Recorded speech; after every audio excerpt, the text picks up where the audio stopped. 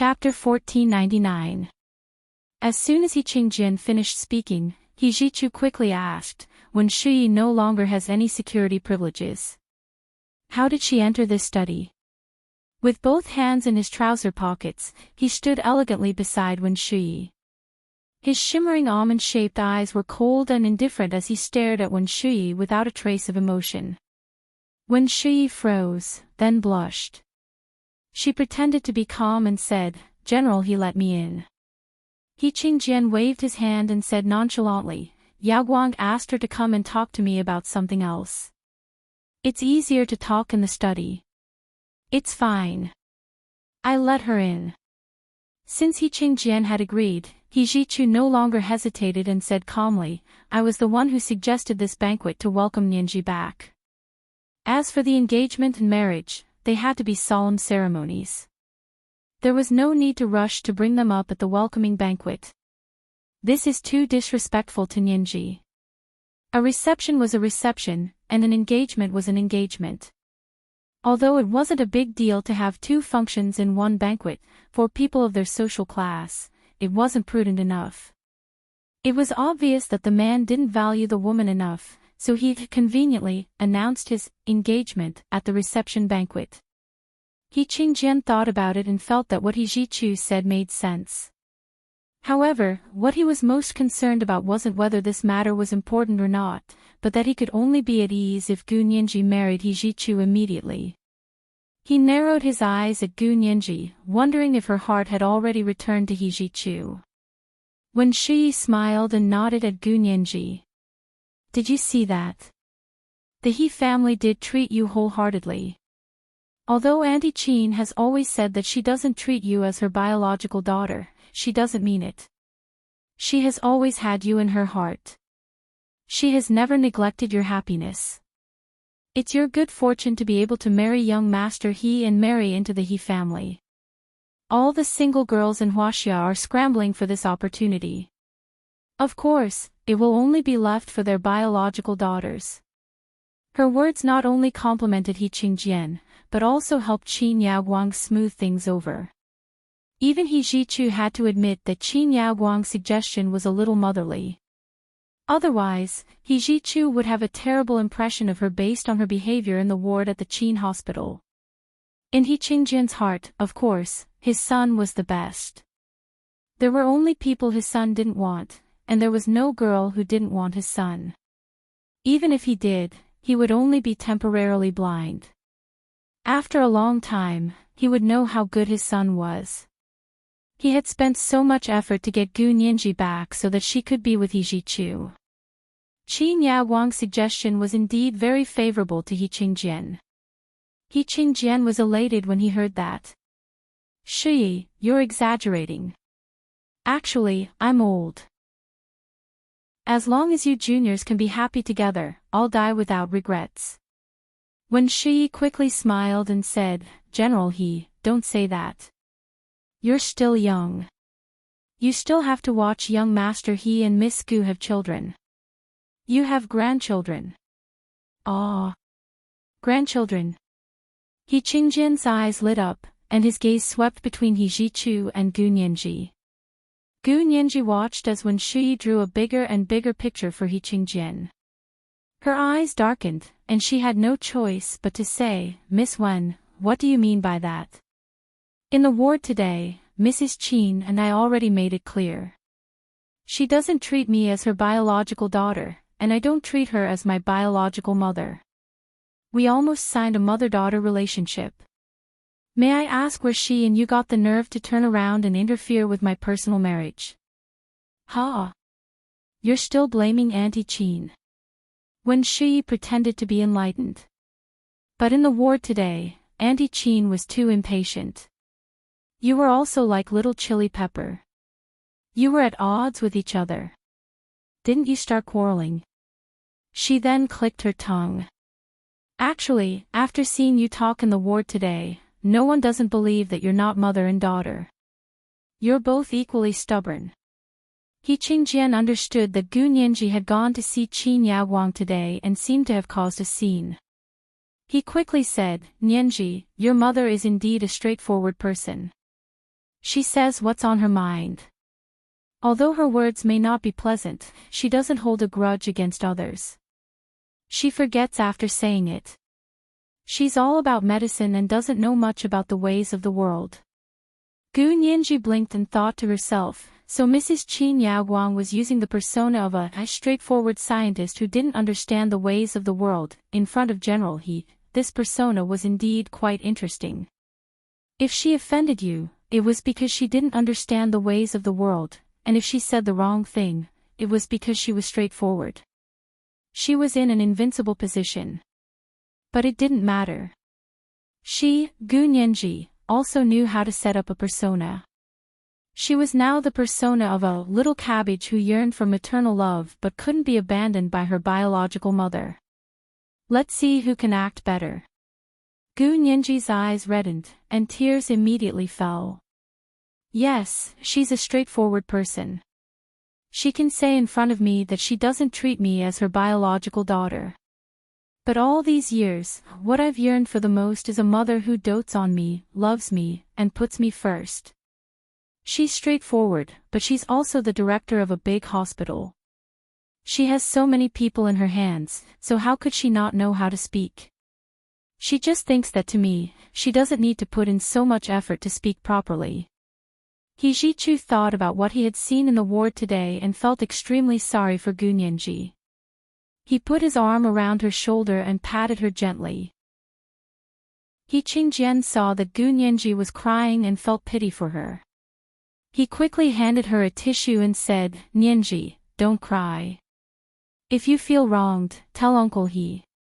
If your mother goes overboard, Uncle He will have a good talk with her." Gu Nianji took the tissue and wiped her tears. She said aggrievedly, "She doesn't understand the ways of the world, but I'm also an orphan girl who has no parents and lives under someone else's roof. Who taught me the ways of the world? How old is she? How old am I? I've never done my duty as a mother, and now I want to dictate my marriage. I really can't accept this." The corners of Wen Shuyi's mouth twitched as she watched from the side. When did this Gu Nianji crave motherly love? She was following Hua Xiaoheng over there. She was so smug and arrogant. How did she look like a little orphan girl who has no parents and lives under someone else's roof at all? This was too much of a blatant lie. The corners of Wen Shuyi's mouth twitched. She smiled apologetically and said, "Nianji, you're too sensitive. A child doesn't speak of his mother's mistakes. Even if Auntie Qin doesn't pay attention to her words, it's because she treats you as her own daughter. Do you have to choose your words carefully when speaking to your own daughter? Don't you think that's too distant?" Gu Nianji stopped crying and said seriously, "I don't think so. Even if we're as close as father and son and mother and daughter, basic courtesy is still needed. Besides, she's already said that she doesn't treat me as her own daughter, so your premise isn't valid. Since your premise isn't valid, then your conclusion isn't valid either, so don't bite the bullet and clear her name." When Shuyi's face turned red from her rebuke, she said embarrassedly, "Haha, this isn't a court. Do you still need to make logical deductions? Miss Wen, you're also a lawyer. I thought it was a lawyer's occupational disease to speak logically." Gu Nianji's tears quickly welled up again. "Besides, do you really think her proposal is to treat me as her own daughter? You're too naive." Wen Shuyi had always been known for being steady and magnanimous. No one had ever called her naive. She couldn't take it anymore. She subconsciously asked, "Why doesn't she treat you as her own daughter? She chose such a good marriage for you, and you're still not satisfied. How many people can't get it even if they beg for it?" Gu Nianji turned her head away and said with a sulky expression, "If she really treats me as her own daughter, she should be concerned about what kind of person I like and whether I'm willing to marry. She shouldn't be so eager to suck up to him and sell me off like a commodity." He Qingjian frowned and said unhappily, "Yao Guang knows what's good for you. She knows that Jichu loves you the most, so what's wrong with suggesting that you get engaged and married immediately? Of course there's something wrong."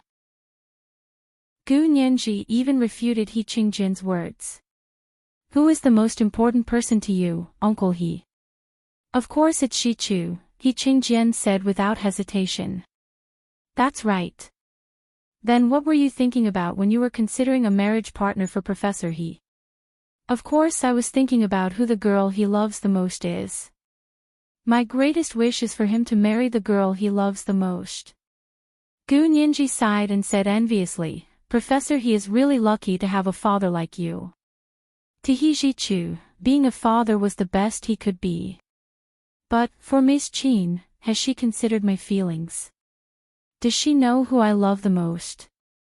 No. To her, the most important thing is to please you, Uncle He, and make your son happy. Not to consider the wishes of my biological daughter. If someone didn't know better heard this, they would think she was Professor He's biological mother. Did she ask me who I like? Did she ask me who I want to marry? She didn't ask anything. Now she's even saying she's her biological mother. How disgusting. Gu Nianji glanced at He Zhichu as she spoke. He Zhichu noticed Gu Nianji's gaze and understood what she meant. He felt indescribably uncomfortable. However, he had promised Gu Nianji, so he couldn't go back on his word. Gu Nianji still had feelings for Hu Xiaoheng, so she still refused to accept him. If he didn't say something to express his stance, this little lady would probably fall out with him on the spot. However, before He Zhichu could speak, He Qingjin's expression had already changed. He asked sternly, You've said so much. Are you still unwilling to be with Zhichu? Gu Nianji didn't beat around the bush and simply told him the truth. You also know that I'm already engaged to someone else. The matter between me and your son was actually just a verbal agreement between the two families when we were young. It has no legal effect. If you insist on going your own way against my wishes, then try it. I'll show you what it means to force a melon not to be sweet. This was the first update of the day, chapter 1488, A Melon Not to be Sweet. Today was Monday, and recommendation votes were especially important. Continue to reward and update at 8 p.m. MWA. Chapter 1500. What kind of person was He Qingjin? Perhaps no one had ever spoken to him like this in his life. Even He Zhichu, who sometimes went against him, had never been so rude. He Qingjin's expression instantly changed when he heard Gu Nianji's harsh words. Wen Shuyi immediately panicked. General He, don't be angry. It's fine, it's fine. Nianji, you're really something. Can't you speak nicely? As she spoke, she helped He Qingjin sit down and frantically called the He family's family doctor. When they heard that He Qingjin was sick, the family doctors rushed outside the study within a minute. He Qingjin clenched his fists and felt his ears buzz.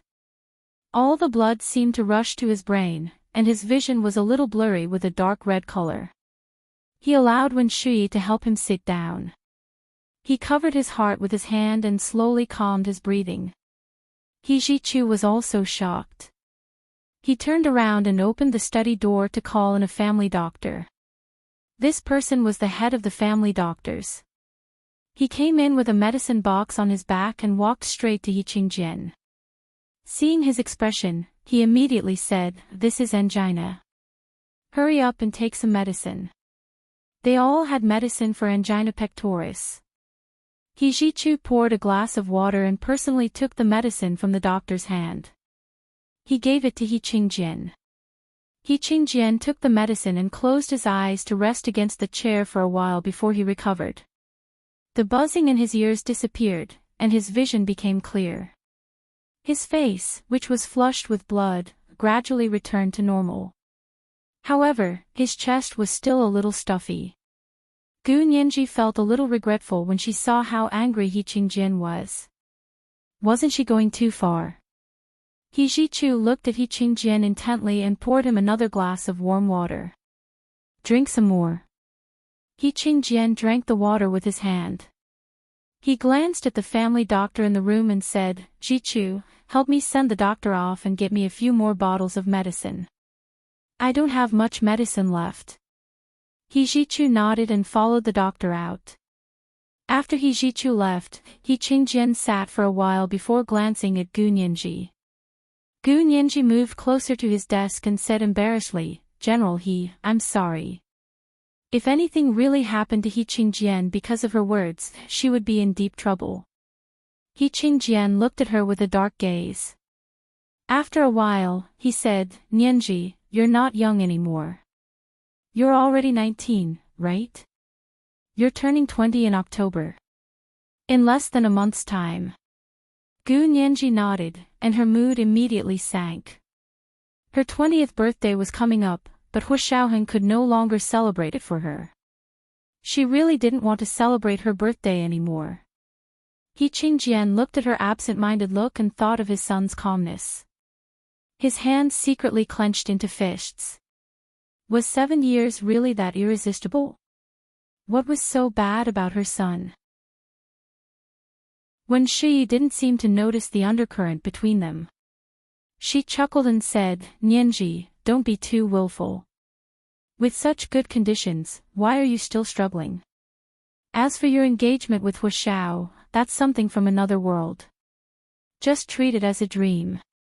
Since it's a dream, there's no need to take it seriously." He Qingjian observed Gu Nianji carefully and saw that the corners of her eyes and brows were filled with disapproval.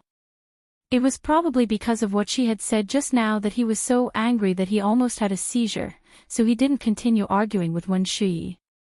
It seemed that getting her to be with He Jichu wasn't something that could be accomplished overnight. Gu Nianji looked up and said calmly, "No, that's not a dream. You and I both know that it's a real space-time. So what if it exists? You can't even go over now," Wen Shi said lightly. "And their science and technology are too far behind ours. They won't be able to come over in a short time. I estimate that in 50 or 100 years, their technology might advance by leaps and bounds." Gu Nianji raised an eyebrow. "That's none of your business." He Qingjian also said, "In the past few years, Shi and I have been using magnetic field transmissions a lot. The magnetic field energy has already been consumed a lot. This time, in order to bring you back, something went wrong midway. The magnetic field device went out of control. Not only did it consume most of our energy, but it also almost lost Yuan Jining. I left the last batch of energy for Jichu to support his return." He Qingjian sighed. Otherwise, perhaps Nianji and the others wouldn't have landed on Snake Island in the Caribbean that time. The remaining energy isn't enough to form a magnetic resonance. He shook his head disapprovingly. Wen Shi continued to persuade Gu Nianji. "Look, it's not that we're deliberately not letting you go back, but even if we want to send you back now, there's nothing we can do. Without enough magnetic field energy, we can't activate the magnetic resonance, so of course we can't transmit." Gu Nianji's heart ached terribly, but she forced herself not to cry in front of them. She could cry when she was acting, but when it came to expressing her true emotions, she didn't want to cry. When she was really sad, she would hide and cry alone. Those were the tears that truly belonged to her. The tears shed in front of others didn't count. Everyone knew that they were all 1,000-year-old foxes, and they were acting like strange tales from a Chinese studio. So stop fooling around. When the banquet is held, tell him about your engagement with young Master He. Wen Shi brought this up again. You have to take a step back in order to advance, but you have to know your limits. How can you take your marriage as a joke? Gu Nianji was extremely annoyed. Her face darkened at Wen Shi and she said coldly, "I've always been a man of my word. I've never taken a step back in order to advance. Don't judge others by your own standards. Use your own thoughts to figure others out. Yes, you're the most noble." Wen Shi picked up her Hermes platinum bag from the sofa and hung it on her arm. She didn't stand on ceremony anymore. "I've already talked until my mouth is dry, but you still refuse to let go. What I want to remind you is that without the He family, you're nothing. Why are you putting on an act? I'm putting on an act. Gu Nianji was so angry that she laughed. I've been talking for so long. Do you think I'm deliberately trying to sell myself? I didn't say that. Wen Shuyi had a good temper. As she walked towards the door, she said, actually, you just get things too easily. You don't cherish things that you get too easily. Unlike people like us, our families are too poor. My parents are only gardeners, so I have to work harder than you to sit in the same position as you. Gu Nianji finally understood Wen Shuyi's intentions. Wasn't she just mocking her and saying that she was relying on the He family to raise her status? She put her hands in her trouser pockets and took 2 steps forward. She said to Wen Shuyi's back, I never meant to look down on your background. You can't choose your background, just like I can't choose my parents, but you can choose what path you take. Wen Shuyi paused in her steps and turned to look at her. She said with a half smile, you're already standing at the top, even though you're relying on the He family. So it's easy for you to say that. Unlike her, although she had already entered the He family's door, she could be kicked out at any time. Gu Nianji scoffed and said calmly, you're quite concerned about the He family. Don't tell me that I'm nothing if I leave the He family. To be honest, you're really nothing if you leave the He family. Wen Shuyi didn't stand on ceremony anymore. There was a faint excitement in her eyes, like a hunter who had finally seen her prey walk towards the trap she had set. He Qingjian's eyes narrowed slightly as he looked at Gu Nianji. He thought to himself that Wen Shuyi's words made sense. If Gu Nianji were to go out and experience the life of a real ordinary person, she would have to work hard every day. Her greatest wish in life was to get a loan to buy a small house and spend the rest of her life in a small house. She should be able to understand how good He Jichu was if she suffered a little. Gu Nianji played right into his hands and said, okay, I'll leave the He family and live on my own. Do you think I'm nothing if I leave the He family? Sure. Wen Shuyi immediately applauded. I'll wait and see. Gu Nianji turned to He Qingjian and said, General He, do you agree? If you agree, I can leave the He family immediately and rely on my own abilities to make a living. He Qingjian looked at her meaningfully and said, do you really want to leave the He family and rely on your own abilities to make a living? Of course, what's not to believe? Gu Nianji was very confident in her own abilities. Moreover, being able to leave the He family and not have to see Wen Shuyi and Qin Yaoguang again was more beneficial than harmful to her. Wen Shuyi continued to tease her. Okay, since you said you'll rely on yourself, you have to leave the family with nothing. You can't take anything from the He family with you, nor can you use any of the He family's resources. You can't even tell others that you know anyone from the He family. Pursing her lips, Wen Shuyi added, you can't tell others that your mother is Auntie Qin, Dean Qin. Only then would Gu Nianji be on the same starting line as her.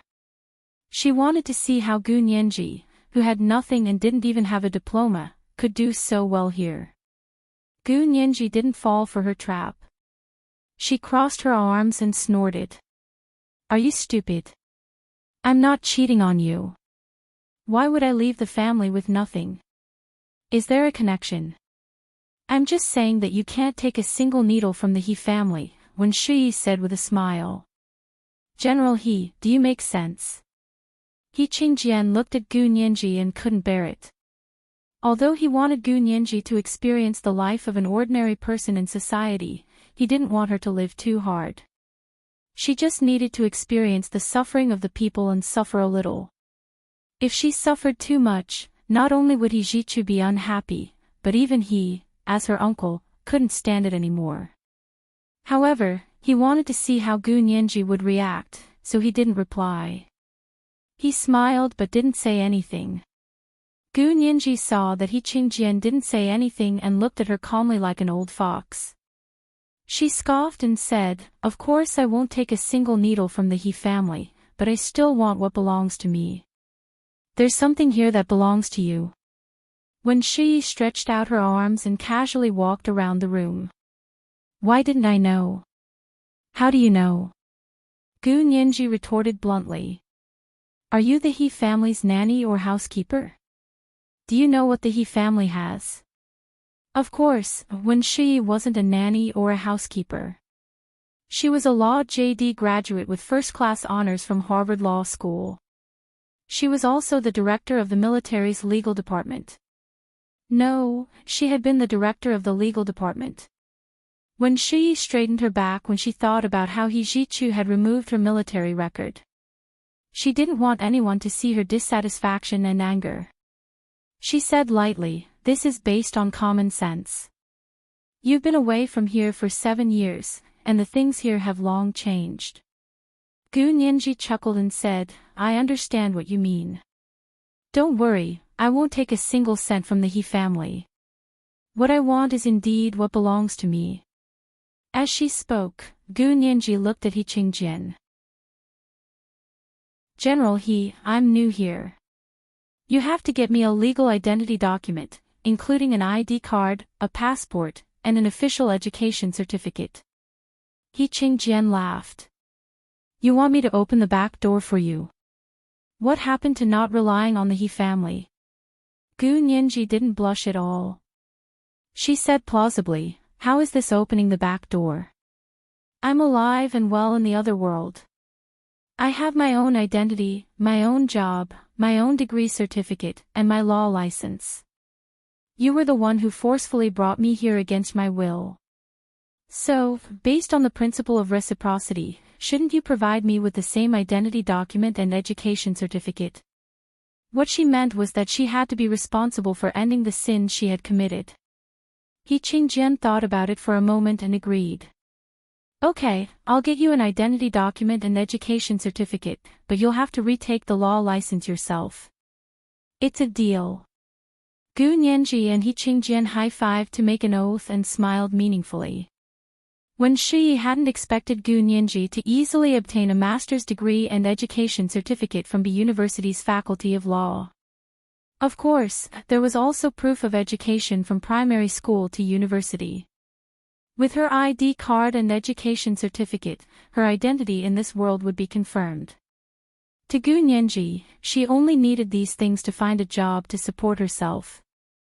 She also had her own plans, but these plans required her to get rid of the He family first, especially Wen Shi, who was always paying special attention to her.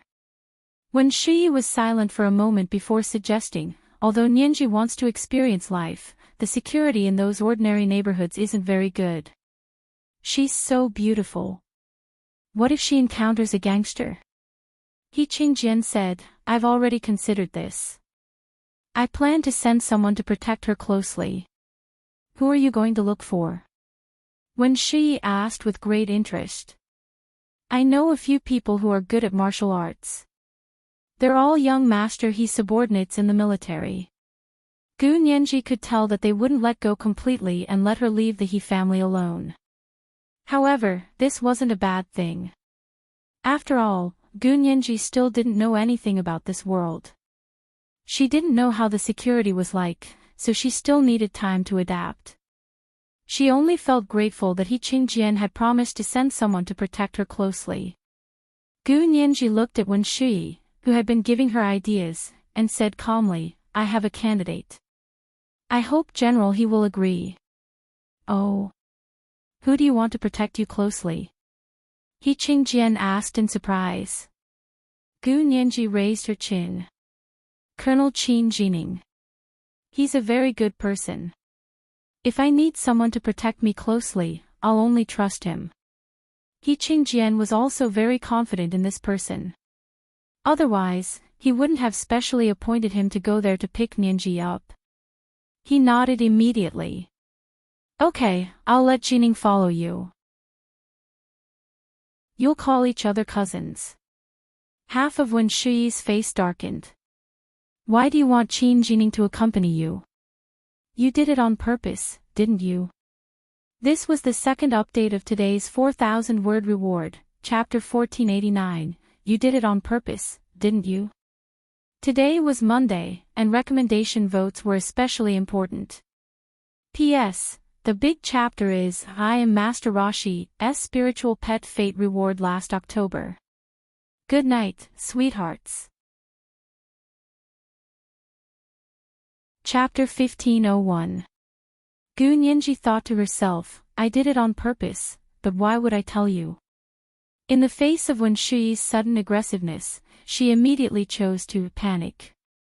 She took 2 steps back to He Qingjian's side and deliberately expressed her question cutely. Uncle He, why can't I choose brother Little Ning? Didn't you agree? Miss Wen is so scary like this. Even Uncle He's words don't work. I thought she was the one in charge of the He family. She was already pretty and sharp-tongued. When she acted cute, even Hu Xiaohan couldn't handle it, let alone He Qingjian. He almost regretted asking her to move out. He quickly patted her back and coaxed her. Don't be afraid, don't be afraid. Uncle He will make the decision for you. As he spoke, his gaze turned to Wen Shuyi and he smiled. Shuyi, do you have a problem with me asking Jining to protect Ninji? Wen Shuyi's heart skipped a beat when she saw He Qingjian's unfriendly expression. She quickly said, General He, that's not what I meant. I mean, what do you mean? Gu Nianji pretended to be a fox exploiting the tiger's might and became arrogant. Don't you mean that I can't do something you don't agree to? Even if Uncle He agrees to it? Of course not. Wen Shuyi quickly explained. What I mean is, there are so many talents in the military. Why do you want Qin Jining? He's not the best. What if he can't take on the heavy responsibility? Ha! Gu Nianji took 2 steps forward and interrupted her. It's just to protect me. Is it that difficult?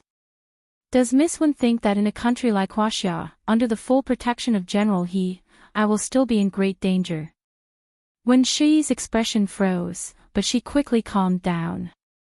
She gently twisted the silk scarf wrapped around the belt of her Hermes platinum bag with one hand and said with a smile, Of course not, but your safety is of utmost importance. Gu Nianji interrupted her again and shook her head. I'm just an ordinary person. Brother Little Ning can definitely deal with ordinary thieves. If there's a villain that even Brother Little Ning can't deal with, then someone is deliberately targeting me. She took another step forward, forcing Wen Shuyi to take a step back. Miss Wen is so clear about this. It seems that my safety actually falls on Miss Wen. Gu Nianji raised her eyebrows and said meaningfully. What does it have to do with me?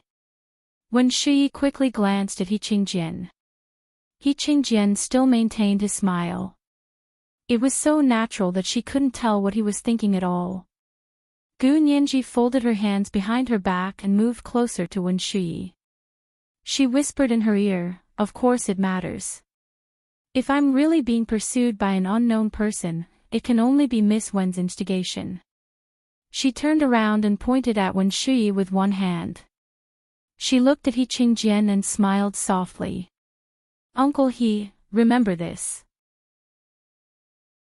If anything happens to me in the future, the real culprit will definitely be this Miss Wen. Whatever alibi she has, you can't believe it. She'll definitely confess everything under the 3 woods. Gu Nianji. Wen Shuyi was scared out of her wits. Her face turned pale. You're a lawyer too. How can you slander me so carelessly? If you say that again, I can sue you for slander.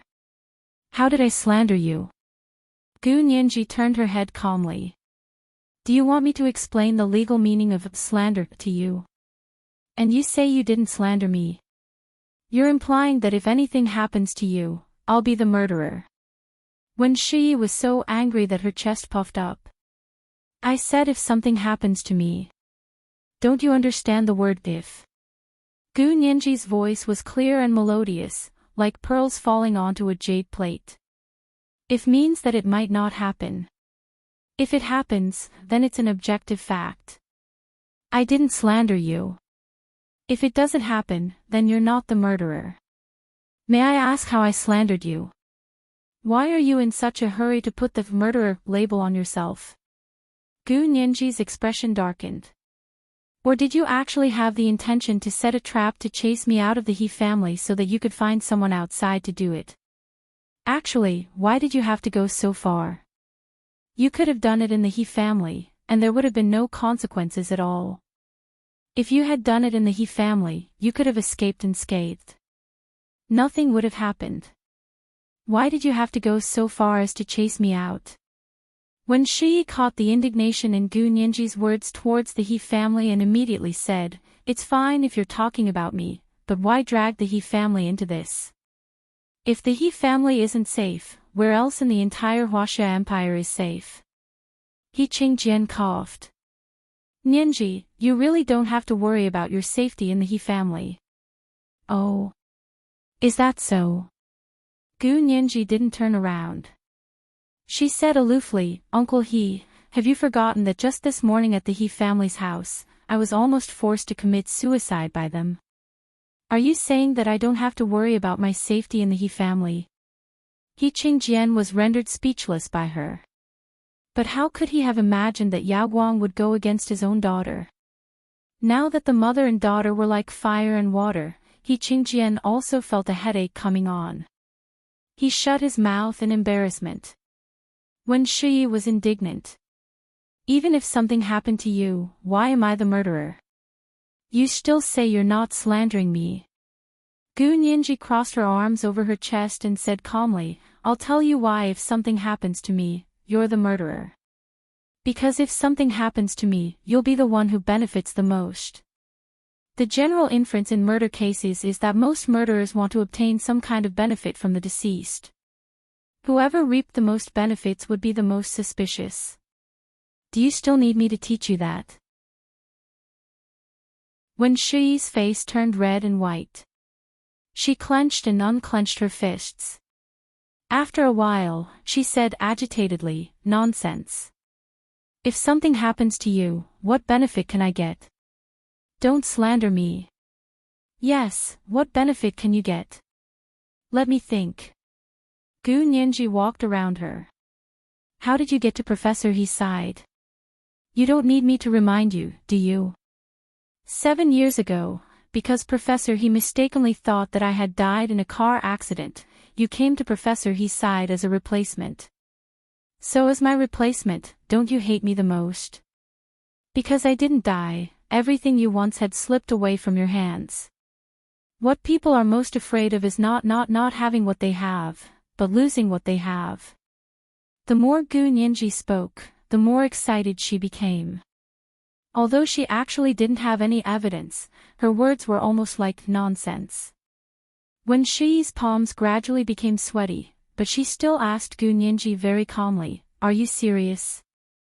Gu Nianji tilted her head. "Yes, I'm serious. Unless you can swear that if I'm no longer in this world, you won't be with Professor He, I'll believe that you're not the possible murderer." When Shi flew into a rage.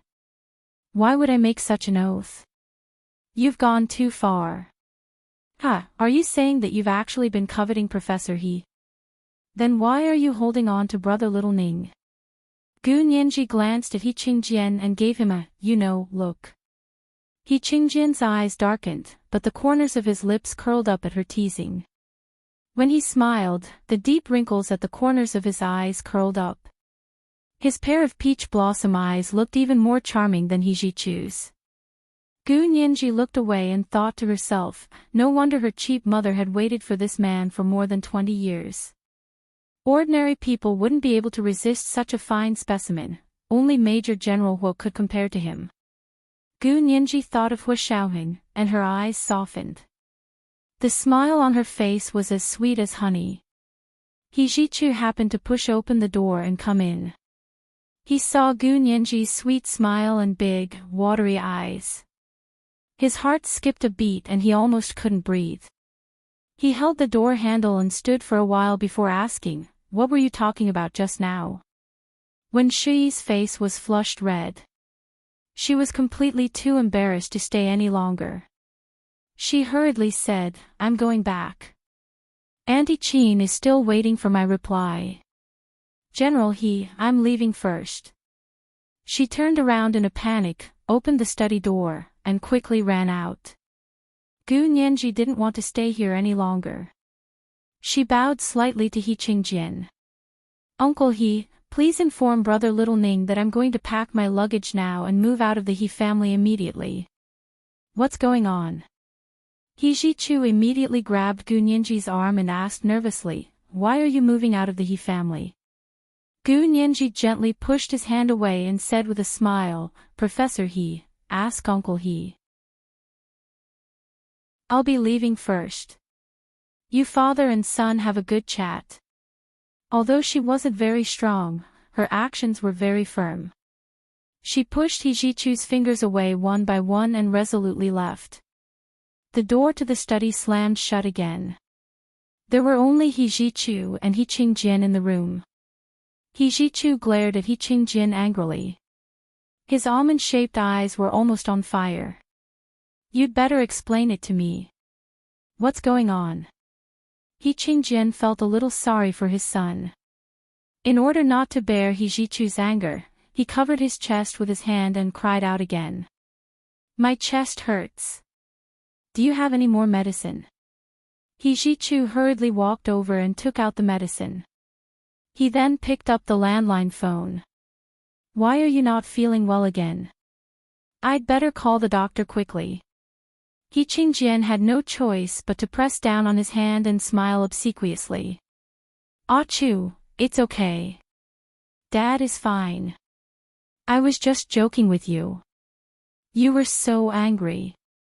Dad was scared. He Jichu couldn't vent his anger when he saw his father, who was extremely dignified in front of others, lowering his head and begging for mercy in front of him.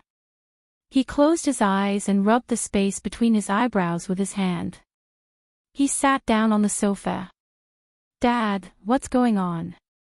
Tell me quickly. I'm not angry. He Qingjian looked at He Jichu with heartache. He thought to himself, Gu Nianji, that little girl, was full of arrogance. If he didn't destroy her prestige, how could she be willing to spend the rest of her life with He Jichu? His decision was not wrong. After hesitating for a while, He Qingjian still picked out the important parts of the situation and said, Nianji was the one who suggested it. I think it's quite good. Let her go out for a walk, hit a few walls, and learn a few lessons. Then, she'll know why flowers are so red.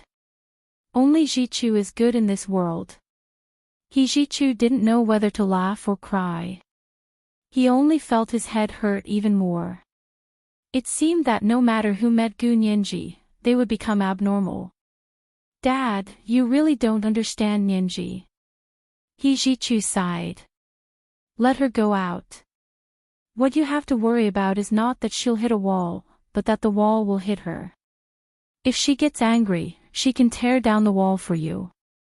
You still want her to learn a lesson outside? That's impossible. He Qingjian. Aren't you exaggerating? Is she really that powerful? He Qingjian rubbed his chin with his hand. Who does this little girl look like? When your Auntie Qin was young, she wasn't as smart and cunning as she was. Could it be that she really looks like that lunatic? This is the first update of the day, chapter 1490, He's the best in the world. A reminder for everyone, monthly votes and recommendation votes. Monthly votes for 1,500 plus updates at 8 p.m. WA. Chapter 1502. How could she be like Gu Xiangwen? He Jichu didn't think much of it. Nianji is very friendly, lively, and talkative. As long as she wants to, she can get along well with anyone. And Gu Xiangwen has interpersonal disorder. Have you ever seen him talk to anyone nicely? Except for Nianji. Besides, Auntie Qin is like a stranger to Nianji other than giving birth to her. Nianji isn't like any of them. He Jichu curled his lips. If she wants to be like someone, she's more like me. After all, she grew up with me from 6 to 12 years old. She's also very talented in the law. He Qingjian, how could such a fatherly smile appear on He Jichu's face? He Qingjian felt very upset. He Jichu didn't want to talk about these two people anymore. He quickly changed the topic. Then what about the welcoming banquet? You promised her to leave the He family, but you still have to hide your identity. Does that mean you don't have to hold the banquet? We can wait for now. She doesn't want to get engaged and married right away. He Qingjian didn't want He Jichu to be sad. After she comes back willingly.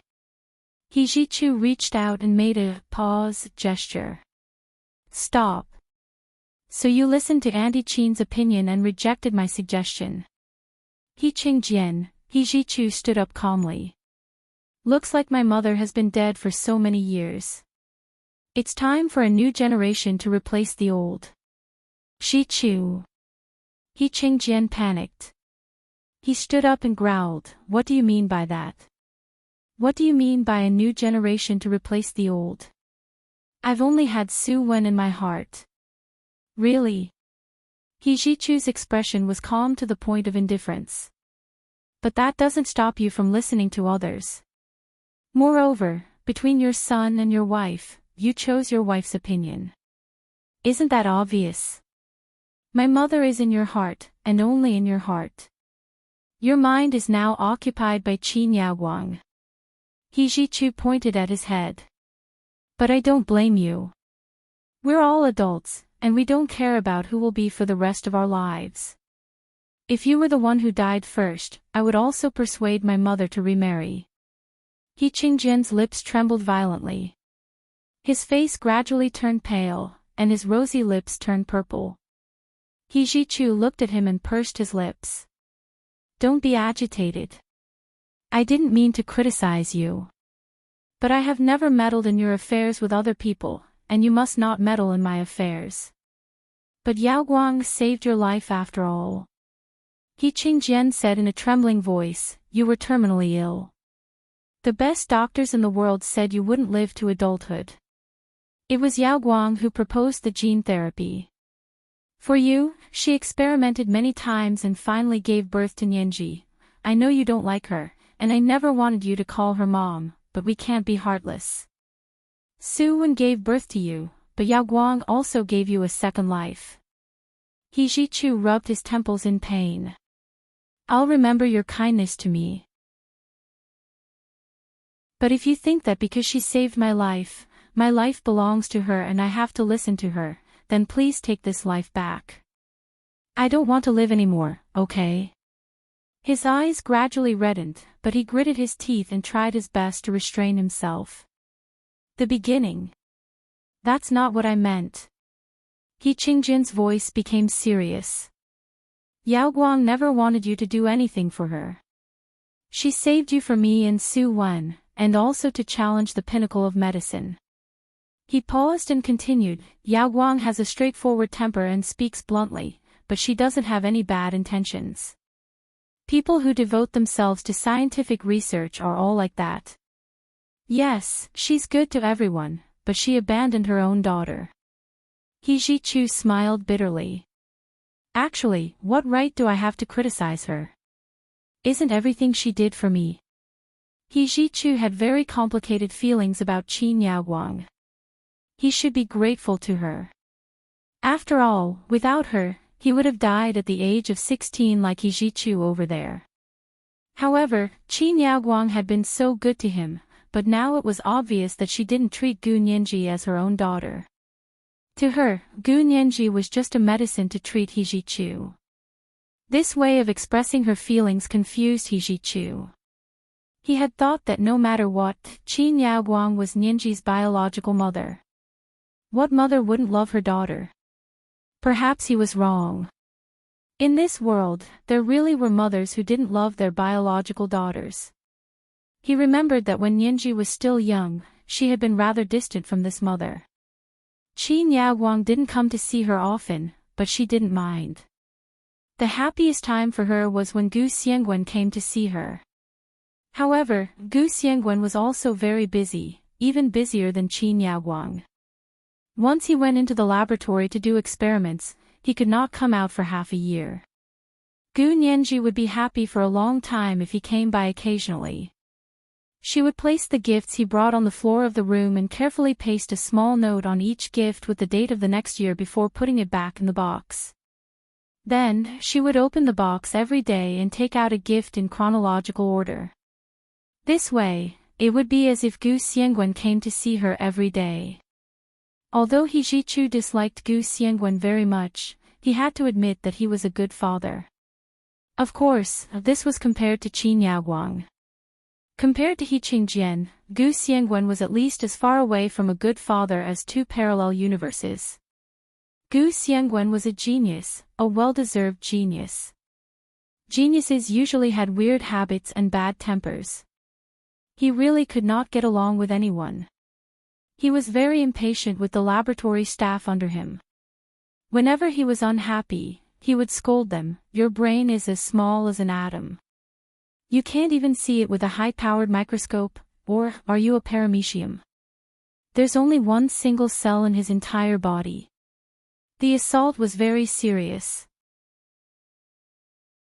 If it weren't for the fact that he was too talented and could publish many world-class theses with him, those people wouldn't have endured the humiliation and become his students. However, Gu Xiangwen was surprisingly patient when he was with little Gu Nianji. He Jichu remembered that Gu Nianji had just turned 6 that year.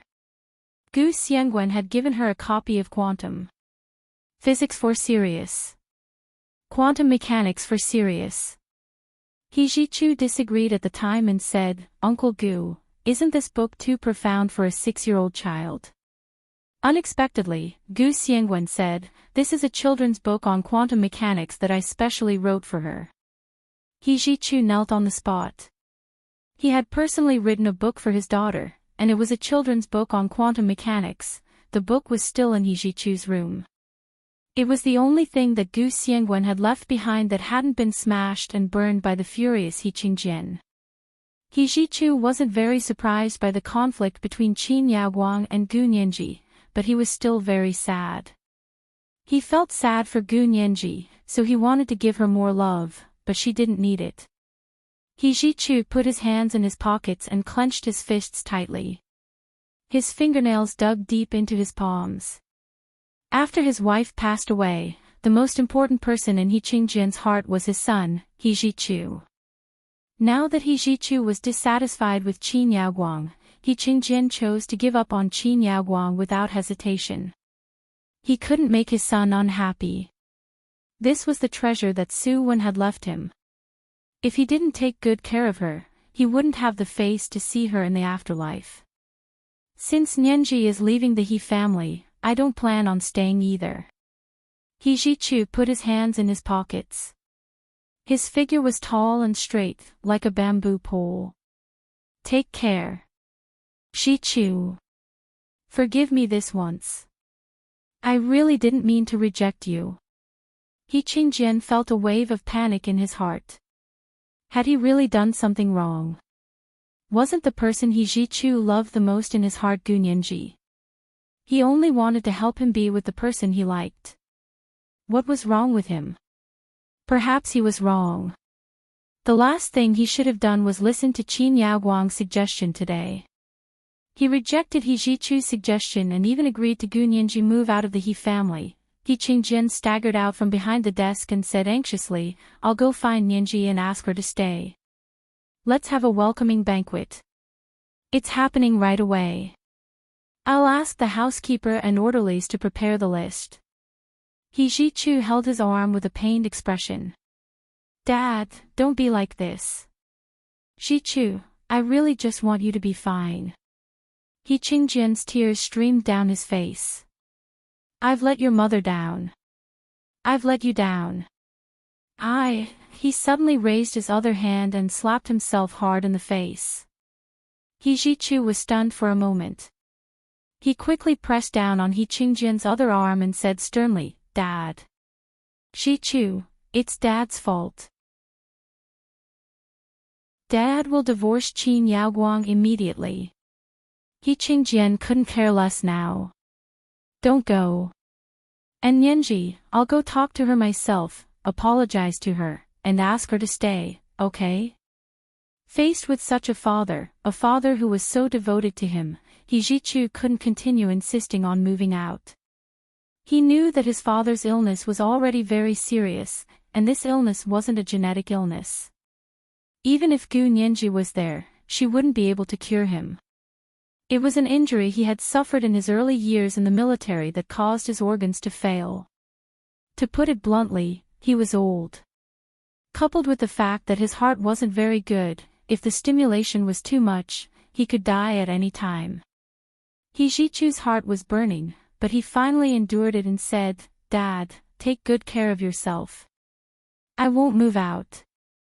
But don't worry about Nianji and me." "Really?" Qingjian grabbed his arm tightly. "Don't you need me to apologize? It's all Wen Shuyi's fault today." She kept pushing her around. She was pushed around until she had no choice but to say she wanted to move out, and even asked Qin Jining to be her security guard. Hijichu knew Gu Nianji very well. If she didn't want to leave, even 10 Wen Shuyis wouldn't be able to make her leave. She had agreed to leave, so there was a high chance that she wanted to leave. Why did she want to leave? Because she didn't want to live with him and was worried that they would be too involved. Hijichu didn't say this out loud. He held Qingjian's arm and walked him back to the bedroom. He said, "Since I'm back, you can rest in peace and recuperate. The security in the study needs to be increased. No one can be let in if they don't meet the security level. Even if you agree." Okay. Whatever you say." Qingjian got into bed after washing up. He obeyed Hijichu's words. And Auntie Qin. She's not a military personnel, so the security level she enjoys is too high. Hijichu was still brooding over Qin Yaoguang's insistence on performing the surgery on Gu Nianji. Wen Shi too. I'd like to see when these two will perform the surgery on themselves. Okay. Whatever you want. Qingjian was about to become Mr. 3. Other than okay, and okay. Hijichu took care of Qingjian to sleep before turning off the lights and leaving. He had been gone for 4 years. His father had really aged a lot. Hijichu had originally planned to stay on the other side and not come back, but now that he was back, he had a way to come back. He wasn't in a hurry at all. With Gu Nianji, he had a lifetime to accompany her as she slowly grew old. Walking out of Qingjian's bedroom, he saw Qingjian's orderly standing at the door with an anxious look on his face. "What's wrong?" "Young Master Miss Gu has packed her suitcase and is about to leave." This is today's second monthly ticket, 1,500 plus updates, delivered, Chapter 1491, A New Generation Replaces the Old. A reminder for everyone's monthly and recommendation tickets. P.S. Thank you for the 60,000 book coins that Tian Tianxin from Buckle Bookstore gave. I finally have the first leader from Buckle Bookstore. Mwah. Chapter 1503. Hijichu looked at his watch. It was almost midnight. Was she that impatient? Where is Miss Gu now? She's already downstairs. She's in the living room downstairs. The orderly stepped aside. Hijichu quickly walked past him, bringing with him a gust of wind. As he came down the spiral stairs, he saw Gu Nianji's back as she dragged her suitcase. Her long hair was tied in a ponytail behind her back. She was wearing a very ordinary white t-shirt, jeans, and white sneakers. She looked as fresh as a student who had just entered university. She was only in her 2nd or 3rd year. A few orderlies blocked the door from letting her out. Gu Nianji was trying to reason with them. "General, he personally agreed to let me leave. You can call and ask. Why do you have to send someone up? What a waste of time." You've been there for so long, but there's no reply. Are you doing this on purpose? You're restricting my freedom, I'm telling you. Her crisp voice was mixed with a hint of annoyance. It was nice to hear, but it also gave people a headache. He Ji-chu couldn't help laughing. The phone in He Qingjin's study wasn't something that just anyone could call. The orderly downstairs turned pale from Gu Nianji's scolding. He almost couldn't take it anymore. When he saw He Ji-chu coming over, he quickly said, "Young Master He is here. Miss Gu, please speak to young Master He." They put away their guns and returned to their posts to continue standing guard.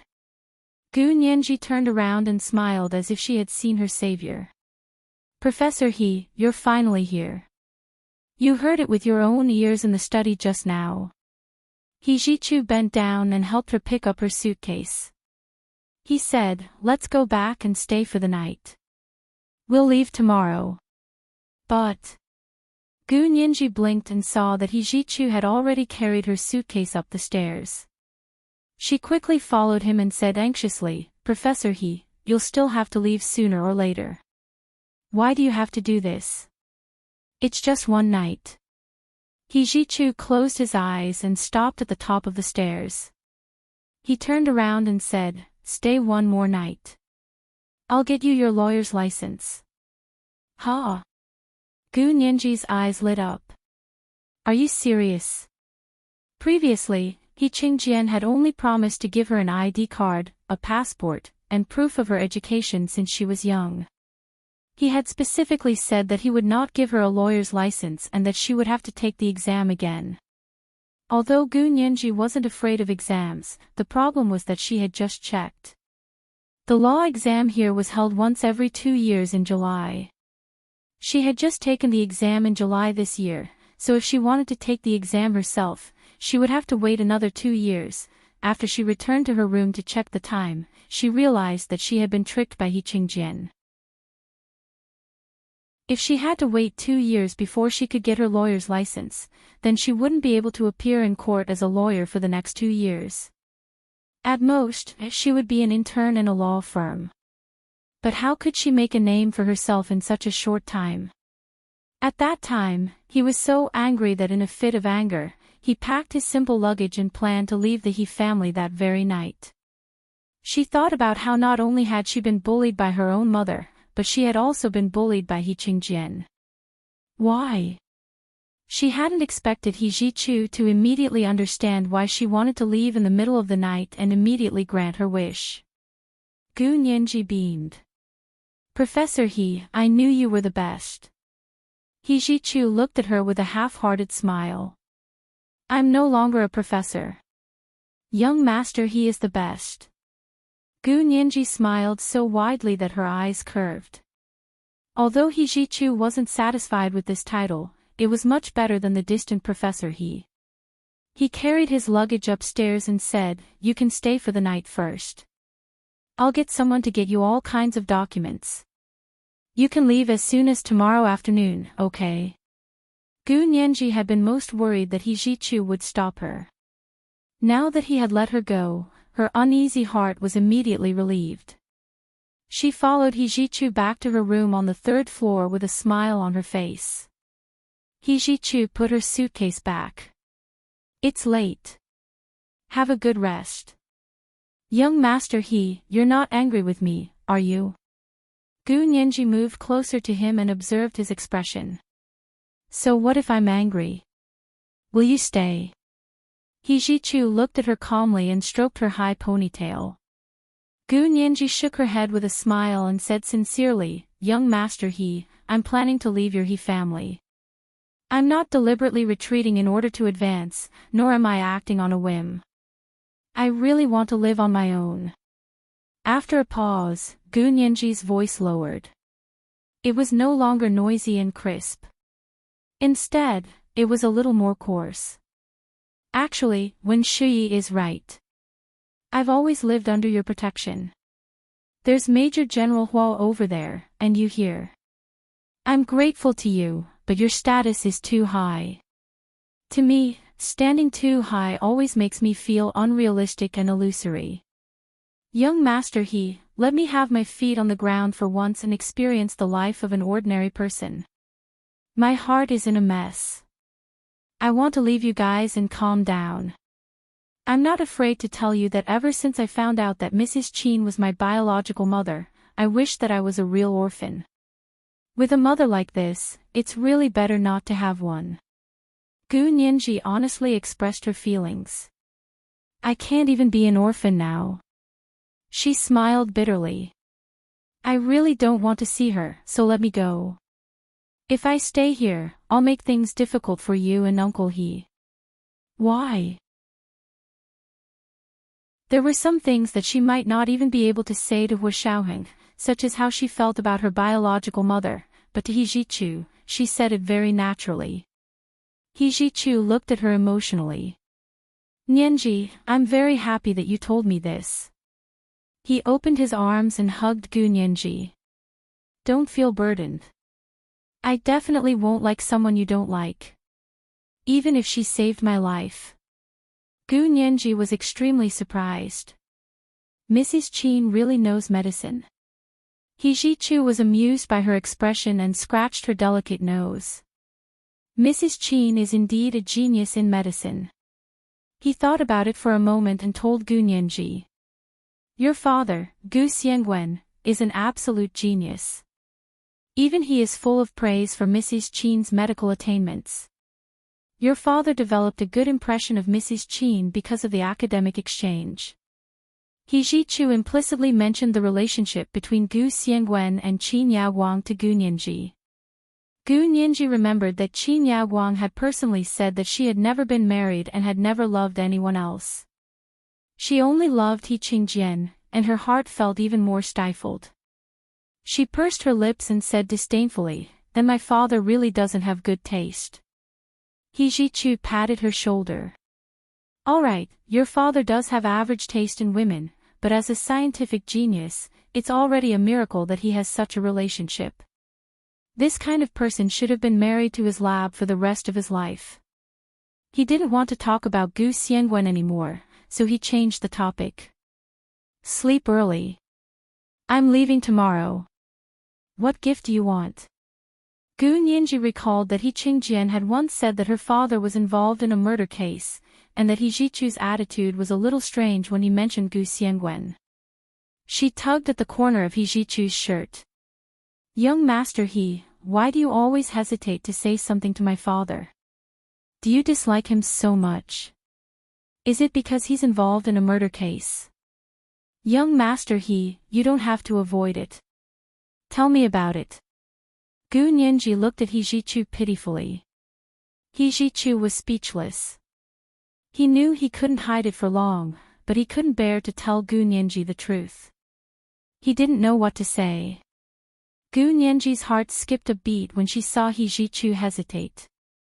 She was worried that her father, Gu Xiangwen, was the same as Qin Yaoguang. Neither of them treated her as their own daughter, so she didn't want to hear it anymore.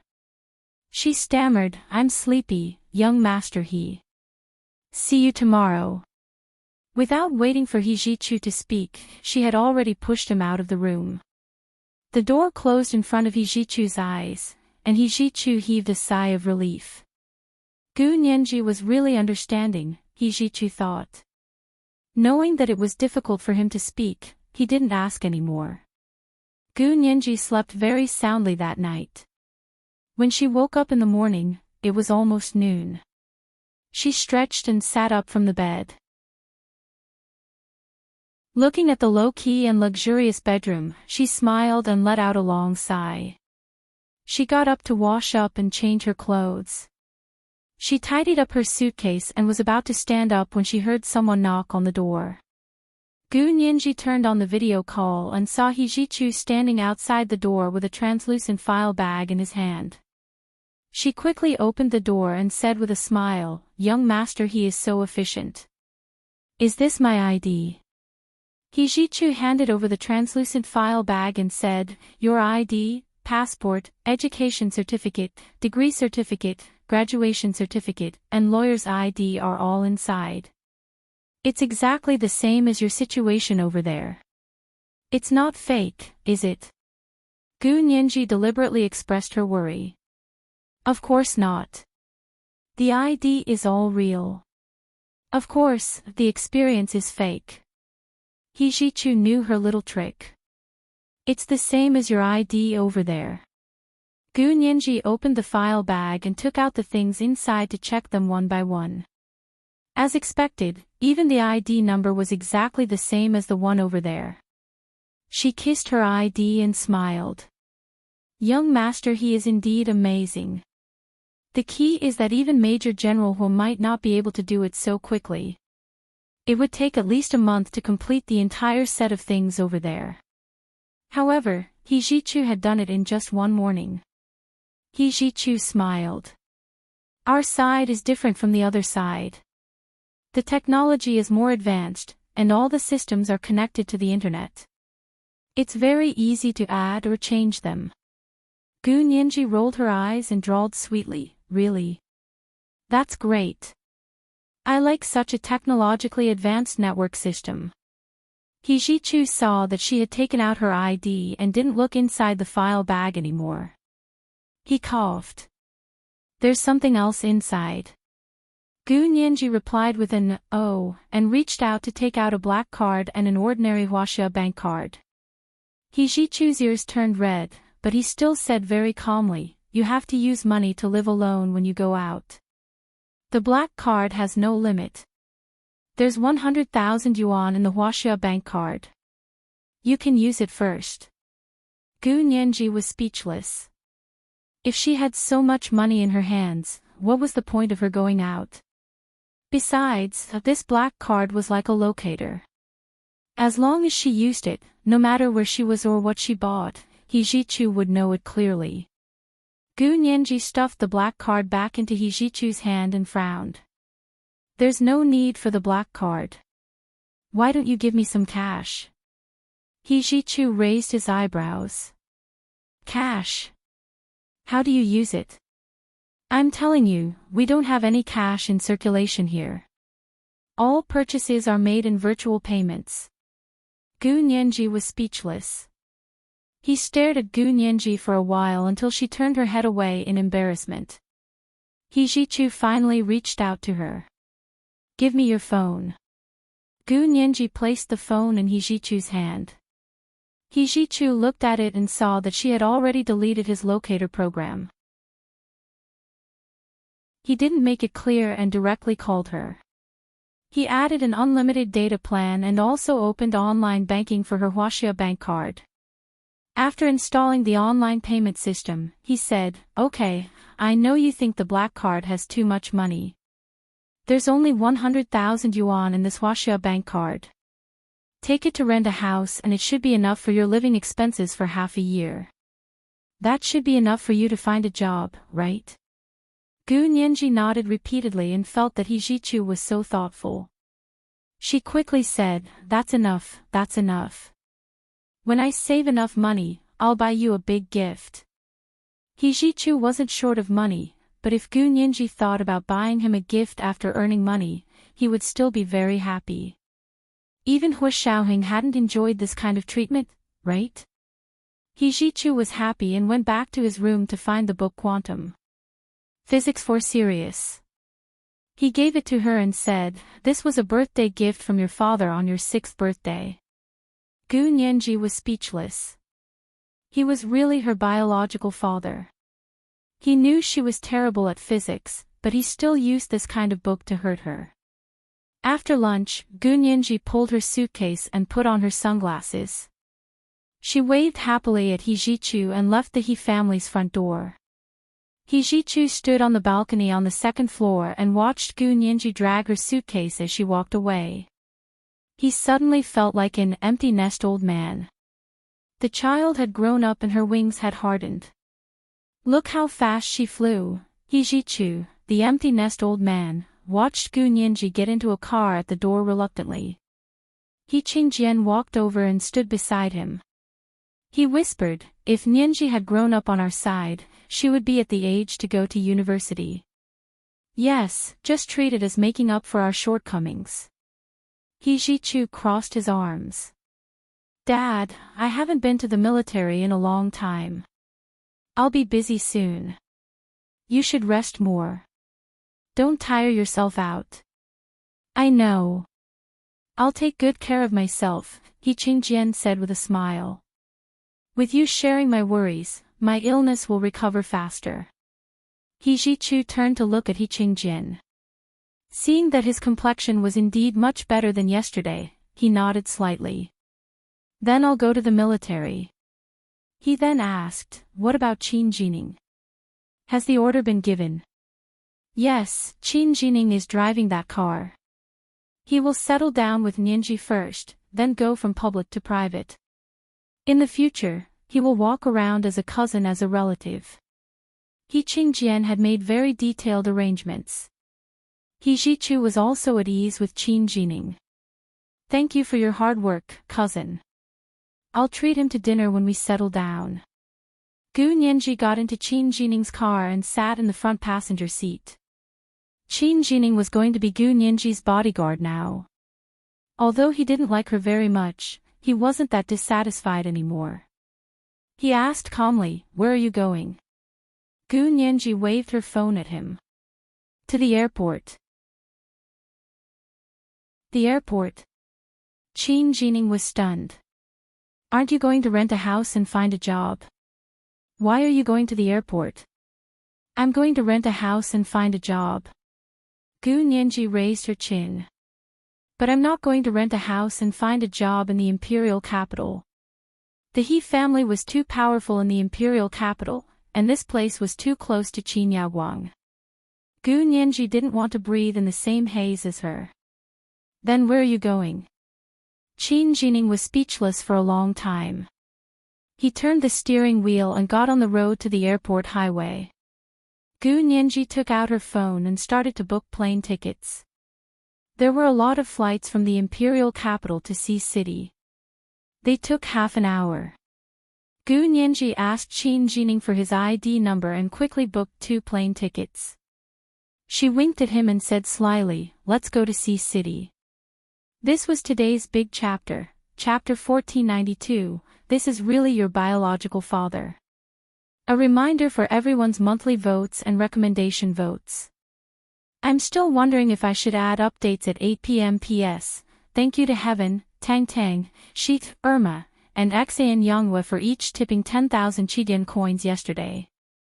Thank you to Yunhua Yuaqing and Lavender Mimi for each tipping 20,000 Chidian coins yesterday. Was there an event yesterday?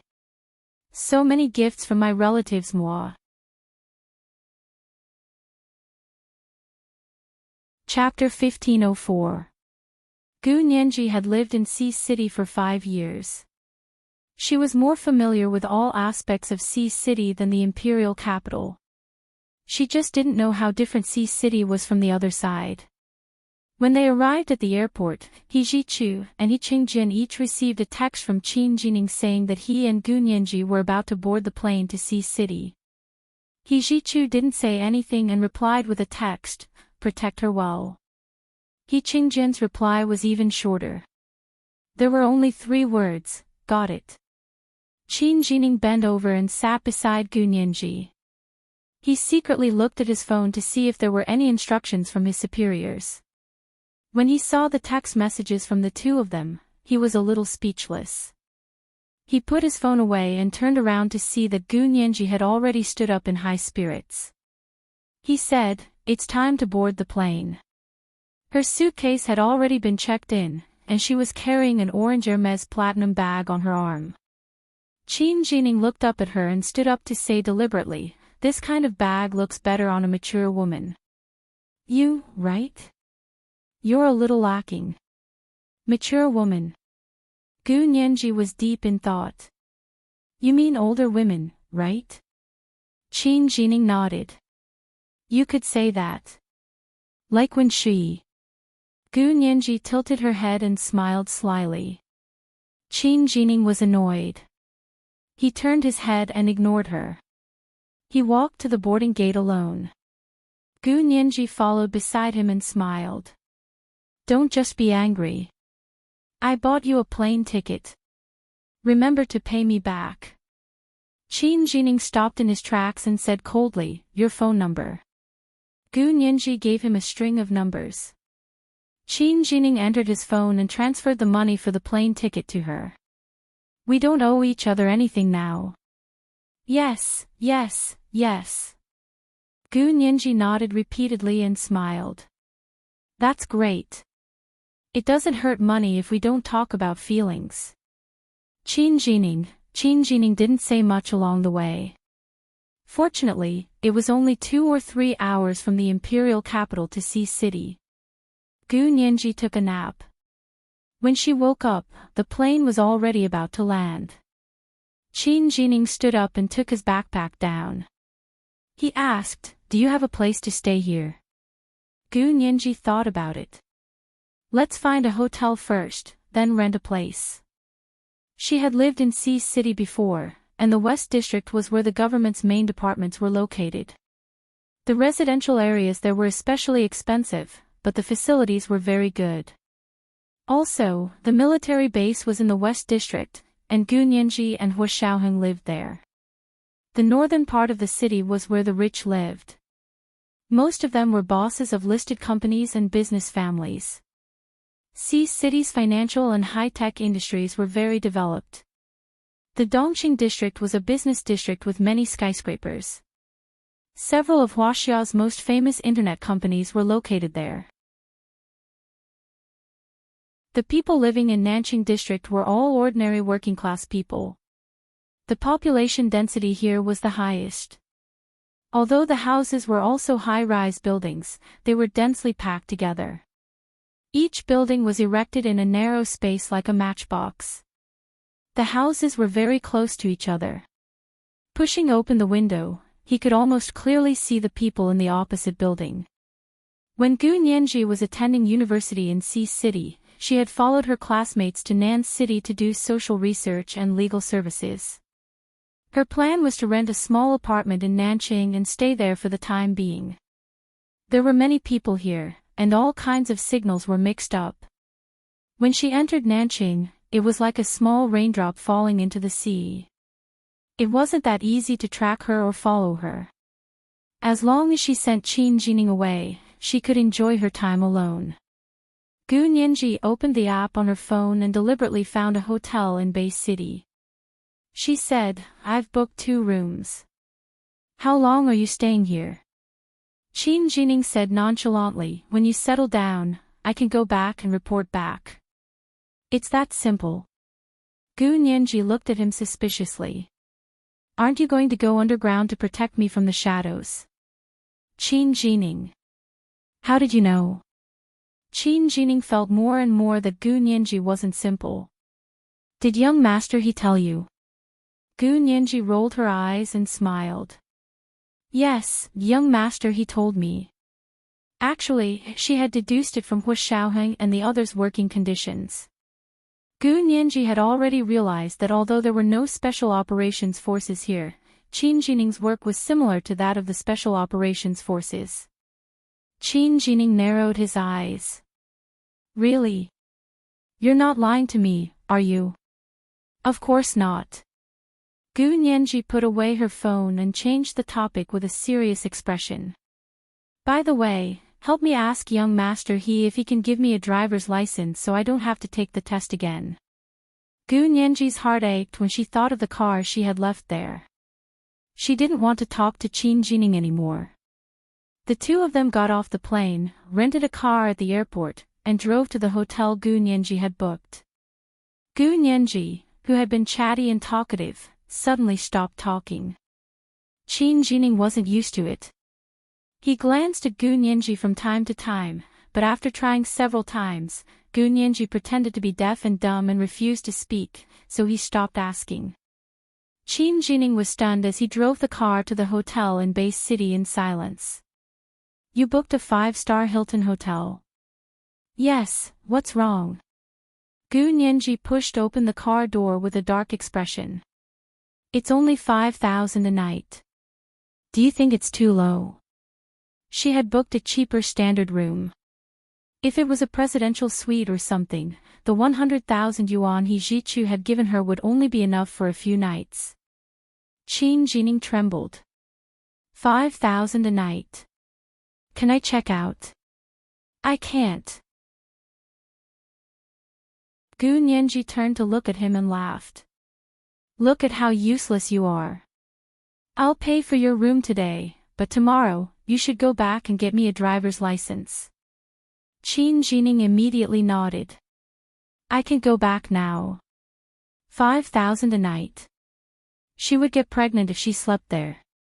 Gu Nianji snickered. Although this was exactly what she wanted, she still pretended to be troubled. After thinking about it for a long time, she said, Fine then. You go back first. When you come back tomorrow, bring me my driver's license. With that, she dragged her suitcase into the hotel. Qin Jining felt as if he had been pardoned. He drove back to the airport. Qin Jining wasn't particularly worried about Gu Nianji's safety, because he was in the open now. If he left, there would be colleagues who would secretly protect her. On the way, he used his phone to buy a plane ticket. After arriving at the airport, he returned the car and boarded the plane back to the capital. After getting rid of Qin Jining, Gu Nianji breathed a sigh of relief. She first checked out of the room she had booked for Qin Jining at the front desk. She only wanted a standard room. After all, it was a 5-star hotel, so it was fine to check out at the last minute. Gu Nianji took the key card and went upstairs. She asked for the place to eat and took a short rest. It was time for dinner. Just as she was about to go down and find a place to eat, He Jichu called.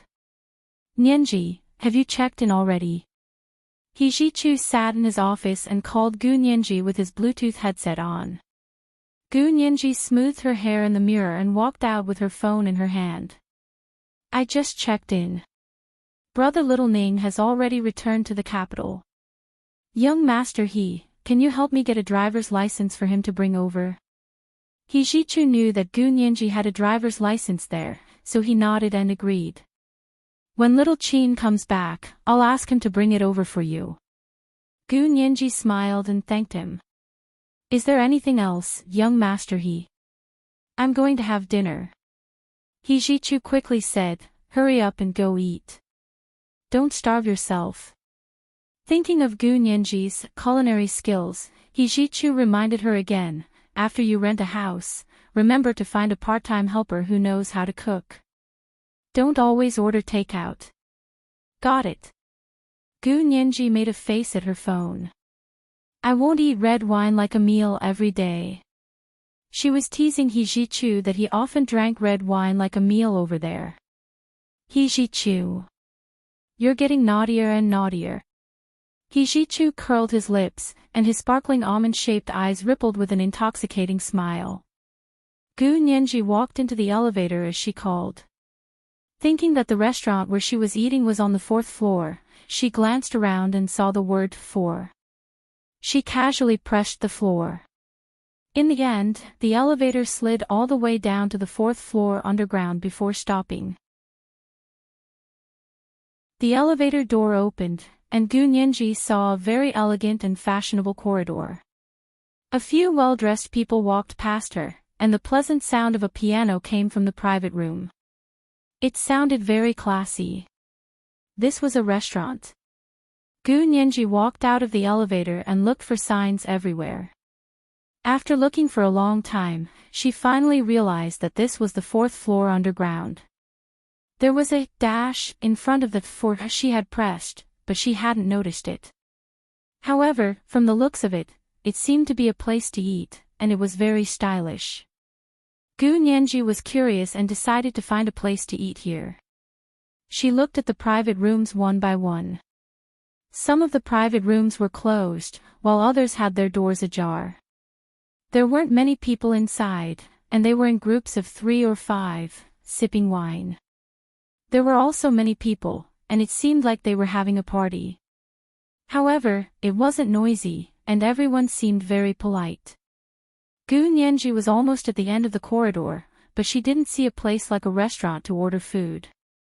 She was a little disappointed and was about to return to the restaurant on the 4th floor upstairs. There must be a place to order food there. At that moment, the door of a private room was suddenly pushed open. A drunk man came out from inside. He held the door and panted for a while, as if he was about to vomit. Gu Nianji quickly moved away, not seeming to be affected by the smell of alcohol. The man looked up, and in his drunken haze, he saw a girl with a ponytail walk past in front of him. He couldn't see her face, but her fair side profile flashed past his eyes, and it was extremely seductive. His gaze followed her, and he saw her back. Under a simple white t-shirt, her slender waist could not be grasped, and a pair of long legs covered in blue jeans. They were so straight that it made one's imagination run wild. If such a pair of legs wrapped around his waist, damn, he was actually going to get hard. He wiped his mouth and chased after her. "Miss, are you coming to the stage?" Gu Nianji turned around and inexplicably saw a drunk young man walking over. He leaned against the wall and struck what he thought was his most handsome pose, grinning. "What stage?" Gu Nianji pointed in the direction of the elevator. "Are you looking for the front desk? Go up from here to the lobby on the first floor. The front desk is there." Although the man was drunk, he wasn't drunk to the point of losing consciousness. As soon as he heard Gu Nianji's words, and then looked at her attire and temperament, he knew he had the wrong person. This girl wasn't a prostitute here. He chuckled and didn't want to retreat. He leaned over and sniffed. "What perfume are you using? Why does it smell so good?" As he spoke, he wanted to block her against the wall. Gu Nianji finally understood that she had met a hooligan with bad intentions. In a rage, she suddenly reached out and grabbed the man's wrist, twisted it, and pinned it behind him. She dragged him to a place in the corridor where the surveillance cameras couldn't see and kicked him in the knee. The man couldn't stand steadily and knelt down. Gu Nianji grabbed his head and slammed it against the wall. "Open your F***king eyes and take a look. How dare you provoke anyone? Are you blind?" Gu Nianji was so angry that she punched and kicked the man. Gu Nianji, who had grown up with Hu Xiaoheng in the army, had been trained. She was more than enough to deal with this kind of pervert. Besides, the man was already drunk, and Gu Nianji had pinched the numb tendon on his arm. His head had been hit so hard that he was seeing stars. He was in so much pain that he started wailing like a ghost. The doors of the private rooms were pushed open one after another. Gu Nianji saw that she had alarmed someone and immediately ran towards the elevator. However, she heard the alarm in the corridor ring, and there were already guards standing in front of the elevator door. She cursed her bad luck. She didn't want to make a big deal out of it and be scolded by He Qingjian. She didn't want Qin Yaoguang and Wen Shuyi to know that she had caused trouble as soon as she left the He family. In a moment of desperation, the door of a private room opposite suddenly opened. "Come in." A female voice rang out and dragged her in. Gu Nianji entered the private room and was about to thank her when she suddenly saw the girl's face. She blurted out as if she had seen a ghost, "Bai Shuang. Why are you here?" The girl, who was wearing a white shirt and black pants and holding a bottle of red wine in her hand, looked at her curiously. "How do you know my name?" "I don't know you." This is today's second update, Chapter 1493, Are You Blind? A reminder for everyone's monthly votes and recommendation votes. P.S. Here's the update for Lavender Mimi's promotion to the leader of the Alliance last November. I wrote until 2:00 in the morning, and it was too late to catch the bugs. Mwah. Chapter 1505. Gu Nianji clenched her fists reflexively. She was very annoyed at herself for speaking out of turn. This was a parallel universe that corresponded to the other world. What was so strange about seeing people who looked exactly the same? She was still too inexperienced. Gu Nianji's mind raced, and a reason came out naturally. "Someone knows you and showed me your photo." "Who?" Is it someone I know? Bai Shuang looked at her suspiciously, not really believing her. Gu Nianji opened the door of the private room a crack and looked out. She put her finger to her lips and shushed her to stop her from talking. Bai Shuang frowned at her and said, "Don't go out. You just hit someone and got into trouble. That person's family is quite powerful." Gu Nianji smiled and waved her hand. "It's okay. That person won't say that I hit him." "Why not? Do you think he's that kind?" Bai Shuang pursed her lips. "That person is the most lecherous, and his family is rich. None of the sisters in the hotel dare to offend him. I wonder how much he has taken advantage of them." Gu Nianji opened the door of the private room a little more and said, "Listen for yourself." Bai Shuang leaned over. The man was helped over by two people. He was talking to the police who had come to investigate and collect evidence. He spat, "Officer, you must catch him and avenge me. That person is a brawny man who is 1.9 meters tall. He weighs about 250 kilograms. His arms are as thick as my thighs, and his fists are shockingly big. I resisted with all my might, so he pushed me to the ground." Bai Shuang, she quickly glanced at Gu Nianji.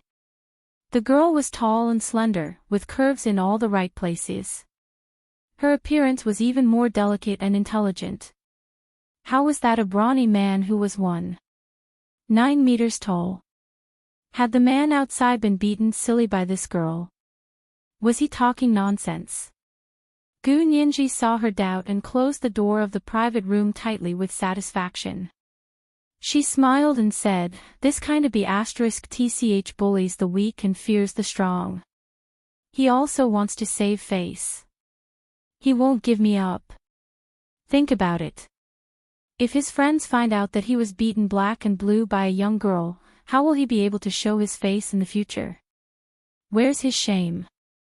So the person who beat him up must be a brawny man who is 1.9 meters tall." Gu Nianji puffed out her chest. "A brawny man who's 1.9 meters tall is here. Miss, do you have any objections?" Bai Shuang giggled at her teasing and pinched Gu Nianji's face. "Your little mouth sure knows how to talk. You're also so smart." Gu Nianji also touched Bai Shuang's face and said with a smile, "You flatter me."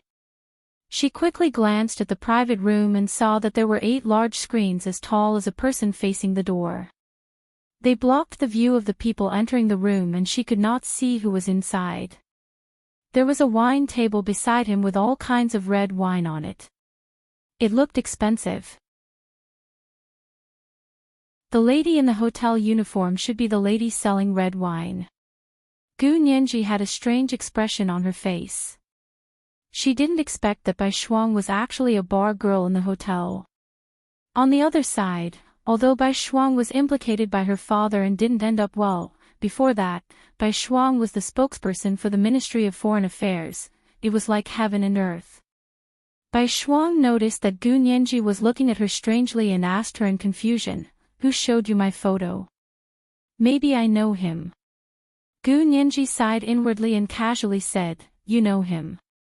It's Brother Zhe." "Little Zhe?" Bai Shuang's expression became strange. "What's his full name?" "Zhao Liangze. His name is Zhao Liangze. I call him Brother Zhe."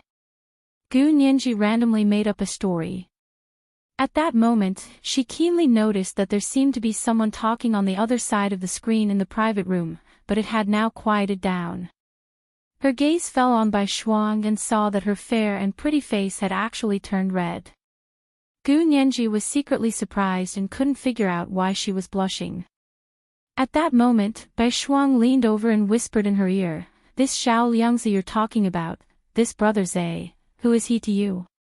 Gu Nianji was stunned for a moment and didn't understand what was going on. But when she saw Bai Shuang's expectant face and thought about how Bai Shuang had died tragically in Zhao Liangze's arms in the other world, the two of them hadn't been able to grow old together after all. Her heart suddenly felt sympathetic. She held Bai Shuang's hand and said word by word, "Brother Zhe is my cousin. He likes you very much. No, he loves you deeply. He will only love you in this life." Ha! Bai Shuang never expected this girl to say such a thing. She was stunned. Mr. Zhao is your cousin. Mr. Zhao. Gu Nianji's heart skipped a beat, and she faintly had a bad feeling. She heard a man in the private room behind the screen chuckle softly. His voice was deep, and he seemed to be very stylish. He seemed to pat someone twice and said, "Little Zhe, your cousin is here." The corners of Gu Nianji's mouth twitched. It couldn't be such a coincidence, could it? She closed her eyes and held the handle of the private room door with her hand. A tall and handsome man walked out from the other side of the screen. He was wearing a smoky gray casual suit with the front open, revealing a black t-shirt inside. He wore a pair of gold-rimmed glasses, and his dark hair was smeared with hair wax, so there wasn't a single strand of hair out of place. He looked like a gold-collar upstart in the city. His appearance overlapped seamlessly with the Zhao Liangzi she was once familiar with. He had a crew cut and wore a military uniform all year round. It was exactly Zhao Liangzi's appearance. Gu Nianji was shocked. "Brother Zhe." She couldn't help but greet him with a trace of joy in her heart. Did Hua Xiao send him? Zhao Liangzi looked at Gu Nianji, and a teasing smile appeared on his face. "Little cousin. Long time no see." He raised his hand to hold Gu Nianji's arm, opened the door with one hand, and dragged her out of the private room. Gu Nianji's heart pounded, and she desperately hoped that this person was Zhao Liangzi. But looking at the strength of this person's grip on her arm, Gu Nianji regretfully discovered that she was overthinking. This Zhao Liangzi wasn't Brother Zhe from the Special Operations Forces. Zhao Liangzi had accompanied his boss, President Liu, to discuss business today. He hadn't expected that in the blink of an eye, not only would he have a little cousin, but he would also have a lover who loved you deeply. He had wanted to scold the person who had started the rumor and expose her trick in public. But when he came out, he saw that the person who had started the rumor was actually a beautiful little girl. Moreover, when the little girl saw him, her eyes actually lit up, as if she was really familiar with him. Zhao Liangzi couldn't help but mutter to himself, did he really have such a beautiful little cousin? Why didn't he have any impression of her? He pulled Gu Nianji to the corridor outside the private room. The crowd that had gathered there earlier had already dispersed. The young man who had been beaten black and blue by Gu Nianji walked past them and staggered a few times, but he didn't identify Gu Nianji. He followed his friend into the elevator and went upstairs. He was probably going to see a doctor. Gu Nianji breathed a sigh of relief. Zhao Liangzi had been watching Gu Nianji intently. He had heard everything she had said to the bar girl at the door. He and President Liu were right in front of the screen, so they had heard everything clearly. At first, he didn't pay much attention to it. He only felt that this girl was very interested in the matter of the assailant. Both he and President Liu held back their laughter. In the end, he heard his own name. Not only did he hear his own name, but he also heard his cousin say that he loved her deeply. He had no choice but to come out. In the end, he was pushed out by President Liu. The lights in the corridor weren't very bright. Zhao Liangzi crossed his arms and looked at Gu Nianji's bewildered expression. The smile on his face grew wider and wider. "Little girl, are you new here? Are you also a bar girl here?" Gu Nianji, Zhao Liangzi often came to the bar here to drink and discuss business, so he was very familiar with the waiters who served them. However, he had never seen Gu Nianji before, so he thought that she was new here. "This incident has taught you to be honest and not to lie. Look, how embarrassing it is to be exposed in front of others when you lie." Zhao Liangzi patted Gu Nianji's head calmly. "Go back and explain it to Miss Bai."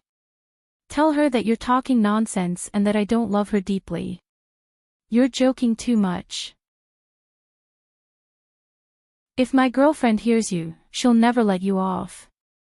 Gu Nianji was instantly very disappointed. You have a girlfriend. Zhao Liangze actually didn't have a girlfriend, but he didn't want to tell this girl. What did it have to do with her whether he had a girlfriend or not? How could he be justified in spreading rumors? Yes. He became cold. That's all I have to say. If you don't say it, I'll say it myself. Gu Nianji pursed her lips and was about to cry. Under the dim light, her big, bright eyes were on the verge of tears. Zhao Liangze couldn't help but soften his heart. Don't cry. Zhao Liangze's tone softened. I just told you not to lie. I didn't mean anything else. Gu Nianji continued to look at him, her lips pursed even more. Zhao Liangze couldn't take it anymore. He waved his hand and frowned. Forget it, forget it. We don't know each other well anyway. Just pretend I didn't hear it. Don't say that in the future. He turned and walked into the private room, gently closing the door. Bai Shuang held a red wine glass and stood by the door absent-mindedly. When she saw Zhao Liangze come in, she stole a glance at him. When she saw him look over, she quickly looked away and pretended as if nothing had happened. She wiped the wine glass with a soft white cloth. Zhao Liangze pursed his lips and said politely, Miss Bai, please don't take offense. That lady was just joking. I've already told her. He paused and said, she's not my cousin. The blush on Bai Shuang's face gradually dissipated. She whispered, I know, Mr. Zhao. She was joking with me. Zhao Liangze nodded and lowered her head. The curve of her neck was incomparably beautiful, and her ears were still flushed. His heart skipped a beat. He smiled and said, give us a few more bottles of red wine. He asked her again, what's your commission? The waitresses all took a certain percentage of their earnings. Bai Shuang composed herself and said, I'll take 15% for the more expensive wine, and only 5% for the cheaper ones. She had only sold a few bottles of medium-priced red wine today, and her commission was less than 10%. She still had to pay the boss, so she didn't get much. The key was that she hadn't earned much money in total this month. Zhao Liangze smiled and said, just give us a few bottles of your 15% commission red wine. President Liu is paying the bill anyway. He winked at her and went in with a smile. Bai Shuang was stunned. She couldn't believe that she had such good luck. She quickly took a few bottles of the most expensive red wine on hand and went in. Zhao Liangze was sitting next to a tall middle-aged man and talking to him. Bai Shuang recognized this person as Zhao Liangze's boss, Lu Yuan. Mr. Zhao, President Liu, these are the wines you ordered. Bai Shuang carefully placed 2 bottles of red wine on the coffee table in front of the two of them and looked at them anxiously. This was almost like forcing them to buy and sell. Bai Shuang was very embarrassed. But this amount of money was just a drop in the bucket for them, right? But to her, it was very important. It was the rent she had to pay, the food she had to buy, and her mother's medical expenses. Bai Shuang tried her best to restrain her shame. Zhao Liangze and President Liu didn't care about these 2 bottles of wine. They let Bai Shuang open it and take a sip. Then, they asked someone to leave it in the bar and drink it later. Even if both bottles of wine were sold, Bai Shuang could get a commission of 4,000 yuan from these 2 bottles of wine alone. She breathed a sigh of relief. After paying 1,000 yuan, she could save the remaining 3,000 yuan. After Zhao Liangze and President Liu finished talking, they shook hands with their partners and agreed to sign the contract tomorrow. President Liu, you guys continue playing. We'll be leaving first. They stood up. We're paying the bill today. Everyone, have fun. President Liu and Zhao Liangzi walked out of the private room one after another. Bai Shuang also followed them out. Zhao Liangzi turned around and was a little surprised to see her. "Aren't you going to continue selling red wine? The people inside will probably buy more. They can drink more than us." Bai Shuang shook her head uncomfortably and said in a low voice, "They're going to play dirty next. I won't sit on the stage or appear on stage. They won't buy my wine." She sold less than others because she didn't want to sit on the stage or appear on stage. She graduated from a proper university and had her own clerical job during the day. Only at night did she use her rest time to sell red wine to earn some extra money to improve her family's life. If her mother hadn't suddenly fallen ill, Bai Shuang wouldn't have had to come here to sell red wine part-time. However, selling red wine was already her bottom line. She wouldn't sell herself. Zhao Liangzi replied with an "oh" and glanced at Bai Shuang again. For some reason, he said, "It's very late. Are you hungry? I'll treat you to supper." Bai Shuang shook her head. "I'm not hungry." "Then where do you live? I'll send you back." Zhao Liangzi refused to give up. President Liu, who was walking in front of him, looked back at him and smiled. "Little Zhe, I'll be leaving first. See you tomorrow." Zhao Liangzi chuckled and waved his hand. "See you tomorrow, President Liu." Bai Shuang's face turned even redder. "No need, I've already called a taxi." Her voice was so soft that it was almost inaudible. Zhao Liangzi handed her his business card. "Then I'll be leaving." After Gu Nianji came up from the 4th floor, she didn't rush back to her room. Instead, she went to the restaurant to eat. She ordered a bowl of rice mixed in a stone pot and ate it with a plate of sour and spicy shredded radish. After taking 2 bites, she saw Bai Shuang walking over. She also ordered a bowl of rice mixed in a stone pot and took it away. Gu Nianji smiled and waved at Bai Shuang. "Miss Bai, over here." Bai Shuang turned her head and saw Gu Nianji. She came over with a food box. "You're here. I didn't see you just now. I thought I'd never see you again." Gu Nianji smiled and said, "How could that be? We're fated to meet." Bai Shuang smiled and said, "Mr. Zhao said you're not his cousin." Gu Nianji bit her chopsticks in embarrassment and her eyes drifted. "I was just joking. Miss Bai, don't take it to heart." She gestured for Bai Shuang to sit down. "You also bought rice mixed in a stone pot. Come, let's eat together." Bai Shuang shook her head. "This is for my mother. My mother loves to eat this, but we haven't had such delicious food in a long time." The Hilton Hotel restaurant's stone pot rice was twice as expensive as other places, but Bai Shuang's mother loved it. Bai Shuang had earned some money today and decided to buy a bowl for her mother to enjoy. Gu Nianji looked at the stone pot rice in front of her and shrank her neck. She had just complained that it wasn't delicious and wanted to throw away half of it. The two exchanged a few pleasantries. Bai Shuang asked for Gu Nianji's name, and the two exchanged phone numbers before leaving. Gu Nianji finished dinner and came out of the restaurant. She saw that Zhao Liangzi had also come over. "Ha! Little cousin, you came to eat alone." Zhao Liangzi looked at her carefully and suddenly realized that she was definitely not a bar girl. Just the money on her wrist was enough for someone like Bai Shuang to buy 100 years' worth of red wine. She was also wearing a t-shirt, jeans, and sneakers. They looked ordinary, but they were all luxury brands. Gu Nianji saw that Zhao Liangzi also had a girlfriend and didn't like him very much. She said calmly, "Who are you? Do I know you? Don't try to get close to me. Aren't you afraid that your girlfriend won't be happy and won't let you off?"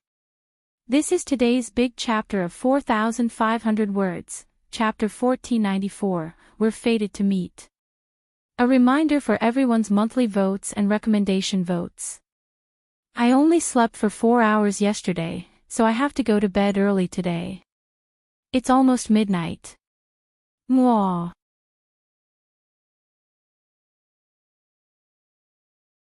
Chapter 1506. Zhao Liangzi rubbed his nose. He thought that this little girl was too eloquent.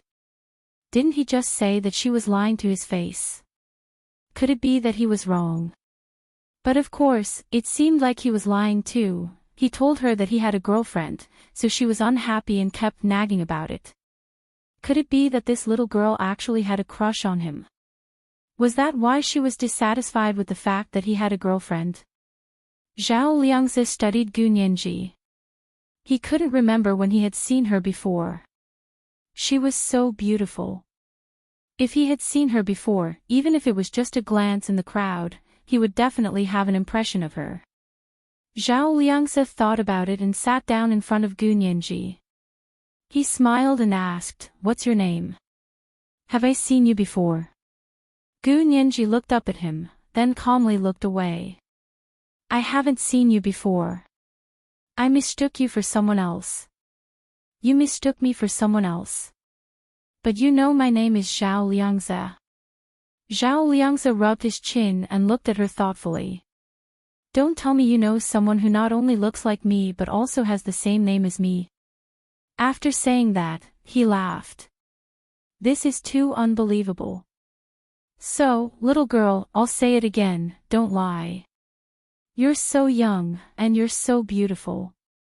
What's wrong with learning to lie?" Gu Nianji was so angry she wanted to scratch Zhao Liangzi with her claws. At this moment, she began to understand He Zhichu's feelings on their side. He knew everything, but he couldn't say anything. It wasn't that he couldn't say it. It was just that no one would believe him if he said it, so he might as well not say it. This was truly aggrieving. Gu Nianji also understood why the higher-ups on this side insisted on removing the memories of the middle and lower-level soldiers who had gone to the other world to carry out missions. This was because ordinary people did not know that there was a parallel universe outside of this universe. Gu Nianji took a deep breath. Her big eyes darted around slightly, and she quietly changed the subject. "Did you know Bai Shuang before?" Zhao Liangzi remembered the hostess and said with a smile, "Not bad, I guess we know each other. We often go there to discuss business, and sometimes she comes to our booth to sell red wine." Gu Nianji nodded and said casually, "What about your girlfriend? Is his surname also Bai?" She suspected that Zhao Liangzi's girlfriend in this world was Bai Yueran. If it was true, then it would be interesting. Unexpectedly, Zhao Liangzi stood up with a smile and said, "If you're so concerned about whether I have a girlfriend or not, I'll suspect that you have a crush on me." Gu Nianji almost spat out the stone pot rice she had just eaten. She hurriedly said, "You can eat whatever you want, but you can't say whatever you want. When did I have a crush on you? You're already so old, and I'm only 19. I can have a crush on anyone but you." Zhao Liangzi was speechless. Although he didn't have any special feelings for Gu Nianji, he was still upset that a beautiful girl called him old. Zhao Liangzi said unhappily, "I'm only 27 years old. Why am I so old? Besides, I don't have a girlfriend. Don't add scenes for me. 27 years old and you still don't have a girlfriend." Gu Nianji looked him up and down. "Is there something wrong with you? You're the one with a problem." Zhao Liangzi was furious. "I don't have a girlfriend because I have high standards. You're really unreasonable." He was so angry that he turned around and left. After leaving the hotel, she remembered that she had gone in to buy supper for President Liu. Fine, he had actually forgotten what he was going to do because of a few words from the little girl. This was the first time for Zhao Liangzi. He shook his head with a bitter smile, turned around, and walked back. Gu Nianji had just finished eating and paid the bill when she came out of the restaurant. She bumped into Zhao Liangzi again. She couldn't help laughing. "Mr. Zhao, we're really fated. Zhao Liangze was originally very angry, but when he saw this infuriating little girl smile at him, it was like the first bud of a rare flower, like a dewy begonia. It was simply able to sweep away all the accumulated anger and discomfort in his heart. His mood improved, and he reached out his hand to her. "All right, we didn't get to know each other until we fought. Come, let me reintroduce myself. I'm Zhao Liangze, the technical director of the Lu Corporation. Mr. Zhao is so amazing." Gu Nianji's eyes lit up. She reached out and shook Zhao Liangze's hand. "What kind of technical director are you?" "Computer network system." Zhao Liangze took out his business card. "Our Lu Corporation is the strongest company in the entire Huaxia Empire's network security system. Of course, this is only part of our company's business." As expected. Gu Nianji sighed in her heart. Although he didn't have the support of the Special Operations Forces, Zhao Liangze was still a big shot in the computer network system. She took Zhao Liangze's business card and looked at it before putting it in her pocket. "Thank you, I'm going back." She waved her hand and was about to slip away. Zhao Liangze grabbed her arm. "Little girl, you've almost gotten all the information out of me. You haven't said anything yet. Where's your business card?" Gu Nianji looked at him and blinked innocently. "My name is Sirius. I just graduated from university and haven't found a job yet. Where did I get a business card?" She flipped and turned her wrist like a fish. She broke free from Zhao Liangze's shackles and flashed into the elevator opposite the restaurant's entrance. Zhao Liangze watched the elevator door slowly close. Gu Nianji made a face at him inside. He shook his head in amusement and anger. He went into the restaurant to buy supper for the big boss. Gu Nianji returned to the room she had booked and had a good night's sleep. When she woke up the next morning, she was woken up by He Zhichu's phone ringing. She yawned and sat up. She picked up her phone and swiped it open. "Hello, young master He. It's so early. What's the matter?" Qin Jining had returned to the imperial capital yesterday and asked He Zhichu for Gu Nianji's driver's license. He Zhichu had gotten someone to do it for her overnight. He had Qin Jining bring it over early this morning. Looking at the time, it was already 10 in the morning. Qin Jining's plane should have arrived in Sea City by now, but Gu Nianji was still sleeping. However, He Zhichu didn't blame her. She had adapted well, so He Zhichu could only be happy. How could he say that she had slept in? He Zhichu's fingers caressed Gu Nianji's lazy face on the phone screen a few times. His cold and clear voice was extremely restrained. "It's getting late. It's already 10 o'clock. He Zhichu paused. "Qin Jining brought your driver's license over. He'll probably be here soon." Gu Nianji came back to her senses and rubbed her forehead with her hand. She smiled and said, "That was fast." "Thank you, young master He." He Zhichu smiled. "How was your time in Sea City? When are you going to come back?" Gu Nianji, she pulled a strand of hair with her hand and played with it for a while. She curled her lips and said, "I haven't found a job yet. When I find a job and have a holiday, I'll go back to the imperial capital to see you." "Okay, I'll be waiting." He Zhichu hung up after a few words because he had a meeting to attend. He had only been back for 2 days, and he was already really busy. Gu Nianji turned off her phone. She had only laid back for a few minutes when she heard the doorbell ring. Qin Jining's figure appeared on the video monitor by the bedside. Gu Nianji sighed, got dressed, and got up. She opened the door and let Qin Jining in. Qin Jining placed his driver's license in her hand and said, "It's all done." With her driver's license, the first thing Gu Nianji did was, of course, to buy a car. "Brother Little Ning, let's go find a 4S store and see if there are any cheap and good cars, okay?" Gu Nianji smiled sweetly. Her big smile dazzled Qin Jining, and he couldn't help agreeing. It was already noon when Gu Nianji washed up and had breakfast. When she arrived at the largest 4S store in Sea City, it was already noon. Gu Nianji planned to make a down payment and use the car loan to buy a mid-priced car. After walking around the 4S store, he reluctantly moved his gaze from a bright red Ferrari to a mid-priced Audi. The car looked good and was sturdy and durable, but it consumed a little fuel. However, Gu Nianji was only using it as a car to get to work. She didn't drive long distances, so the fuel consumption was negligible. "I'll take this one." Gu Nianji looked at the price. It was a domestic Audi, only 160,000 yuan. She made a down payment of 60,000 yuan and planned to take out a loan of 100,000 yuan. Qin Jining saw this from the side and pulled her to the side. He said, "You're only short of 100,000 yuan. Why do you want a loan?" "Because I don't have enough money." Gu Nianji blinked, speechless. If she had money, why would she take out a loan? Was this person's head made of stone? Solid. Qin Jining looked up at the crystal lights on the roof of the 4S store. The loan interest rate for this kind of store is too high. It's not worth it. How about this, I'll lend you 100,000 yuan. You don't have to pay back the interest. You can pay it back whenever you have the money.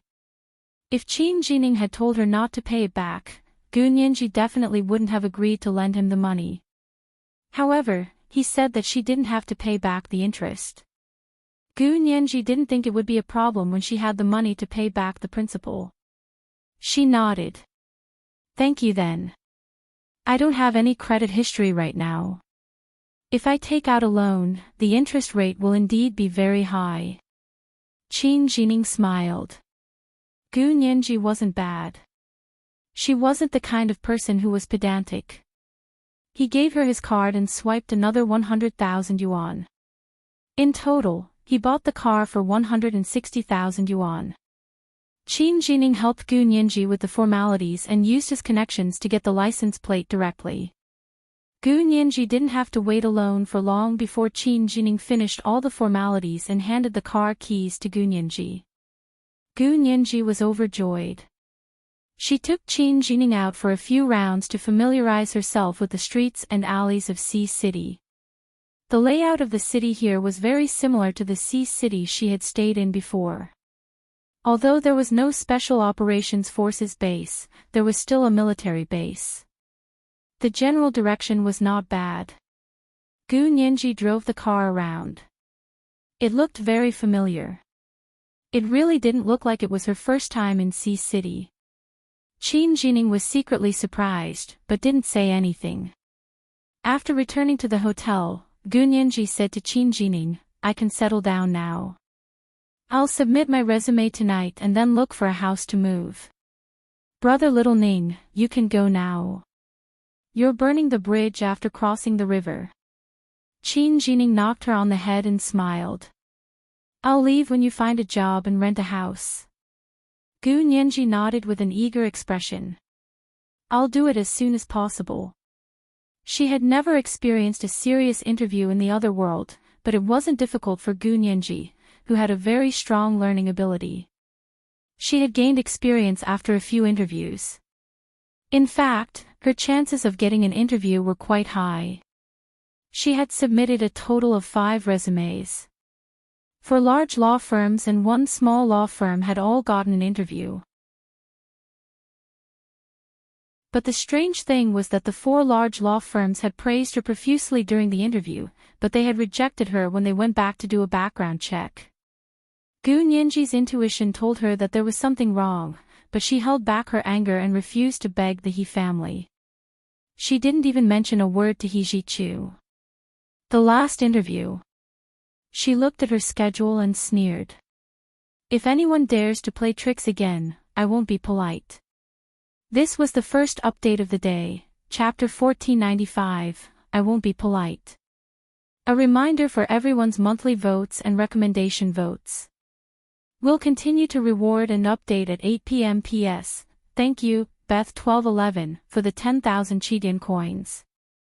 Mwah.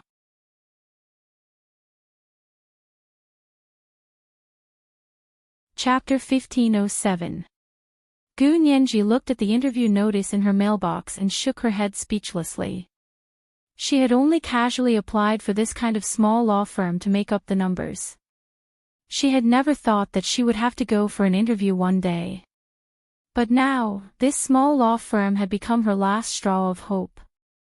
She turned on her phone to look for the interview address. Upon closer inspection, this small law firm's location was not bad. It was in the eastern part of the city, where large companies gathered. It wasn't far from the Hilton Hotel where she was staying. Gu Nianji walked there. However, after arriving, she realized that this law firm couldn't be any smaller. The law firm was located on the second floor of a 36-story building. It was a small company with only 2 rooms. She went in and saw the person for the interview. Oh, it was really someone she knew. It was Lawyer Jean, who had once lost to her. Of course, it was Lawyer Jean on this side, not Lawyer Jean on the other side. However, before Lawyer Jean on the other side lost to her, he was a top lawyer at a first-rate law firm. Later, he was fired because of a series of mistakes and lawsuits, so he went to work at He Jichu's law firm. Lawyer Jean on this side was obviously different from the other side. He was very amiable and explained the situation of the law firm clearly the moment they met. He also said that he thought she wouldn't come for the interview because with her education and the school she graduated from, she was definitely going to enter the best law firm in Sea City. Miss Gu, I won't hide it from you. I opened this law firm myself. It's a small business, and the lawsuits are all trivial divorce cases. Those large mergers and acquisitions, economic cases, or criminal cases don't have a chance to be handled by a small law firm like ours. Would you be willing to come? Gu Nianji smiled and said honestly, if you don't want me, I really don't have anywhere else to go. Why? This was also what Lawyer Jean was most puzzled about. Your education is very good, I offended someone. Those big law firms are concerned about connections, so they all rejected me. Gu Nianji also laid her cards on the table. I don't know if you mind my situation. She suspected that the person behind this was most likely Wen Shui or Qin Yaguang. Their goal was to prove that she was nothing after leaving the He family. Gu Nianji actually wanted to grab that Miss Wen's wooden head and smash it against the wall a few times. She wanted to tell her that she didn't want the He family to help her, but that didn't mean that the He family had to become her obstacle. However, Gu Nianji wouldn't lower her head to them even if she had to. Lawyer Jean put down his pen in surprise. Did you offend someone? But you just graduated from school, right? How did he offend someone? Do you think they can stop you from entering a big law firm? Gu Nianji replied casually, I offended a rich kid at school, so I got bullied. So that's how it is. Lawyer Jean was filled with righteous indignation. I was the same back then. So I couldn't find a job anywhere. In the end, I could only open a small law firm to make a living. Gu Nianji, damn it, she was just making it up. Gu Nianji really wanted to give herself a thumbs up for being able to unite against a common enemy. Look at her luck. She would always show you a little bit of the golden edge of the dark clouds when a large dark cloud was about to strike. She would give you a little bit of hope that you could see but could not touch. She would numb you and destroy your fighting spirit.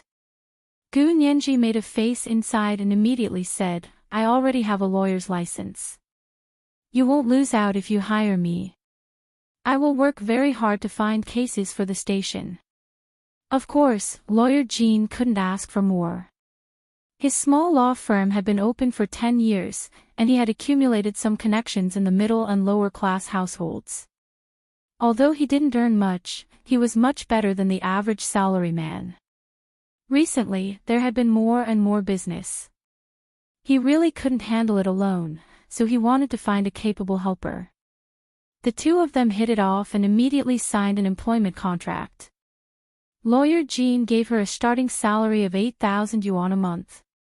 After half a year, her salary could be adjusted again depending on her performance. The year-end bonus was 2 months' salary, and there was a certain commission for large cases. 5 insurance and 1 housing fund were provided. It could be said that it was a very sincere contract. Then he called the building management office to make an electronic door number for her so that she could take the elevator freely. Gu Nianji calmly looked at the floor, the second floor. She needed to take the elevator? Welcome to Jin's law firm. Lawyer Jean smiled so widely that his eyes couldn't be seen. He shook her hand. Maybe we'll become partners in the future. When can you start work? Thank you for thinking so highly of me, boss. I can come to work tomorrow. Gu Nianji's mouth was very sweet. I will continue to work hard. She took the contract and happily walked out of the door of Jin's law firm. Because it was only the second floor, she couldn't be bothered to wait for the elevator and went straight down the stairs. When she returned to the hotel, Qin Jining was in her room holding his phone. She didn't know who he was talking to, but the expression on his face was exceptionally gentle and affectionate. Gu Nianji's expression changed slightly. He was calling Wen Shui, wasn't he? How could she have forgotten about that? So there was a spy by her side who had told Wen Shui about the law firm she was interviewing for here, right? Gu Nianji was in a bad mood, so she wouldn't let anyone else be in a good mood, especially the person who had secretly done something to make her feel bad. Her emotions came on a whim. By the time she sat down in front of Qin Jining with a sullen face, tears were already streaming down her face like a broken string of beads. They hung on her fair and delicate skin, like a pear blossom in the rain, delicate and moving. Qin Jining looked up and was shocked. What's wrong? What happened? He forgot to hang up the phone. Wen Shui heard him and quickly asked, Ah Ning, what's wrong? Who are you talking to? It's Miss Gu. Qin Jining wanted to hang up the phone, but Gu Nianji also spoke. She asked, Brother Little Ning, who are you talking to? Shui.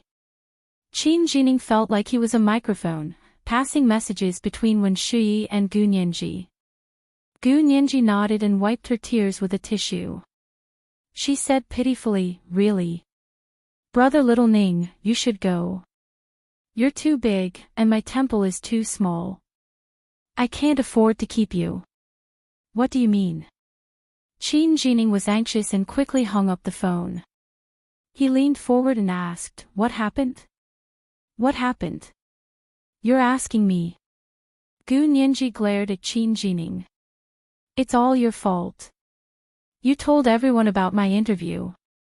Now, someone has ulterior motives and those law firms have all rejected me. Are you satisfied? Are you happy? Qin Jining let out an "ah" and turned his head away guiltily. Well, maybe you're not capable enough. How can you blame others? Although he said that, he knew in his heart that it wasn't the real reason. With Gu Nianji's education, ability, and lawyer's license, how could she not even get a junior position at a large law firm? Really? Gu Nianji scoffed. Don't try to change the subject. Did you tell anyone else about my interview? You just have to answer yes or no. Qin Jining fell silent and didn't dare speak. Then don't say anything.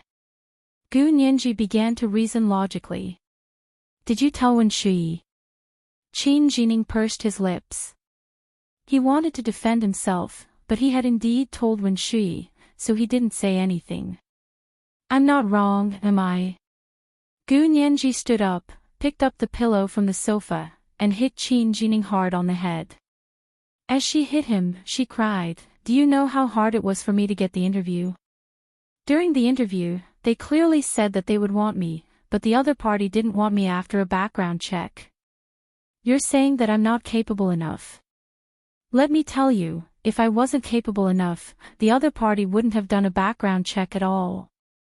Gu Nianji gave Qin Jining the middle finger and said fiercely, I hate that insidious girlfriend of yours, Wen Shui. She's trying to kill me. Qin Jining grabbed Gu Nianji's hand to stop her from making such gestures. He said unhappily, yes, I told Wen Shui, but she's not that kind of person. She won't interfere in your business.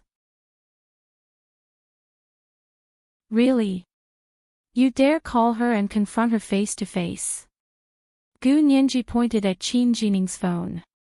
Call her and ask her if she's familiar with the people from the 4 law firms. She'll definitely lie to you and say she's not familiar with them. Qin Jining picked up his phone doubtfully. He had seen Gu Nianji's hopeful and disappointed expression for the past 2 days with his own eyes. He couldn't help sympathizing with her. After some thought, he called Wen Shui. As soon as he dialed, Wen Shui immediately picked up. Qin Jining had suddenly hung up the phone just now. She had called but hadn't picked up. She felt a little uneasy and had been waiting for his call. When she saw that he had called, she immediately picked up and asked, Ah Ning, what happened? Qin Jining's voice was very calm. She couldn't tell what had happened. He asked calmly, Shui, are you very familiar with these 4 law firms? He said the names of the 4 law firms, and Wen Shui denied it. I'm not familiar with them. What's wrong? Qin Jining looked at Gu Nianji. Gu Nianji showed Qin Jining the news report she had found. She had found it on the internet. It was the main investor of these 4 law firms. Among these 4 law firms, 3 of them had a common major shareholder, Qin Yaoguang. There was also a law firm with a major shareholder surnamed Qin. Judging from the name, she should also be a member of the Qin family and a relative of Qin Yaoguang. These 4 law firms are so close to Mrs. Qin. Would you believe Wen Shui if she said she wasn't familiar with them? Gu Nianji deliberately said loudly for Wen Shui, who was on the other end of the phone. Wen Shui panicked and quickly said, Ah Ning, don't listen to Gu Nianji's nonsense. Mrs. Qin isn't familiar with those law firms at all. The shares she holds are all held on behalf of the Qin family. You even know about the shares on behalf of others, and you still dare to say you're not familiar with them. Gu Nianji immediately asked. We didn't even mention it, so why are you thinking about the shares? Miss Wen, it's not bad for you to hide behind the scenes and enjoy the thrill of the storm, right? Gu Nianji simply shouted into Qin Jining's phone, you messed up all my interviews. You didn't even let go of the last small law firm. How much do you hate me? How much do you not want me to get a job? Wen Shui retorted instinctively, what does your last interview with that small law firm have to do with me? You didn't get a job because you weren't capable enough. Oh. Then you're admitting that other than the last interview with the small law firm, which had nothing to do with you, you were the one who messed up the first 4 big law firms' interviews? Gu Nianji took the opportunity to dig a hole.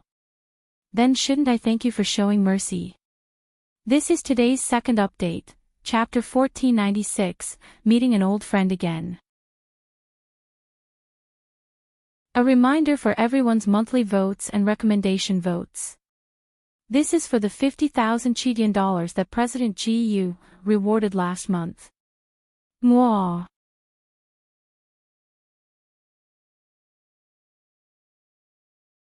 Chapter 1508. Wen Shui was obviously stunned for a moment, but she quickly calmed down. I don't know what you're talking about. It's none of my business which interview you got. It's because of your own ability that they didn't hire you. I used to say that you relied on others to climb your way up, but you didn't believe me. Do you believe me now? Don't avoid the question. I'll find out if it was you or not. Gu Nianji became unfathomable. Wen Shui, don't blame me for not reminding you. I'm indeed a narrow-minded person who will seek revenge for the smallest grievance.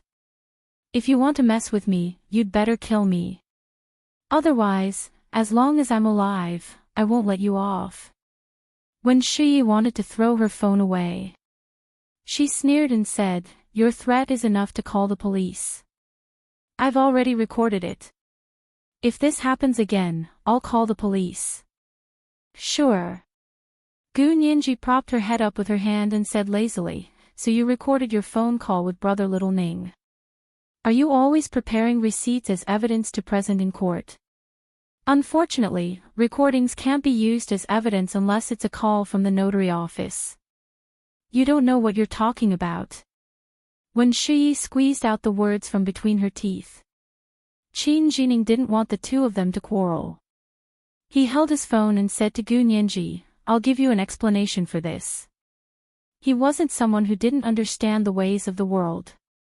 Since the Qin family had such a relationship with these four major law firms, it would only take a moment for Wen Shui to do something to trip Gu Nianji up. He was already 80% to 90% convinced. Qin Jining walked out to the corridor with his phone and lit a cigarette. His voice was slightly cold. "Shi, let me ask you again. Did Nianji's rejection of the interview have anything to do with you?" When Shi's heart skipped a beat. Qin Jining had never spoken to her like this before, and this attitude made her even more uneasy. She held her phone and looked at Qin Yaoguang's ward. Looking through the half-open door, she could only see that the people inside had just sat down and looked like they were going to have a long talk. She bit her lip and whispered to Qin Jining, "Ah Ning, you don't believe me and only believe Gu Nianji. I believe in evidence." Qin Jining's emotions were very complicated. "We're all adults, and we've been in society for so many years. You want me to believe you just because you say you don't have it? Shi, am I too stupid in your heart, or do you think I'm not important enough to know the truth?" Men and women in love are most afraid of being deceived. The best weapon to cool down a relationship is betrayal. When Shi was angry and anxious, she said angrily, "You've only been with Gu Nianji for a few days, yet you trust her so much and don't trust me." Her heart turned cold. She couldn't believe that Gu Nianji was back. Even Qin Jining was leaving her. She had once deeply believed that this man would never leave her. No matter what she did to him, no matter whether he was in her heart or not, this man would love her and protect her for the rest of his life. Had she overestimated this man's infatuation with her? Or was Gu Nianji simply too good at seducing men? She was only a 19-year-old girl, but she was already so unrestrained. When Shi's contempt for Gu Nianji was at its peak. But no matter how much she looked down on Gu Nianji, she couldn't let go of Qin Jining. When Shi rubbed her temples and her voice became even lower. She smiled bitterly and said, "Ah Ning, I didn't want to tell you about this, but since you asked me yourself, I can't hide it from you even if I have to hide it from everyone." Qin Jining's expression turned cold inch by inch. "So you were really behind Gu Nianji's rejection of the interview? Don't make it sound so bad," Wen Shui said sullenly. "How capable can I be? Why would they listen to me?" "Then what do you mean?" Qin Jining frowned. "You admitted it just now." "Did I admit it?" Wen Shui couldn't help it. "You're indeed quite stupid. I was the one who made the call, but I wasn't the one who wanted to make the call. Her own mother didn't want her to get a good job, and you're blaming me for that." "Ha! You mean Auntie Qin asked you to do it?" Qin Jining's eyes widened in shock. "Why did she do that?"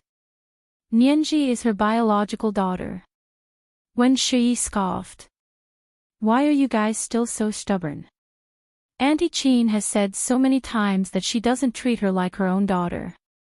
She's disobedient now, and Auntie Qin said she wanted to teach her a lesson so that she wouldn't have a good life outside. Naturally, she would think of the good life at home. Don't interfere. This has nothing to do with you and me. Don't get caught up in the fight between mother and daughter." After a pause, she reminded Qin Jining, "You and I are the ones who got caught up in the fight." Qin Jining fell silent. After a long while, he asked, "Is it really Auntie Qin? If you don't believe me, call her or ask General He yourself." Wen Shuyi was impatient. Auntie Qin asked General He for instructions. General He acquiesced. "It's still my fault." Qin Jining now understood that Gu Nianji's bad luck this time was all thanks to him. If he hadn't been nosy and told Wen Shuyi that Gu Nianji had received an interview notice from the 4 major law firms, she wouldn't have been so unlucky.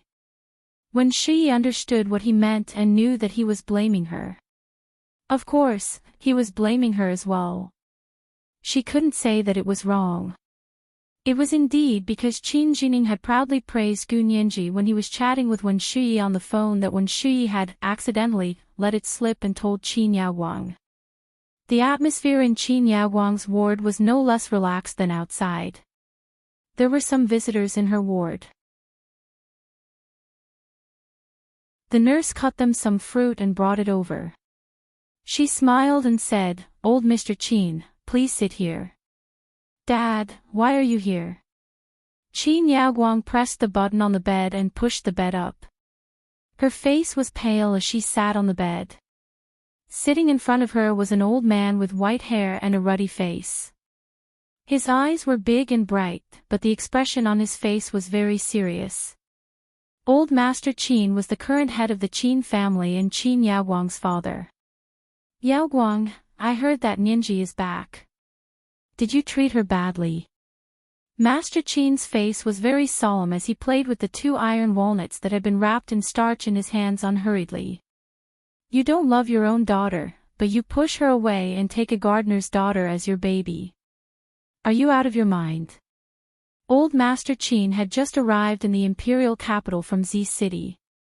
It was said that he was here to see his long-lost granddaughter. Qin Yaoguang frowned and avoided the topic. "What do you mean by out of your mind? Watch your words." "Yes, she's back. She's been back for almost 2 weeks. What's wrong? Aren't you here to see me?" She extended her hand, which was still wrapped in a white bandage, to old Master Qin. "This is all thanks to her. As soon as she came back, she cut my hand. Didn't she resist because you wanted to operate on her?" Old Master Qin glared at her. "I think you're asking for it." "Dad. I'm your biological daughter," Qin Yaoguang called out in a drawn-out voice. She was almost 50 years old, yet she was still acting coquettishly in front of her father. Old Master Qin's entourage had goosebumps.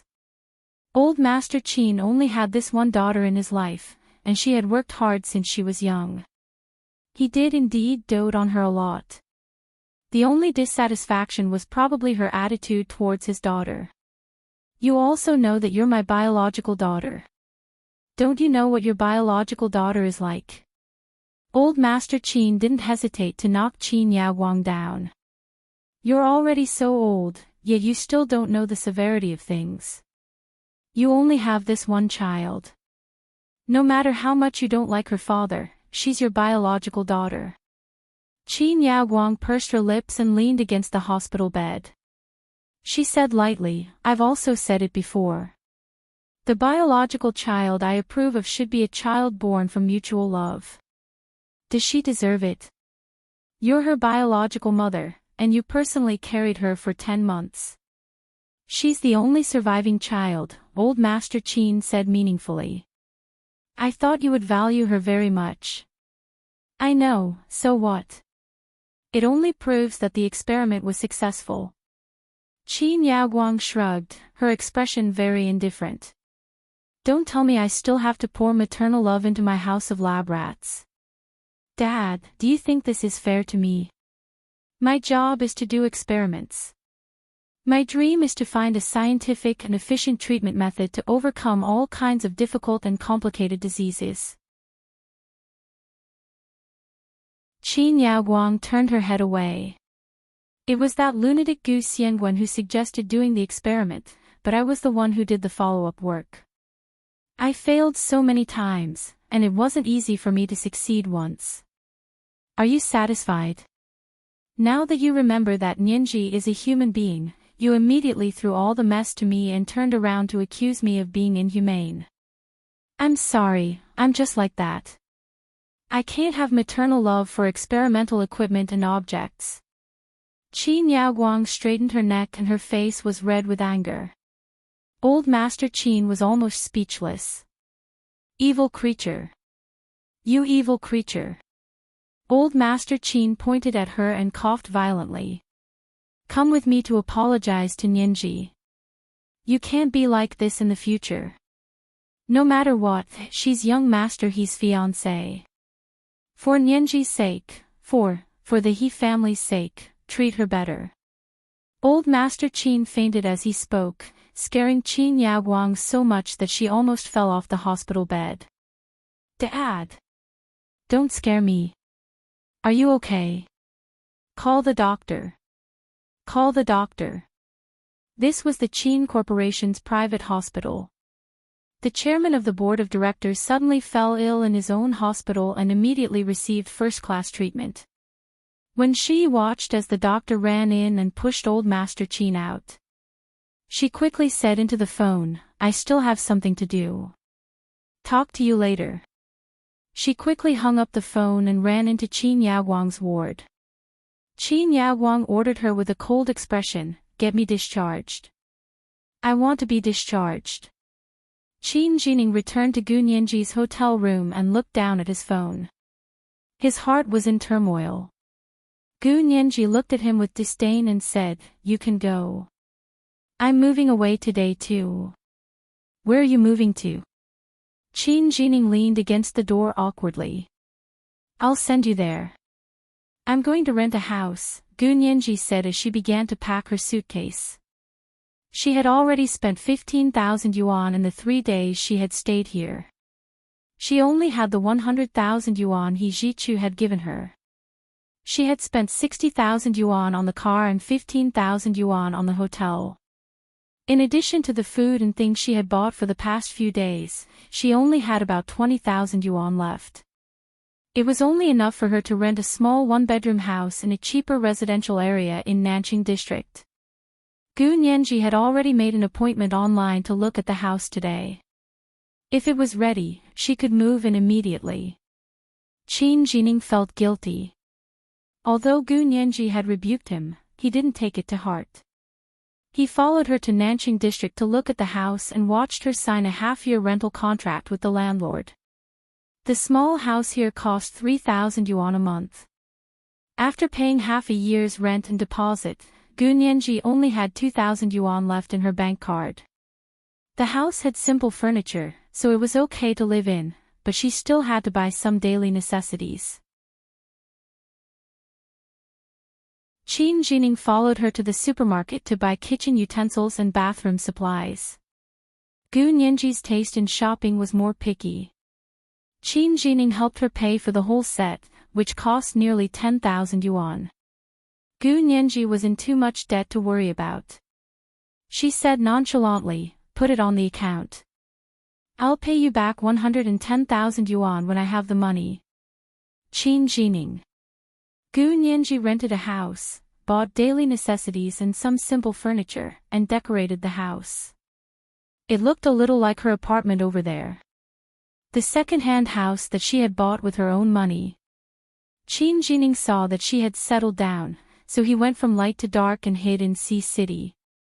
Gu Nyenji began her 9-to-5 life as an office worker.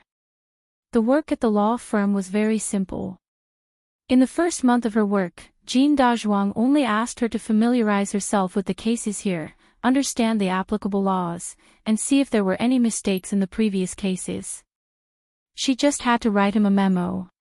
She didn't have to worry about receiving clients and contacting new clients for the time being. She just had to learn from him. Jin Dazhuang was a very good boss. He gave her the opportunity and time to learn. Like a teacher in school, he couldn't wait to teach her step by step. Gu Nyenji also studied very seriously. She wanted to figure out how the legal system here was different from the other side so that she could really carry out her work and not make a fool of herself. In her spare time, she used her phone to surf the internet to understand the situation in the world. Only by knowing yourself and your enemy could you win 100 battles. Gu Nianji had always remembered Hu Xiaoheng's words. It was fine if she didn't make a move, but once she made a move, she had to have absolute confidence in killing the other party. Soon, Gu Nianji's first week at work passed peacefully. It was another Monday. When Gu Nianji woke up that morning, she felt cold. She pushed open the window and stretched out her hand. It seemed to have suddenly become cold outside. Autumn had officially arrived. The leaves of the ginkgo tree were scattered all over the street like small fans. It was just like the ginkgo tree at the entrance of Hu Xiaoheng Special Operations Forces residence. Gu Nianji stared blankly at the street for a while and closed the window tightly. After washing up, she changed into a peach-colored wool cardigan and a black wool pencil skirt. She carried her Hermes platinum bag out the door. "Miss Gu, you're going to work." The neighbor greeted her with a smile. "Have you had breakfast?" "I have fried rice cakes and xilongbao here. I also have pan-fried rice cakes. Do you want something a little smaller?" Gu Nianji smiled and shook her head. She learned to speak Sea City's dialect. "I've eaten. Thank you, Granny." Okay. This bag is really beautiful. Where did you buy it? How much did it cost? Gu Nianji blinked and said calmly, "This is a high-grade imitation I bought. It cost 1 or 2,000 yuan.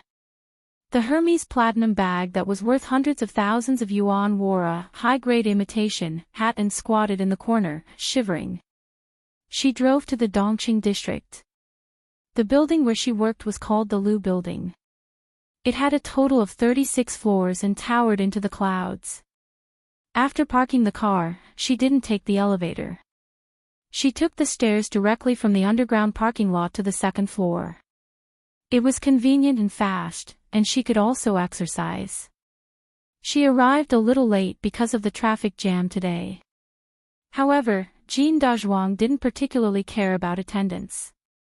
When he saw her arrive, he just nodded casually and said, "I'm going out to meet a client today.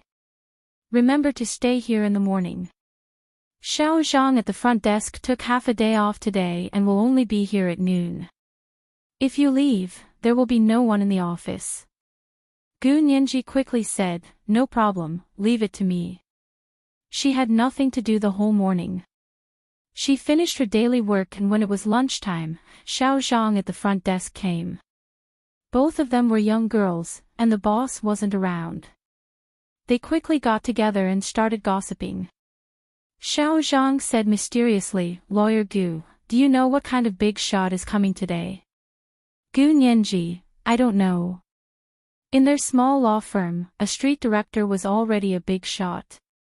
Xiao Zhang tugged at her sleeve. "It's really a big shot. I heard that the chairman of the Qin Corporation is coming."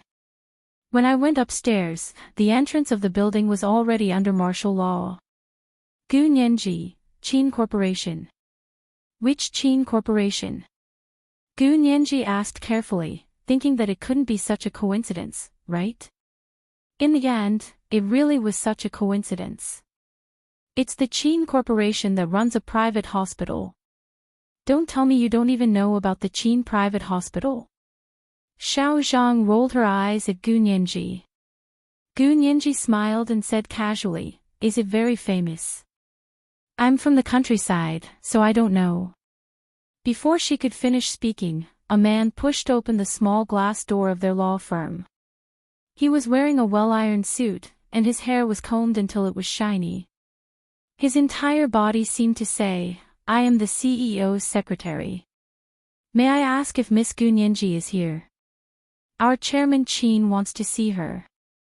The man spoke politely and gave Xiao Zhang at the front desk a shiny business card that still smelled of perfume. This was today's chapter of 4,700 words, chapter 1497, Caught in the Crossfire. A reminder for everyone's monthly votes and recommendation votes. I still have to work overtime, so I only have enough time to write this chapter today. It's almost midnight. Mwah.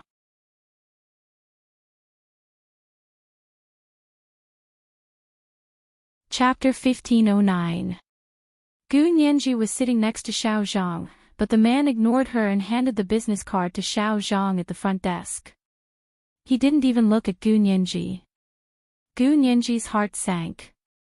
The Qin family had already come knocking on her door, so how could she not show this person her photo? How could he not know what she looked like?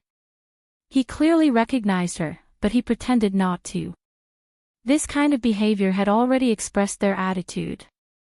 Gu Nianji didn't say anything. She got up and left. She walked to the only room in their small law firm and slammed the door. There were only 2 rooms in this small firm.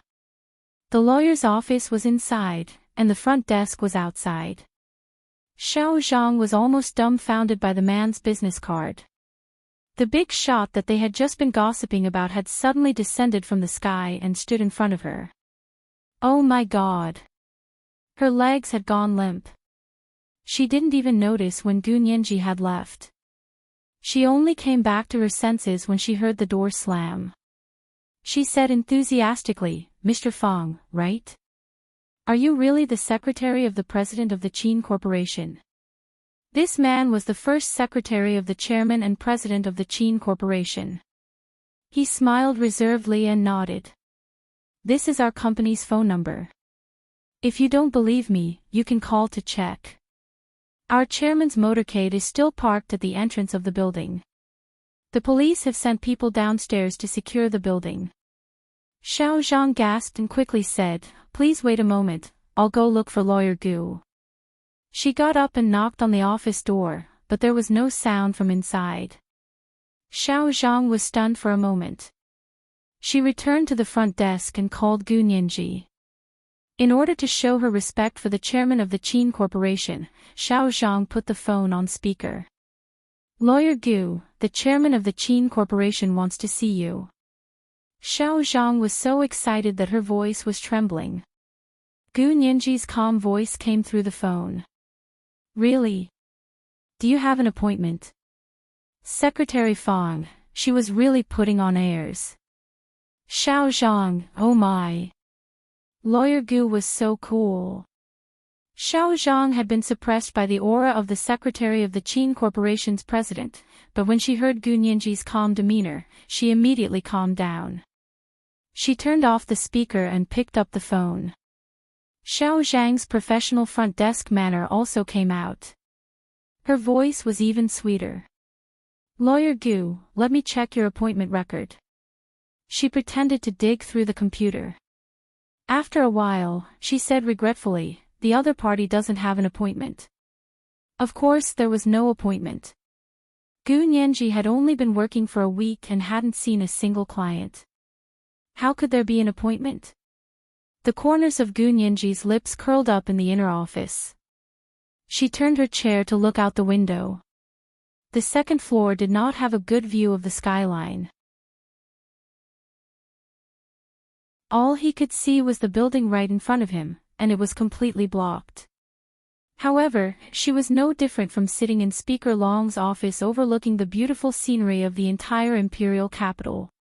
She continued to say calmly, "Then make an appointment. I've been very busy recently. I won't be free until next week at the earliest." Xiao Zhang worshipped Gu Nianji to death. How could she lie without batting an eyelid in front of such a rich and powerful person?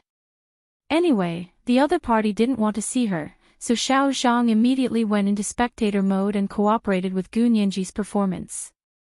She raised her head and smiled at the secretary. "Hello, would you like to make an appointment?" Secretary Fang thought he had heard wrong. He tilted his head and pointed his ear at Xiao Zhang. "What did you say?" "I'm sorry, I didn't hear you clearly." Xiao Zhang smiled and thought to herself that the CEO's secretary was actually deaf. If such a person could be the CEO's secretary of the Qin Corporation, then wouldn't a receptionist like her have a bright future? Thinking this, Xiao Zhang still smiled professionally and said again, "You need to make an appointment to see our lawyer." "When do you want to make an appointment?" "Our lawyer Gu is very busy, and the latest time is next week." Secretary Fong choked. He turned his head to look at the smiling receptionist and roared in his heart to refuse. She needed to make an appointment?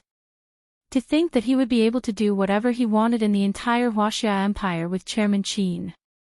Even if he wanted to see General He now, his personal secretary wouldn't dare mention the word appointment, let alone a lawyer from a small law firm. After so many years, he actually heard the word appointment again. Gu Nianji really thought of herself as a big shot, didn't she? No wonder Dean Qin didn't like her. Secretary Fong's expression froze for a moment. He wanted nothing more than to turn around and leave. But when he thought about how the chairman had traveled from south to north, and then from north to south, just to see this woman, what could he do? Of course, he gave in. Secretary Fong looked constipated and said stiffly, "Our chairman wants to see Gu Nianji, not for business, but for personal matters." "May I ask if you need to make an appointment for a personal matter?" Sigh. The young and beautiful lawyer Gu, who had just graduated from a third-rate law firm, had a personal matter with the chairman of the world-class Qin Corporation. Xiao Zhang was blown away by this news. In an instant, she imagined several love and hate stories from the CEO's novels. Heavy. Her fingers subconsciously touched her phone. She wanted nothing more than to immediately post on Weibo, "Why did the chairman of the Qin Corporation privately meet the young and beautiful lawyer Gu from the Qin law firm?" The sensational title, coupled with the back view of the CEO's secretary, lawyer Gu's face, would definitely immediately become a hot topic. She would also be able to gain a wave of fans. Little Zhang struggled in his heart, and it took him a long time to regain his rationality. If she dared to use this news to become a hot topic, whether it was lawyer Gu or the Qin Corporation, they would tear her apart alive. Stop it. Gaining fans was important, but life was more valuable.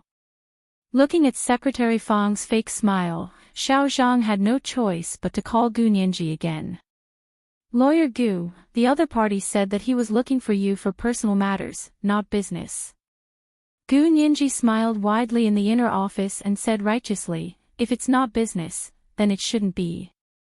We work for people, so how can we do personal matters during office hours? Please ask that gentleman to leave our office and not interfere with everyone's work." Everyone was actually just two people.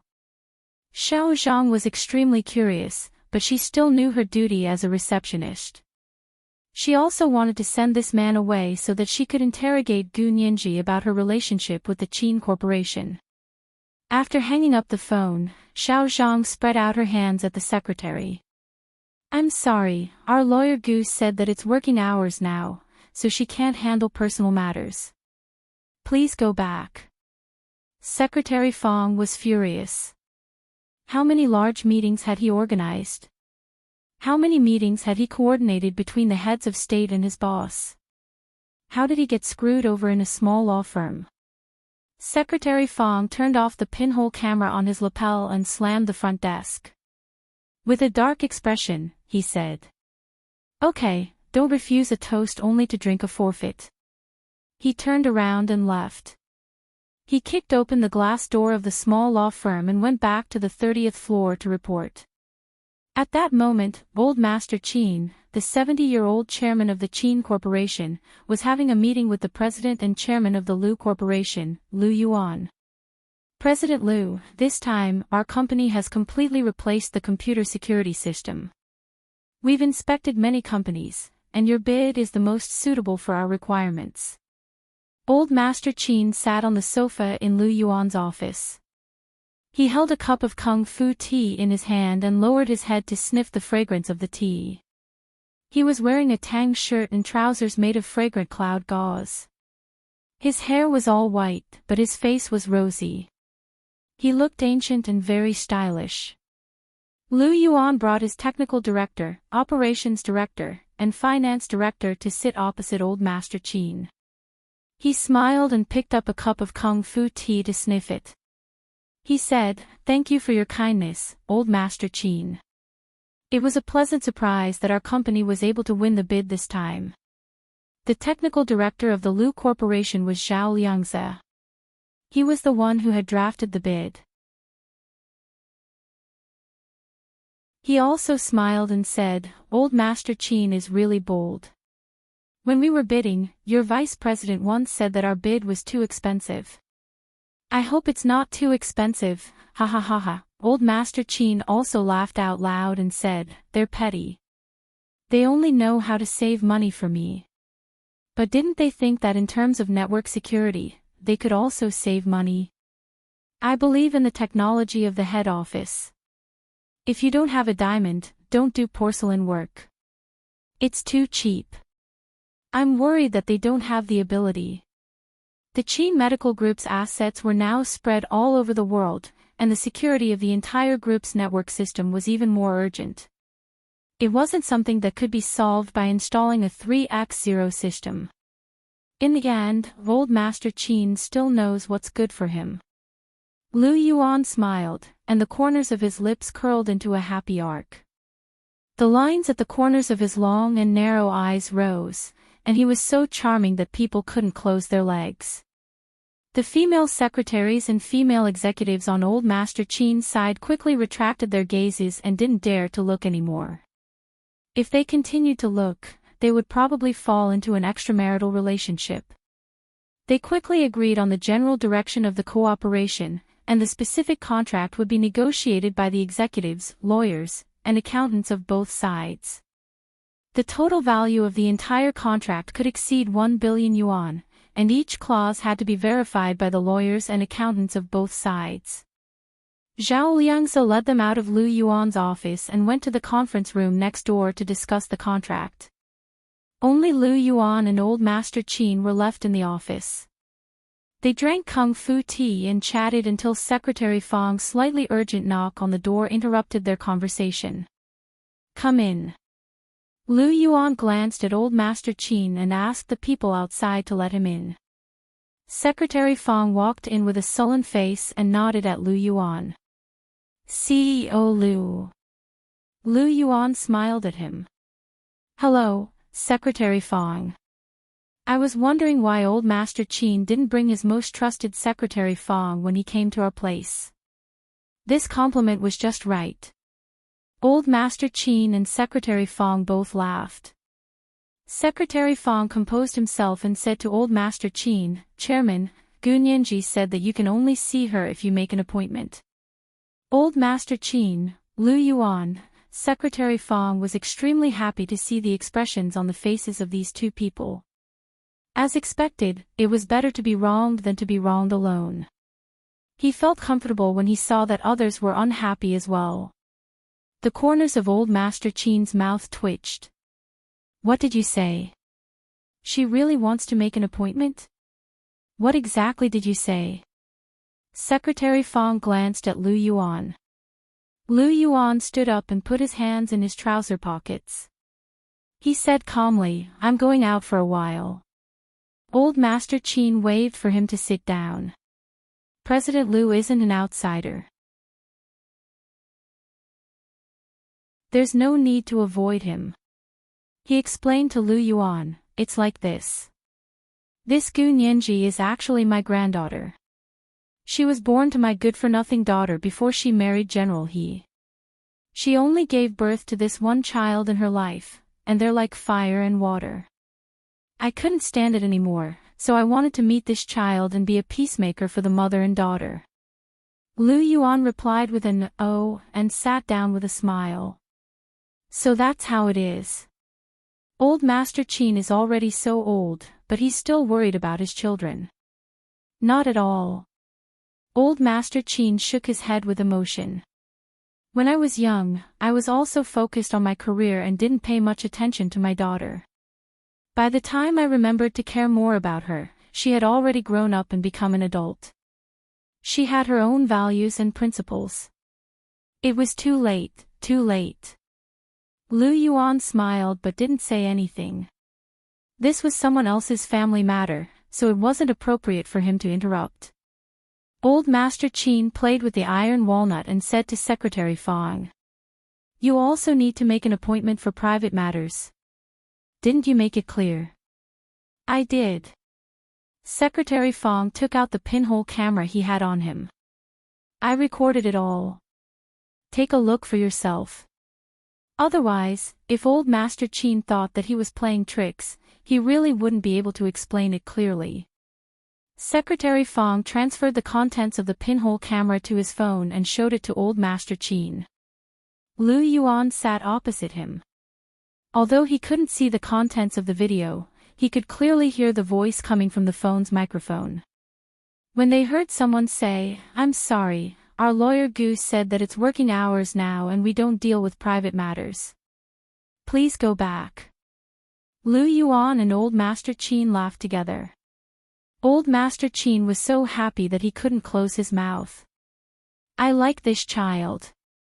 This posture, this style, she's neither servile nor overbearing, and she's not led by the nose. I like her so much.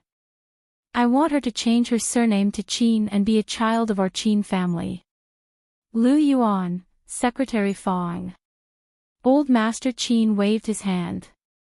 "Just go and make an appointment with her. I can afford to wait." Secretary Fong had no choice but to go down to the second floor dejectedly. He pushed the door open again and entered the Qin family law firm. He said politely to the young lady at the front desk, "Hello, I'd like to make an appointment to see Lawyer Gu." It had only been 10 minutes since they last met, but this person's attitude was much more sincere and he wasn't as arrogant as before. Xiao Zhang looked at Secretary Fong in surprise. After a while, he picked up the phone and called Gu Nianji. "Lawyer Gu, the chairman of the Qin Corporation wants to make an appointment with you. When are you free?" At this time, Gu Nianji was in the inner office searching for information about the Qin Corporation. The more she looked, the more amazed she became. Such a large corporation had hospitals and investments all over the world. It could be ranked in the top 100 of the world's largest corporations. It was indeed very impressive. The chairman of such a large corporation wanted to see her only for Qin Yaoguang's sake. This was because the chairman's only daughter was Qin Yaoguang, and Gu Nianji happened to be Qin Yaoguang's only daughter. When she received another call from Xiao Zhang at the front desk, Gu Nianji didn't continue to put on airs. She said, "Since they're so sincere, I can squeeze half an hour to see them tomorrow morning." Secretary Fong agreed and said, "I'll go back and make an appointment." After returning to the 30th floor and discussing with old Master Qin, they arranged to meet on the 18th floor of this building. Because they had negotiated a contract with Lu Yuan's company, the Qin Corporation had also rented an office space in this building for the convenience of future cooperation. They planned to move the IT-related departments here. Jin Dazhuang came back in the afternoon. He was also surprised to hear about Gu Nianji from the front desk. He walked to Gu Nianji's desk with a thermos cup filled with wolfberries and asked with concern, "Nianji, what's going on between you and the Qin Corporation?" Gu Nianji looked up at him and shrugged. "I don't know either. I'm also very confused about why you suddenly came to see me." "Okay, do you want me to go with you tomorrow?"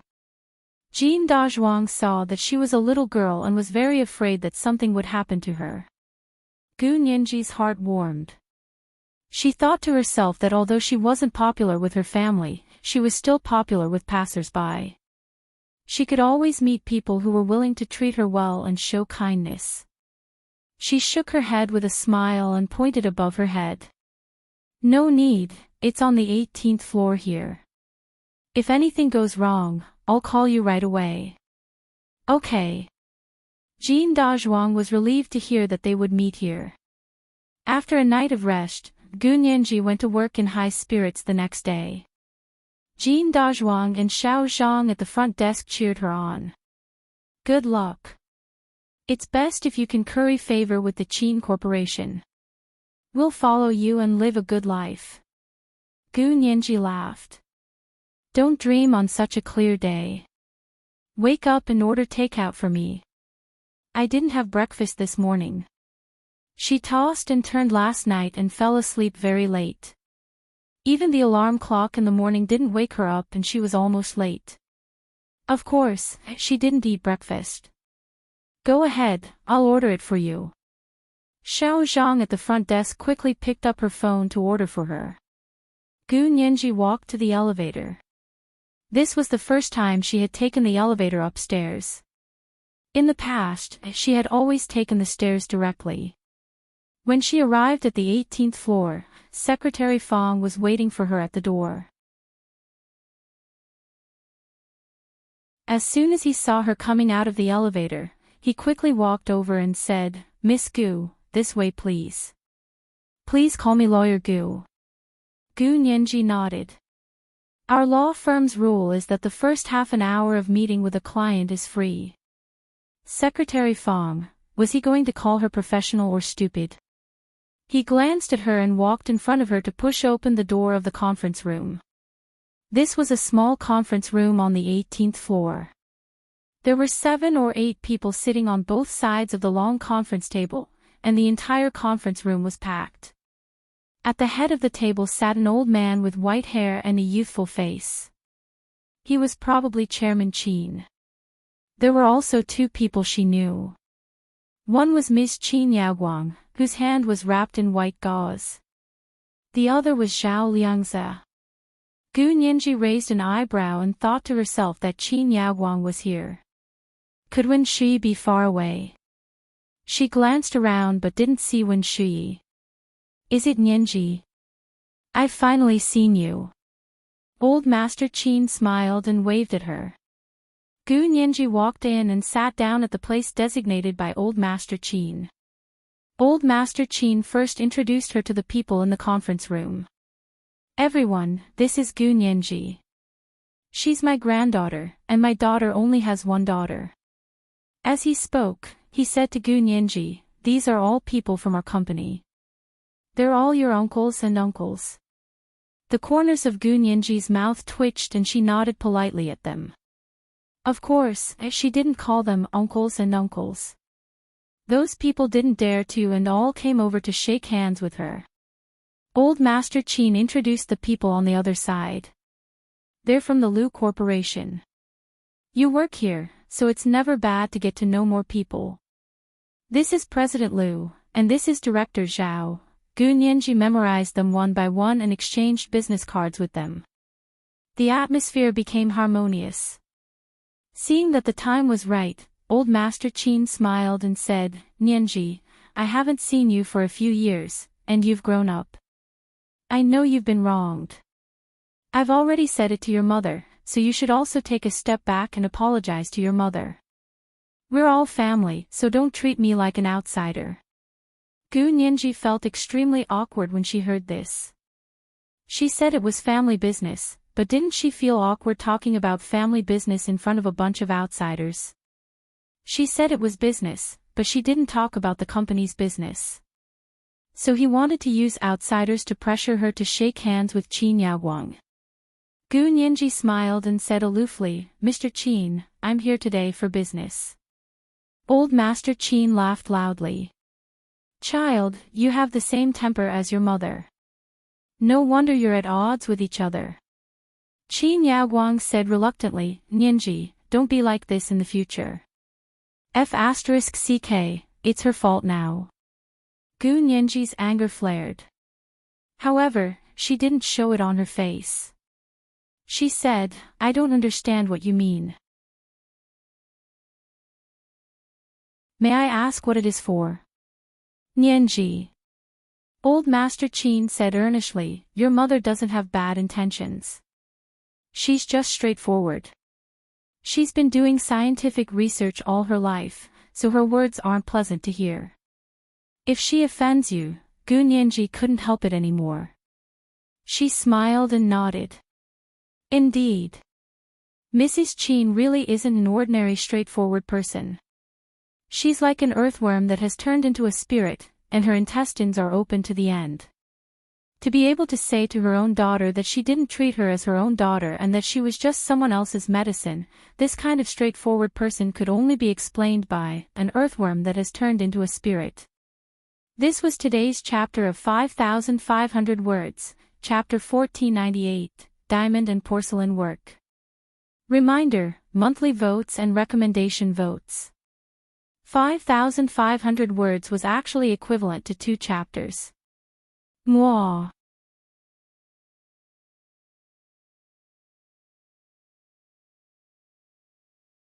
Chapter 1510. As soon as Gu Nianji finished speaking, the meeting room fell silent. Many people were having a hard time holding it in. Old Master Qin's expression darkened. Zhao Liangzi couldn't help it. He stood up and held back his laughter. Excuse me. After leaving the small meeting room, he rubbed his stomach and laughed so hard that he couldn't stand still. Ha ha ha ha, an earthworm has become a spirit, an earthworm has become a spirit. This girl's words are poisonous. The other people in the meeting room were older than him. They were all old foxes, so they could still hold it in. Only Qin Yaoguang was furious.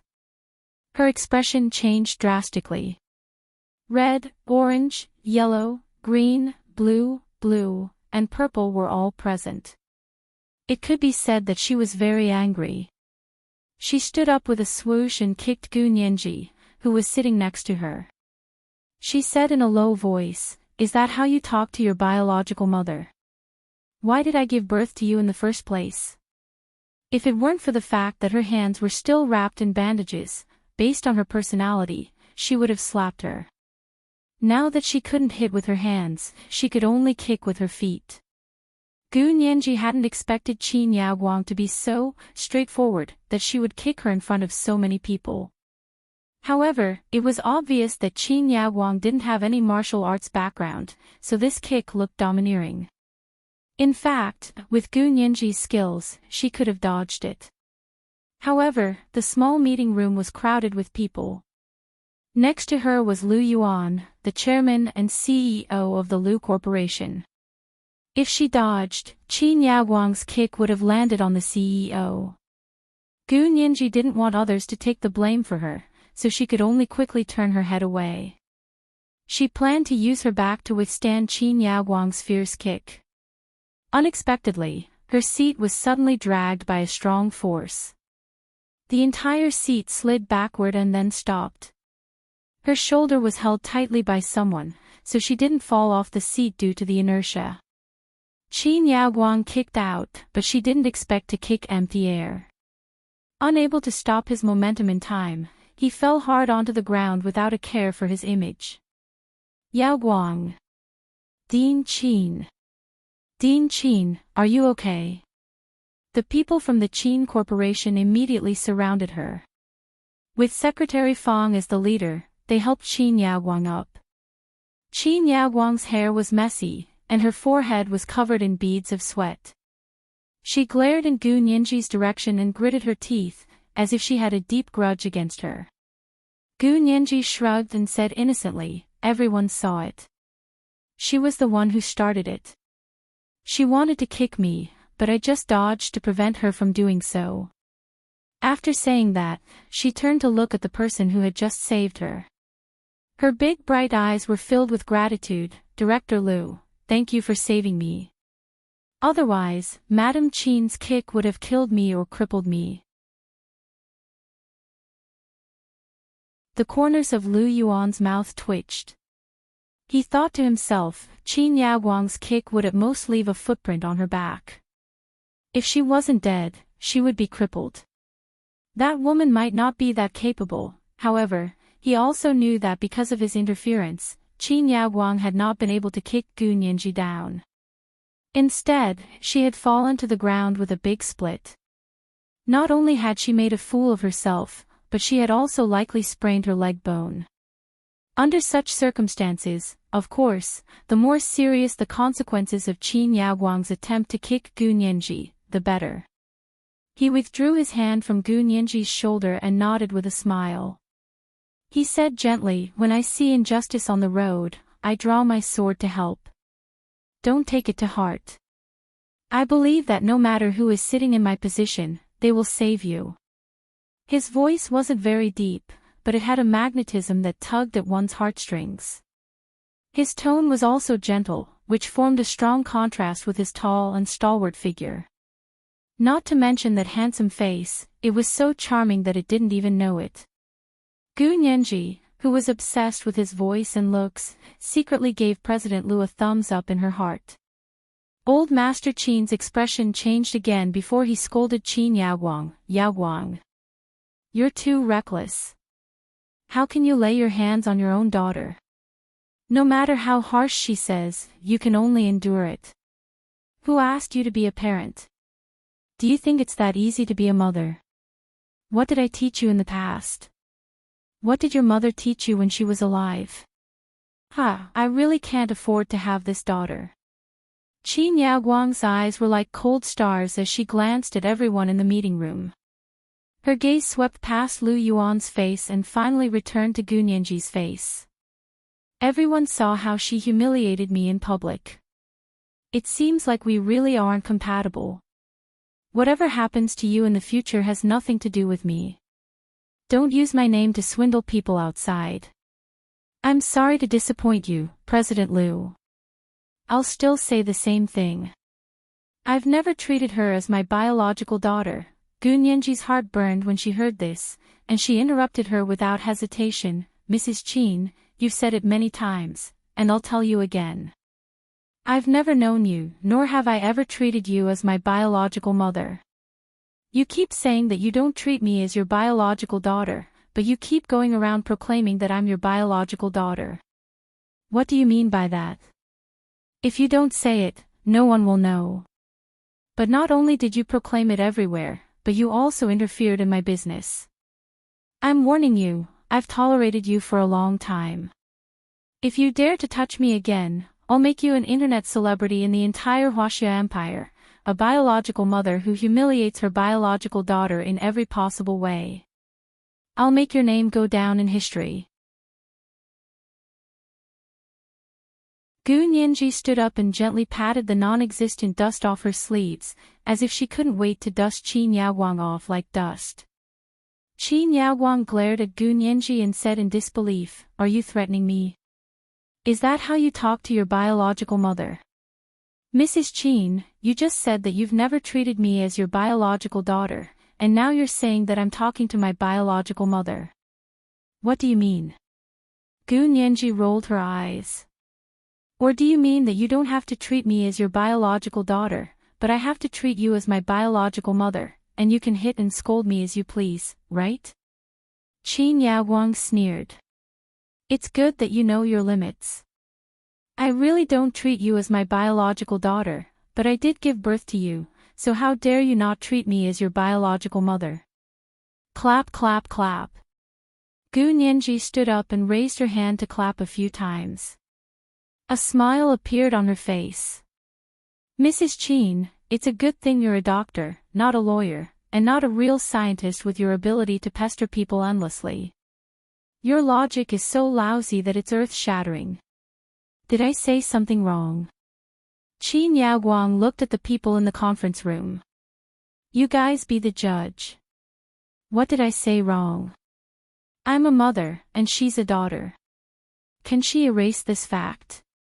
Yes, you're a mother. You can refuse to acknowledge me as your daughter, but as your daughter, I can't refuse to acknowledge you as my mother. Isn't that what you mean? Gu Nianji put her hands behind her back and stood up straight. She looked at Qin Yaoguang like lightning. Qin Yaoguang's lips parted and she frowned. She said vaguely, "If you really treated me as your mother, would you have said such disgusting things just now? If you treated me as your mother, would I not treat you as my biological daughter?" In one sentence, she had confused the relationship between the two of them into that Qin Yaoguang, her mother, didn't acknowledge her because Gu Nianji was unfilial. Gu Nianji actually wanted nothing more than to draw a clear line between her and Qin Yaoguang. She could even go to court to break off their mother-daughter relationship. However, she couldn't let others think that she was unfilial, so Qin Yaoguang didn't not acknowledge her. As a lawyer, she couldn't let her private morals have such a flaw. Gu Nianji tilted her head in amusement. Mrs. Qin, are you saying that I'm unfilial, so you don't treat me as your biological daughter? You know very well whether you're filial or not. Qin Yaoguang calmed down and sat back in her chair. Her legs were aching, and it was all because of this wretched girl. Gu Nianji saw that Qin Yaoguang had fallen for her trap and immediately said, "That's strange. How am I unfilial? Can you explain it to everyone? I won't take the blame for something I don't understand. Do you want me to explain it?"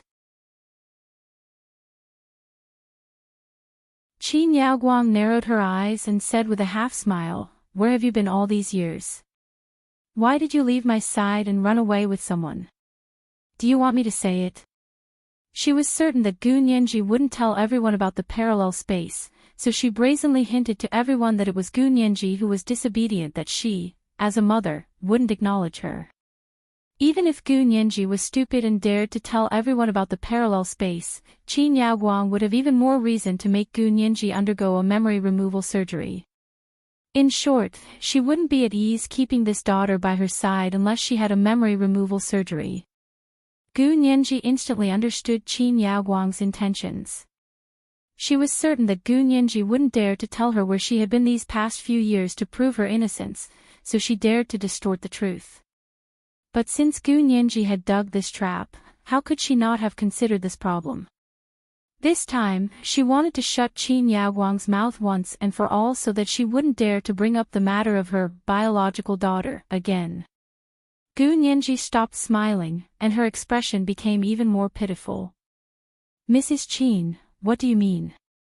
Are you saying that I haven't been by your side for the past few years and haven't fulfilled my obligation to support you? That's why you don't like me?" Qin Yaoguang was about to nod when she suddenly thought of Gu Nianji's age. Her heart skipped a beat and she realized that she had been tricked by Gu Nianji. She was about to deny it when Gu Nianji spoke before she could. "Mrs. Qin, if you don't say anything, does that mean you agree? TSK, how much do you hate me? I only turned 18 last year, which means I've only just become an adult.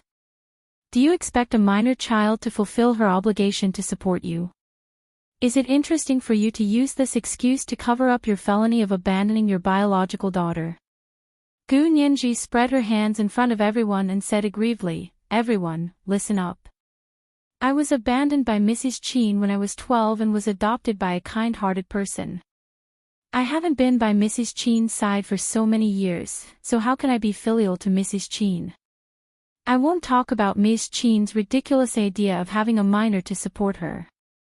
But don't worry, Mrs. Qin, I won't go to court to sue you for abandonment.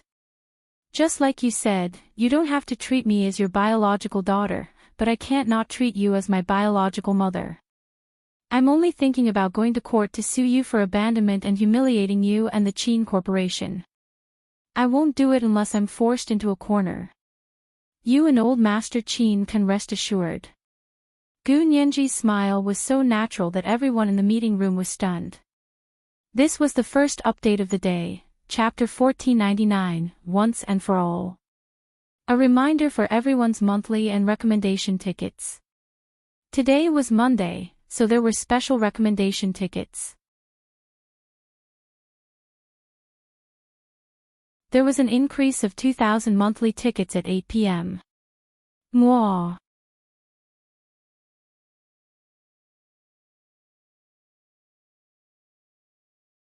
Chapter 1511. Everyone in the meeting room heard very clearly that Gu Nianji was actually threatening Qin Yaoguang. If she continued to make a scene, Gu Nianji would go to court to sue her for abandonment. Gu Nianji was already an adult. Suing her for this crime was actually useless to her, but there was a potential benefit. If she won the lawsuit, Qin Yaoguang wouldn't be able to use her biological mother as an excuse to make any demands on Gu Nianji, including support. This was equivalent to breaking away from her legal mother-daughter relationship with Qin Yaoguang. Gu Nianji's birth had always been a mess. She was not a normal, legitimate child. The senior executives of the Qin Corporation knew this very well. At that time, if someone with ulterior motives took advantage of it, it would deal a heavy blow to the reputation of the Qin Corporation. It was very likely that it would directly set off a storm in the stock market. If there was a selling frenzy, each of them would have to bear a huge loss. These people were all senior executives of the Qin Group and held shares of the Qin Group in their hands. They had to think about their own interests. Moreover, Qin Yaoguang had indeed gone too far today. After being mocked by the young lady, she wanted to kick her. Not only was her mother unkind, she even accused her daughter of being unfilial. That was too much. Seeing that the situation was hopeless, Qin Yaoguang could only take a deep breath and close her eyes. She didn't want to see Gu Nianji being sharp-tongued. It was her nightmare. She didn't expect to see someone sharp-tongued again after so many years. Old Master Qin saw that the mother and daughter had fallen out, so he had no choice but to mediate. Nianji, your mother was wrong. I'll teach her a lesson. If you need anything in the future, just come to me. Don't worry about your mother. As he spoke, he walked over and very kindly stuffed his business card into her hand. This is a name card that I only give to my close friends and family. Keep it well. It's not easy for a young lady outside. If you don't rely on your family, should you rely on outsiders? Old Master Qin patted her on the shoulder. Gu Nianji took a step to the side and said dryly, I don't rely on others. I only rely on myself. Mr. Qin, is there anything else? If not, I'll be leaving first. She looked at her watch. 25 minutes had passed. Old Master Qin sighed. I was going to be the peacemaker today, but I didn't expect things to turn out like this. All right, you can go back first. I'll give you a call in a few days and find you a good job. How can my granddaughter work in a small law firm like that? Qin Yaoguang pursed her lips and said to Old Master Qin in a drawl, Dad, you really take her seriously. You're just a small law firm employee, but you sure are arrogant. Gu Nianji was mocked by Qin Yaoguang, but she wasn't angry at all. She seemed to have a good temper and said with a smile, Miss Qin, this isn't putting on airs. This is a professional attitude and professional ethics. Of course, different professions are worlds apart. You're a doctor, so you don't understand the rules of the lawyer profession. She glanced at the people in the conference room and saw that some people really didn't think much of her, especially the so-called senior executives of the Qin Corporation. She raised her brows and lightly smiled. Our law firm may be small, but it's registered with the Industry and Commerce Department and licensed by the Bar Association. We're not a private hospital that disregards the law. If we don't take ourselves seriously, how can we expect others to take us seriously? Qin Yaoguang's pupils constricted as she said coldly, Who are you saying is ignoring the law? I'm talking about whichever private hospital is ignoring the law. Gu Nianji raised her chin slightly with a haughty attitude. You think you can spout nonsense just because you're a lawyer? Be careful or I'll sue you for slander. Qin Yaoguang said coldly. Her eyes were abnormally cold, and she looked at her like she was looking at a lab rat. Gu Nianji chuckled and shook her head. Miss Qin, you really know how to splash dirty water on your own head. I said private hospitals that disregard the law, but I didn't mention your Qin Corporation's private hospital. There are so many private hospitals in the Huaxia Empire. Why do you think I'm talking about your hospital? Don't tell me, you have a guilty conscience. Gu Nianji. Miss Gu, be careful with your words. Don't talk nonsense. The senior executives of the Qin Corporation and Qin Yaoguang sternly criticized Gu Nianji, as if she had said something treasonous. Gu Nianji shrugged. Do you have to be so guilty? When I said that it was a private hospital that disregarded the law, all of you jumped up like mad bulls that saw red. Let me tell you, I'm a lawyer. The more you act like this, the more curious I am. She dragged out her voice with a sly expression. Her eyes were fearless, and she could even look at Old Master Chin for a long time. Old Master Chin looked at her for a while and suddenly burst into laughter. The younger generation will surpass the older. The younger generation will surpass the older. The Chin Corporation has a successor. We have a successor. Gu Nianji. It's over. Did she make this old man lose his mind from anger? Gu Nianji frowned slightly and looked at Old Master Chin suspiciously. The president of the Lu Corporation, Lu Yuan, said leisurely, Lawyer Gu is very ambitious. Back then, I was also poor and started from scratch. I relied entirely on myself to achieve what I have today. After so many years in society, I only have one thought: don't bully a young man for being poor. He took the initiative to reach out his hand to Gu Nianji. His attitude was very humble. Lawyer Gu, our company has been talking about a new law firm recently. We're recruiting more than one partner. If you're interested, you might as well join the bidding. Gu Nianji was overjoyed. She shook Lu Yuan's hand a few times. CEO Lu, is what you said true? I'm an honest person. I'll take anything you say seriously. How could I not keep my word in front of so many people from the Chin Corporation? Lu Yuan smiled. The most important thing in business is credibility, especially since we're in the business of cybersecurity. We know the importance of credibility more than anyone else. Okay. I'll go back and check your company's bidding requirements and make a bid right away. Gu Nianji was so excited that she couldn't wait to go back and start working. This was her first big deal in this side of the world. If it succeeded, their small law firm would be able to upgrade their shotguns in minutes. She could also immediately talk to Jin Dazhuang about the partnership. At that time, she would no longer be a small employee who worked with others. She would also be a boss. Gu Nianji's heart finally calmed down. She hated that kind of floating state. She was like duckweed without a foundation. Okay, I'll wait for your good news. Lu Yuan took good care of her and personally walked her out of the conference room. You work in this building, right? Gu Nianji nodded. I'm on the second floor, at the Jin law firm. She added, Jin Dazhuang is a good person. No one else dares to hire me. He's the only one who gave me a job. Lu Yuan curled his lips. Lawyer Jin is indeed a good person. Lawyer Gu, go back and discuss it with Lawyer Jin. The bidding ends next week. Ha! In such a hurry. I'll go prepare right away. Please give me a chance. Gu Nianji bowed to Lu Yuan to thank him. After Lu Yuan sent her off, he returned to the conference room and said to Old Master Chin, your daughter is as stubborn as your granddaughter. Yes, I can't help it. Old Master Chin secretly breathed a sigh of relief when he saw that Lu Yuan didn't mind.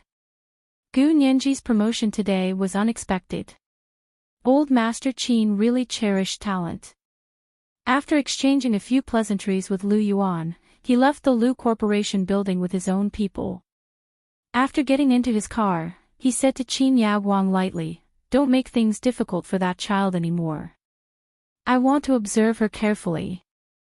Dad. You don't really want her to be your successor, do you? Qin Yaoguang's eyes widened. What's so outstanding about her? Do you all treat her like a treasure? Don't worry about that. I know what I'm doing.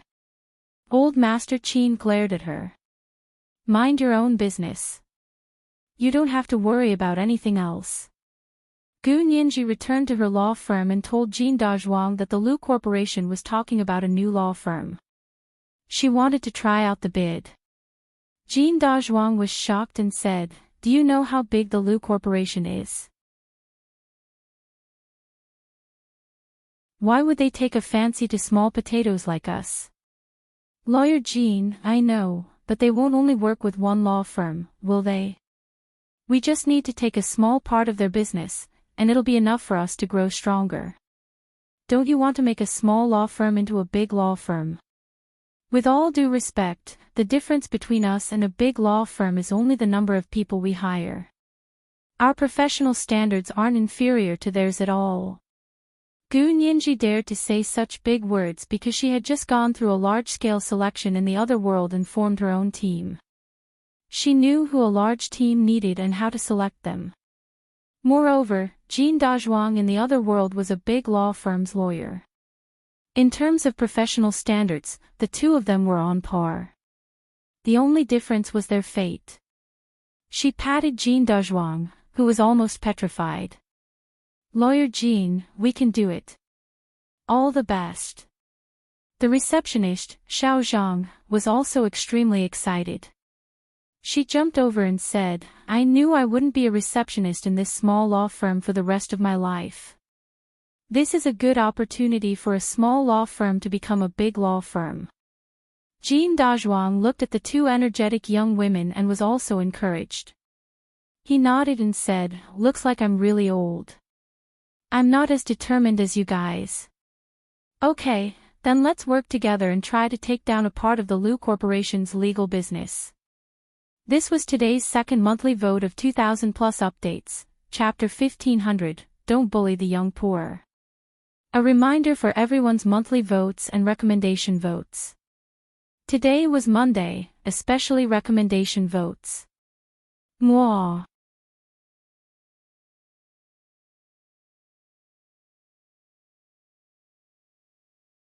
Chapter 1512.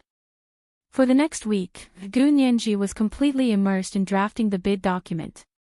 She worked overtime from dawn to dusk, and only slept 2 to 3 hours a day. By the end of the week, she finally finished the entire bid document. Looking at her watch, it was already 10 a.m. She could finally sleep before 4 a.m. that day. After a whole day, she still drank some milk in the morning. Her stomach growled, so she put on her coat and headphones. Listening to music, she went downstairs to buy a wonton from the all-night shop. She also took the opportunity to get some fresh air. Running between the office and the apartment every day was exhausting. In front of the shop, several couples were waiting in line for supper. They snuggled up to each other and only had eyes for each other when they talked. When they were happy, they kissed and unscrupulously displayed the beauty of youth and the sweetness of love under the night sky. Gu Nianji accidentally saw it, and her heart suddenly ached like a needle. She used to have such a beautiful life. She used to have a man she loved. The feelings that had been suppressed for a long time finally exploded that night. She looked up at the night sky. In the dark blue sky, a lone star shone in the sky. Her headphones were playing the single, If Love Had Providence, on repeat recently. On this lonely night, it made her tears flow like a fountain. The star in the sky appeared. Do you know that I'm starting to miss it again, how much love can only look at each other from afar, like the moonlight shining on the sea. He Jichu sat in the car and quietly watched Gu Nianji's thin figure under the night sky. His shimmering almond-shaped eyes deepened. After a while, he opened the car door and walked to Gu Nianji's side. He reached out and gently wrapped his arm around her shoulder. He took off one of her headphones and put it in his ear to listen to music with her. Gu Nianji had stayed up for several nights and happened to be in a state of extreme longing. For a moment, she was in a daze. She saw a tall figure in military uniform standing beside her, and Hu Xiaoheng's handsome features immediately appeared in her mind. She watched in a daze as he bent over with a smile and took away one of her headphones. Hu Xiao, you're here. She murmured. Her bright eyes were unfocused, but she saw someone else through He Jichu. He Jichu tightened his grip and didn't say anything. He pressed her head against his chest. He was wearing a military uniform. He was tall and had a wide leather belt around his thin waist. His face was cold and indifferent. His gaze swept across the crowd, and the couples in the queue before and after them hid far away. Gu Nianji's shoulder hurt from He Jichu's grip. When she came back to her senses, she saw that the person in front of her was not Hu Xiaoheng, but He Jichu. She wiped the tears from the corners of her eyes as if nothing had happened and whispered, "Young Master He, why are you here?" He Jichu stroked her head and said coldly, "I missed you, so I came." Gu Nianji, she averted her gaze and purposely changed the topic. She muttered, "You only know how to play for privileges." He Jichu, what a heartless little fellow. Who was he trying to get special privileges for? Recalling how Gu Nianji had mistaken him for someone else, He Jichu was so angry that his liver hurt. But what could he do? Of course he forgave her. He Jichu didn't say anything else and followed her in line. When they arrived at the store, he bought 2 bowls of wontons to go. He carried 2 plastic bags in one hand and held Gu Nianji's hand in the other as he walked back to her apartment with her. Perhaps it was because it was the middle of the night, when people were the most vulnerable, Gu Nianji didn't shake his hand off.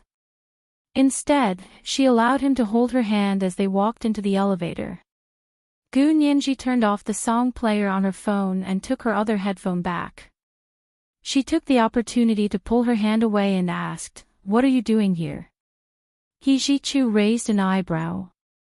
Gu Nianji immediately said, "Don't say that you missed me.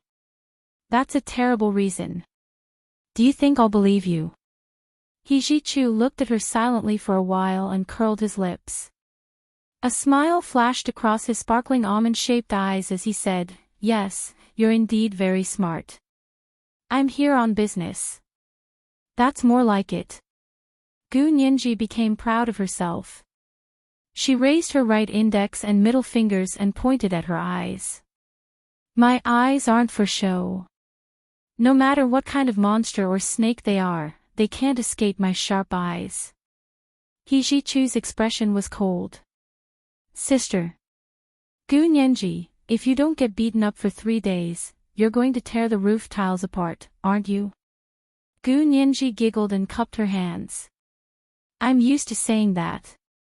Don't blame me, young Master He. Calling me young Master He is too formal." He Jichu leaned against the inner wall of the elevator with 2 plastic bags in one hand and one hand on the armrest.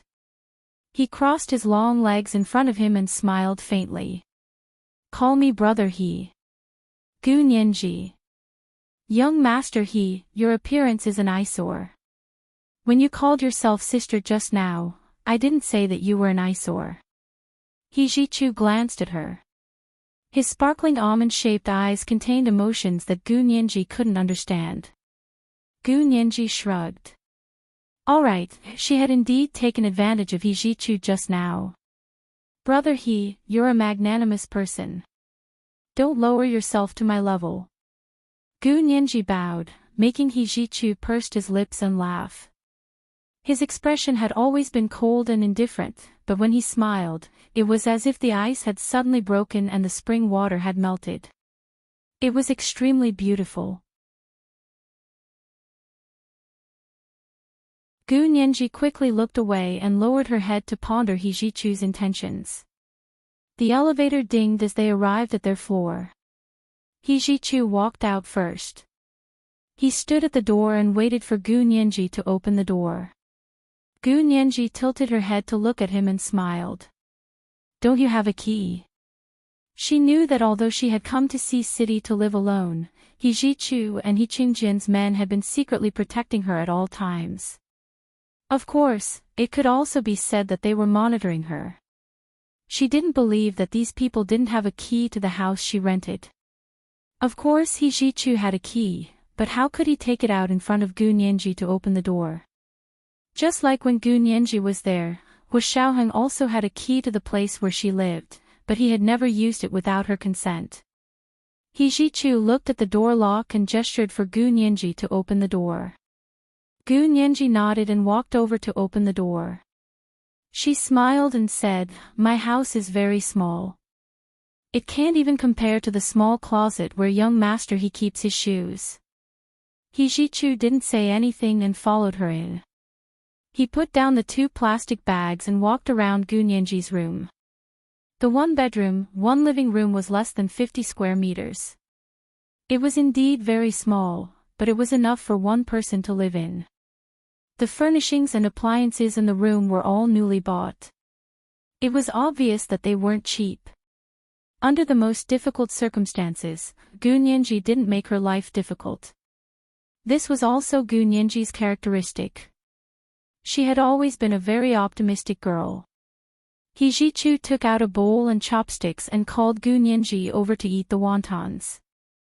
Gunyenji smiled and said, "You've become the host. Eat it, you're so talkative." Hijichu took a few wontons from his bowl and gave them to Gunyenji. "The wontons here are really good. They're the best in Sea City. You're quite lucky." Gunyenji narrowed her eyes and smiled. She wouldn't tell Hijichu that there was also such a delicious wonton shop in Sea City in the other world. It was hidden in the streets and alleys of Nanjing. Although the address was different, the name of the wonton shop was exactly the same. The taste was also very similar. After eating the wontons, Gunyenji felt sleepy. She had stayed up for too long and couldn't take it anymore. She yawned and asked Hijichu, "Are you going back to your base or to the hotel?" "I'm going to sleep. I haven't slept well for a few days. To be honest, looking at you feels like I'm dreaming. It doesn't feel real." Hijichu knew that she was working hard, so he couldn't help saying, "Nyenji, come back with me. Why are you working so hard? If you want to be a lawyer, I'll transfer my mother's shares to you. The major shareholder of the largest law firm in the country is my mother." Of course, it was under his name now. Gunyenji was a little awake. She rubbed her temples and said, "Young master I have my own goals. I won't sit back and enjoy the fruits of others' labor. Don't worry, I'm not angry with Wen Shui. Who does she think she is to be angry with me? I just hope to use my own abilities to earn a place here." How could Hijichu not understand Gunyenji's thoughts? He just felt too sorry for her. After trying to persuade her, he gave up when he saw that she insisted on not accepting it. He patted her head. "Rest early. I'm going back to the imperial capital overnight." Gunyenji's eyes widened. "Why are you in such a hurry?" She couldn't help showing a hint of wanting him to stay. After all, in this unfamiliar world, Hijichu was the person she was most familiar with. Hijichu's gloomy mood suddenly improved because of her words. "You don't want me to leave? Then I'll stay." He took a step forward and said tentatively. Gunyenji quickly retreated and waved her hands. "No, no, no. I was just saying. If you have something to do, go do it. Don't delay work." She paused for a moment and said sadly, "If it was Major General Hua, he would definitely put work first and I would follow." Hijichu's expression suddenly changed, and his heart ached. Did she love that person that much? She loved him so much that she was willing to endure his neglect of her. Even when they were far apart, she could still take it out and chew it over and over again, turning the bitterness into sweetness. Hijichu clenched his fists. There was no hurry. He had a lifetime to make Gunyenji realize that not only was his love for her no less than Hua Xiaoheng's, but it was even greater. "Are you stupid?" Hijichu stopped in his tracks and put his hands in the pockets of his military pants. The corners of his mouth twitched. "What's there to think about? Let me ask you, do you need my help with the Lu Corporation's business?" Gunyenji immediately perked up when she heard Hijichu talk about work. She shook her head and said, "No need, no need. I've already prepared the bid. Don't interfere. This is my own network, and I have to manage it myself. If you interfere, I'll resign and leave this place immediately." He Jichu didn't say anything else when he saw how determined she was. Moreover, he knew Gu Nianji's ability. If no one deliberately obstructed her, she would be able to climb very high on her own. Okay, keep working hard. I'm leaving. He Jichu opened his arms to her. Give brother he a loving hug, okay? Gu Nianji looked at him and slowly moved closer. She blinked her big bright eyes and said with a smile, as a little sister, give brother he a friendly hug, okay? He Jichu's outstretched arm stiffened, but he couldn't bear to put it down.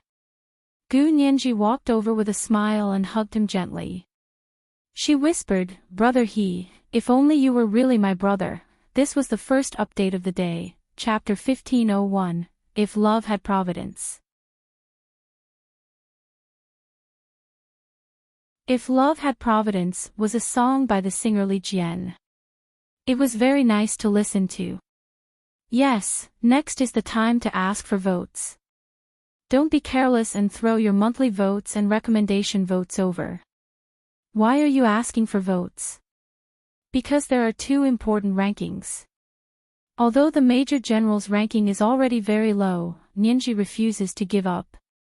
So, don't give up either. There will be an extra update at 8 p.m. It will be a special extra update for my book friend, Guixia. Such a good book friend, who is full of enthusiasm in the book review section, has to be added. Moi, all the big shots and little angels.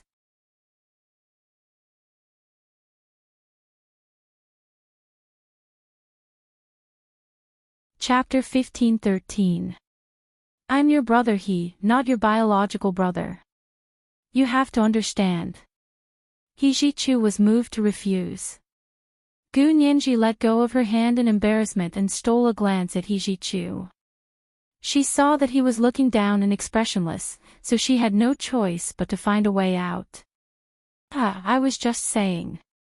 The He family has such a high threshold, I can't get in either. Young Master He, please don't take offense. I'm not that lucky to be young Master He's biological sister.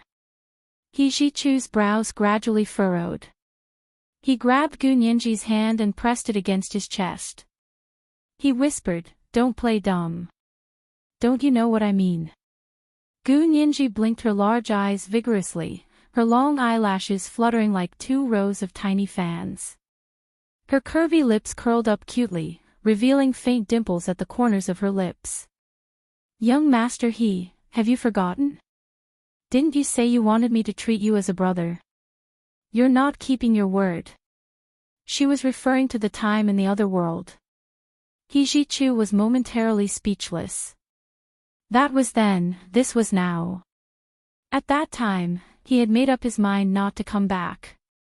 Of course, he could only settle for the next best thing, which was to be Gu Nianji's only family member and watch her and Hua Xiaoheng be together. But now, Hua Xiaoheng couldn't come over, and Gu Nianji couldn't go over either. So why couldn't he be with her? He Jichu gazed at Gu Nianji's faint smile and caressed her face. I know it's too early to say this, but no matter how long it takes, I'll wait for you. With that, he immediately turned to leave. His footsteps seemed a little panicked. Gu Nianji stared blankly at He Jichu's back for a long time before closing the door. Leaning against the door, she looked at her room. Although it was decorated almost exactly the same as her small apartment, she knew that it was different. No matter how similar it was still different. He Jichu rushed back to the imperial capital overnight. It was already 2 in the morning by the time he got home. He entered the house and casually asked, "Is my dad asleep?" The orderly quickly said, "Sir, General, he is still in the study." "You're still up so late?" He Jichu frowned. "Didn't I tell you?" He wanted to urge the bureau chief to rest early. "He's not in good health." "Sir, we urged you to come back, but every time you wanted to come back, he would wait for you."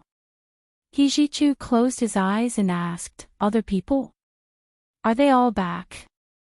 The orderly looked at He Jichu carefully and pondered for a moment before asking, "Are you referring to Mrs. Qin?" She's not back yet. He Jichu's expression instantly turned cold. Who told you to talk about Mrs. Qin? There was only one Madam Qin in this family, and that was his mother, Qin Suan. Qin Yaoguang had married into the family when he wasn't at home. He Jichu didn't believe that his father, He Qingjian, hadn't instructed him to address her. The orderly scratched his head and whispered. It was Miss Wen's order. We used to call her Auntie Qin, but when Miss Wen was around, Auntie Qin was a form of address between relatives. We had to call Auntie Qin Mrs. Qin. He Jichu snorted. Wen Shuyi is no longer a military personnel, nor is she my personal secretary. Pass down the order. Her words are invalid. The orderly quickly saluted and said loudly, Yes, sir. After giving instructions to the family, He Jichu went straight to He Qingjian's study on the second floor and gently rang the doorbell. He Qingjian saw from the video that it was He Jichu who had returned and quickly pressed the button to open the door. The door to the study opened silently. He Jichu walked in and closed the door. He Jichu walked around the multi-treasure pavilion that was used as a partition and walked into the inner room. He saw He Qingjian sitting behind the desk and looking up at him with his presbyopic glasses. He took off his glasses and smiled as he pointed at the chair in front of him. Sit, Ah Chu. I'm very happy that you came back so late to see me. He Jichu, I guess you won't be happy later.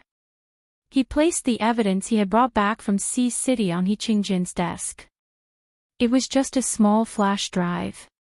Dad, I went to Sea City and learned something interesting. I wonder if you're interested in taking a look. He tapped the desk with his hand and asked calmly. What is it?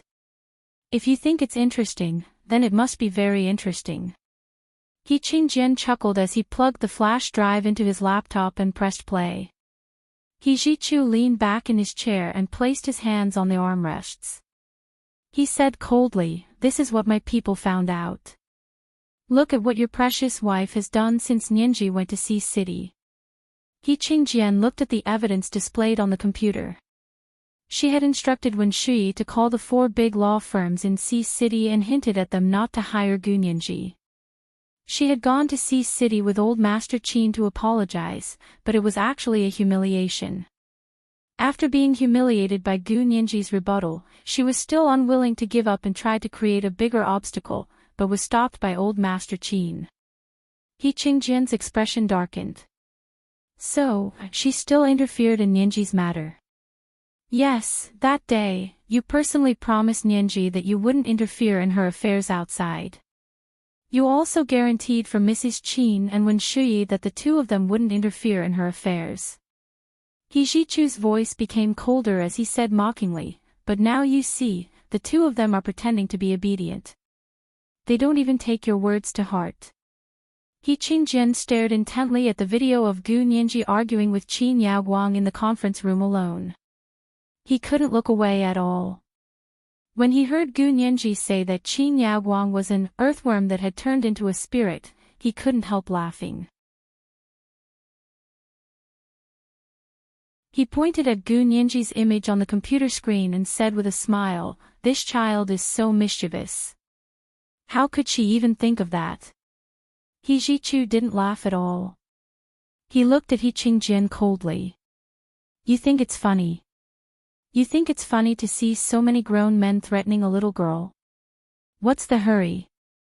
He Qingjian rolled his eyes at He Jichu unhappily. Look, she didn't lose out.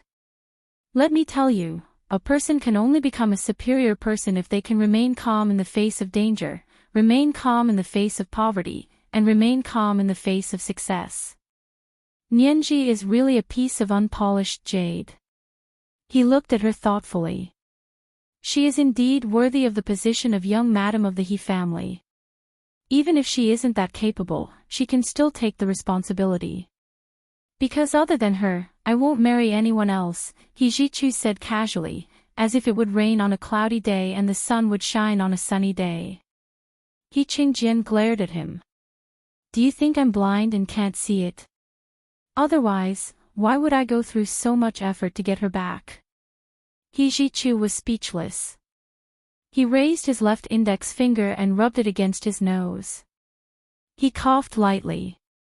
She's a qualified young madam. What about madam? Do you think she's qualified?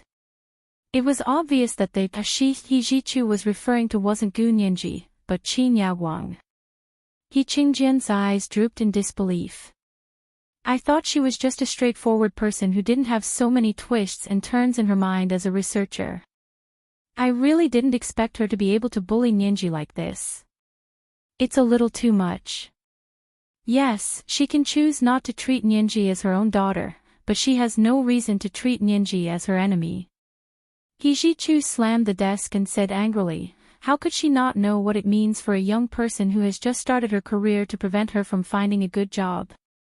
She keeps saying that she doesn't treat her as her own daughter, but whenever something happens, she has to mention it. She's afraid that others won't know that Nianji is her daughter. He Ji-chu lowered his voice. Haven't you ever advised her not to go crazy? He Qingjian smiled bitterly. Before Nianji came back, she didn't go crazy. He Ji-chu, Gu Xiangguan had sent Gu Nianji to their house when she was 6 years old. In the past 6 years, the number of times Qin Yaoguang had visited her could be counted on one hand. At that time, she had treated Gu Nianji with a business-like attitude. Although she wasn't enthusiastic, she wasn't as overboard as she was now. She hadn't expected that 7 years later, when Gu Nianji, who had grown up, returned, she couldn't even maintain a business-like attitude. He Ji-chu stood up. I still plan to move out. Dad, I don't want to interfere with your life. Please don't interfere with me in the future. Really, it's good for me, for you, and for this family if I move out. Achoo. He Qingjian quickly stood up and looked at him anxiously. I haven't said my decision yet. Why are you in such a hurry? I have no intention of forcing you to make any decision for me. He Ji-chu looked at his father calmly. Really, I just can't control myself. Especially after seeing the video of her trying to beat Nianji up, I can't bear to live under the same roof as Mrs. Qin as if nothing had happened. Only now do I understand why Nianji really wants to leave this family. He Ji-chu was a little disappointed. In the end, he still couldn't give her a true sense of security. She couldn't relax like she did when she lived by Hu Xiaohing's side. But it didn't matter. This also explained why Nianji couldn't fall in love with him yet. If he knew what he was lacking, he would be able to correct it and do better. When that day came, it would be natural for them to be together.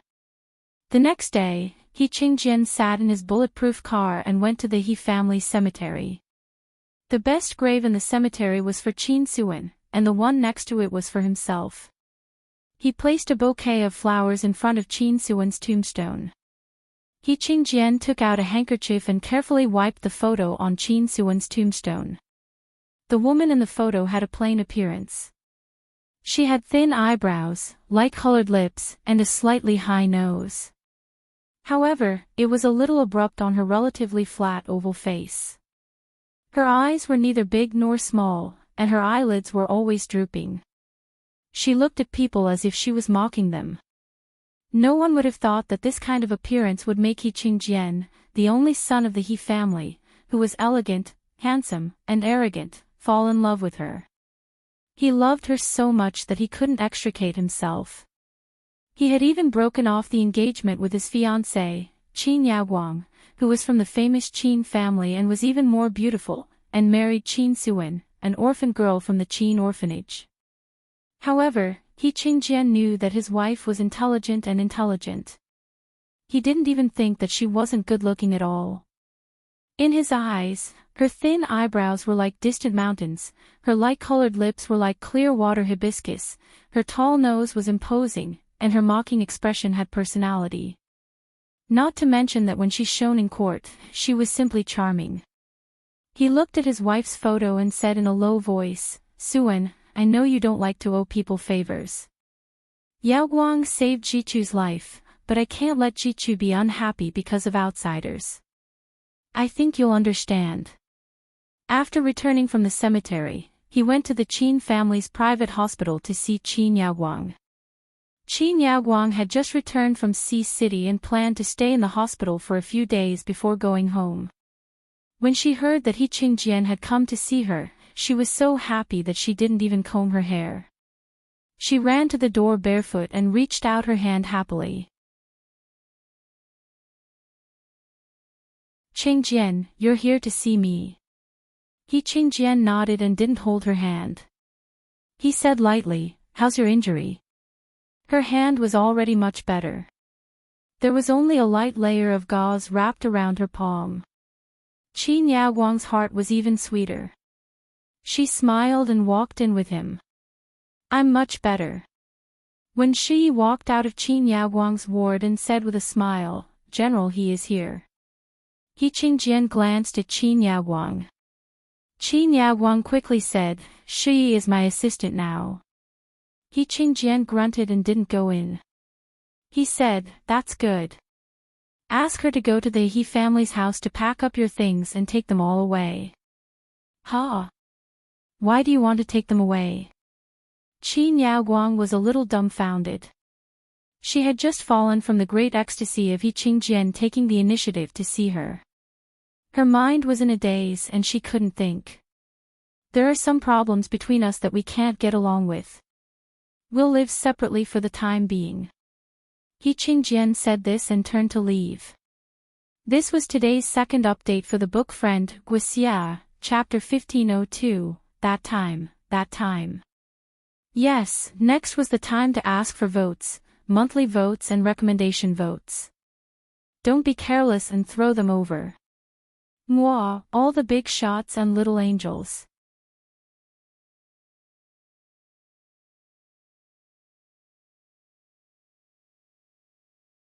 Chapter 1514.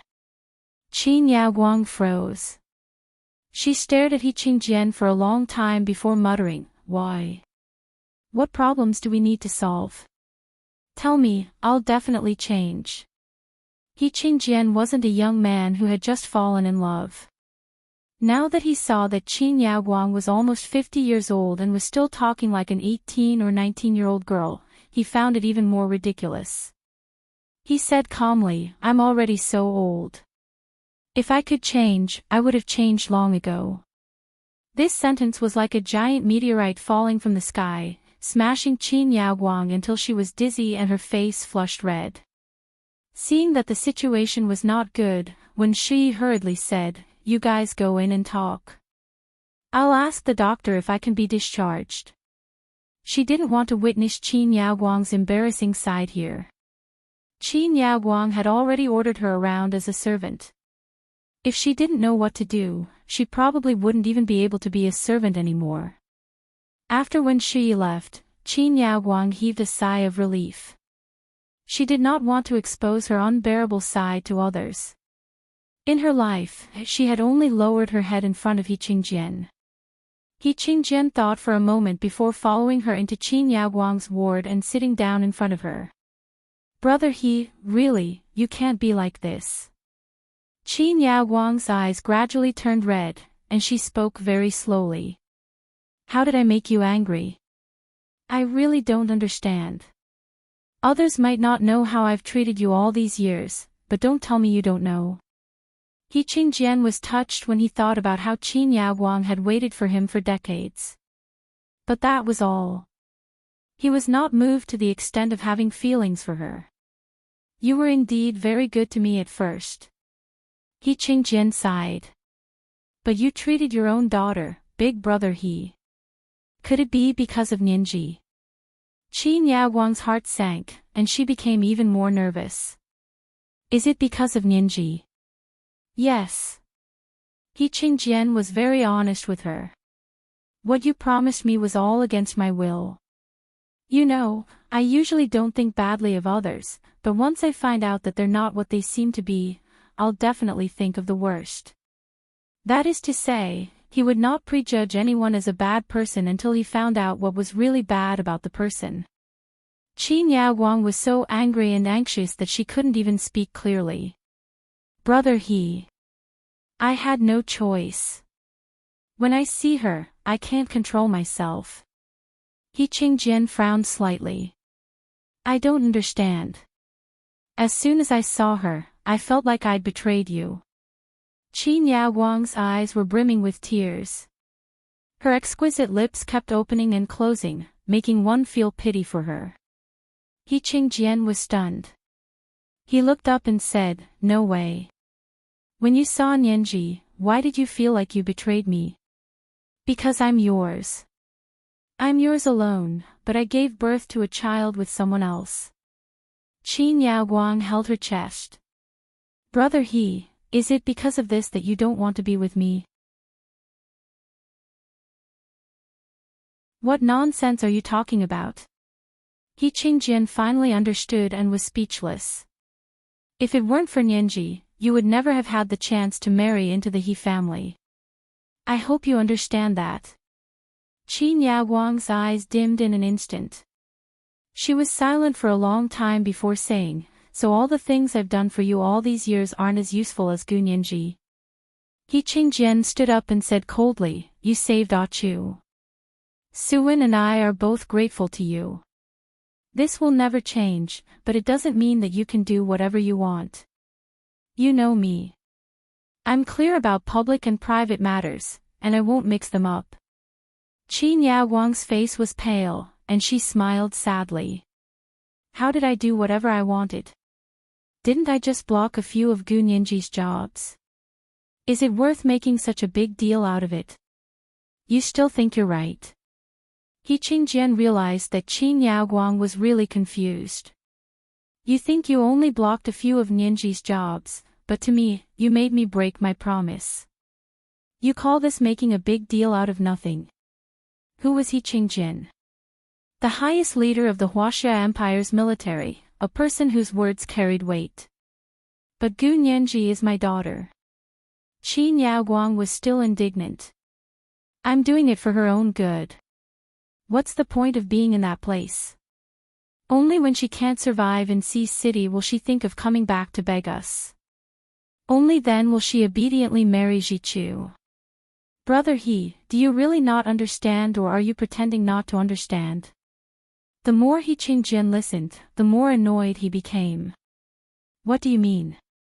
In your eyes, is my son that bad? Do you have to use such a shameful method to force Nianji to submit? How can she really fall in love with him if you do this? Qin Yaoguang, are you really an earthworm that has turned into a spirit? Not only have your intestines been penetrated to the end, but even your brain has been penetrated. What did you say? Qin Yaoguang's expression changed drastically. She looked at He Qingjian in disbelief. How did you know? You sent someone to spy on me. You have a video. Qin Yaoguang immediately understood what the problem was when she heard, an earthworm that has turned into a spirit. This was the greatest humiliation in her life, second only to He Qingjian breaking off his engagement. He Qingjian smiled. Spy on you? You're overthinking it. I only did this to protect Nianji. If I didn't do this, I really wouldn't have known that you treated Nianji so badly. He approached her. Qin Yaoguang, what are you thinking? Gu Nianji is your biological daughter. What do you want by making things difficult for her? Can't you just turn a blind eye to her like you did before? Qin Yaoguang collapsed on the sofa and took 2 deep breaths. She turned her head and said, "All right, stop talking. If we're separated, then so be it. We also need to calm down." He Qingjian nodded. Okay, hurry up and send someone to take your things away. I won't see you for now. He turned to leave, but Qin Yaoguang said faintly from behind him. You don't want me anymore. He Qingjian didn't turn around. With his back facing Qin Yaoguang, he frowned imperceptibly and said, back then, our engagement was the idea of our parents. I told you clearly from the beginning that I didn't have feelings for you. But didn't you know that I fell in love with you at first sight?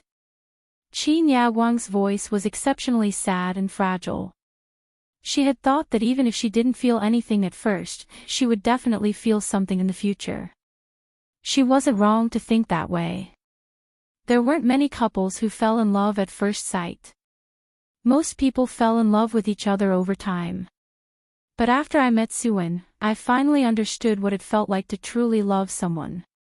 He Qingjian looked up at the voice-activated light at the door of the ward. I still remember the first time I saw her.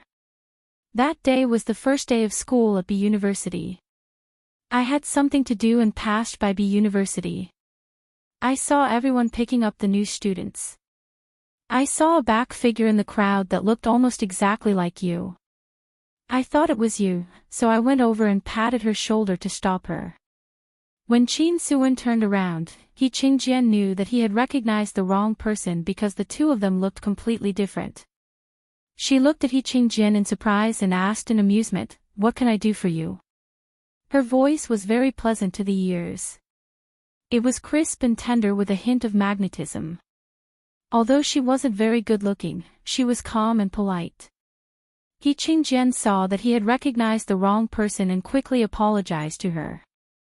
She didn't mind. She smiled heartily and waved at him. Then, she dragged a large, shabby suitcase into the crowd. That was the first time they had met. He Qingjian didn't take it to heart at first. He just thought it was funny that someone's back view was so similar. When he came back and told Qin Yaguang about it, the two of them laughed for a long time. The next time he saw Qin Suan was at the debate competition at B University. He had originally gone to support Qin Yaguang, but he was captivated by Qin Suan's eloquence. That night, all the lights were focused on her, making her unattractive face look even more radiant. He Qingjian began to pay attention to her. He even appeared by her side intentionally or unintentionally and became friends with her. Unknowingly, his attention to her had changed. When he realized that he had truly fallen in love with this unprepossessing but extremely intelligent girl, he immediately explained the situation to his father and then broke off the engagement with the Qin family. At first, Qin Yaguang didn't know that he had fallen in love with Qin Suan. She thought that he had fallen in love with the daughter of another aristocratic family, so she had been very remorseful. Because at that time, with the Qin family's background, her engagement with He Qingjian was a proper way to climb the social ladder. Hearing He Qingjian reminisce about the past, Qin Yaguang's expression became even more dismal. She lowered her head and wiped her tears with the back of her hand. She sobbed and said, "So after all these years of hard work and sacrifice, I still couldn't move you. I was the one who met you first. Actually, I told you a long time ago that you don't have to waste your time on me.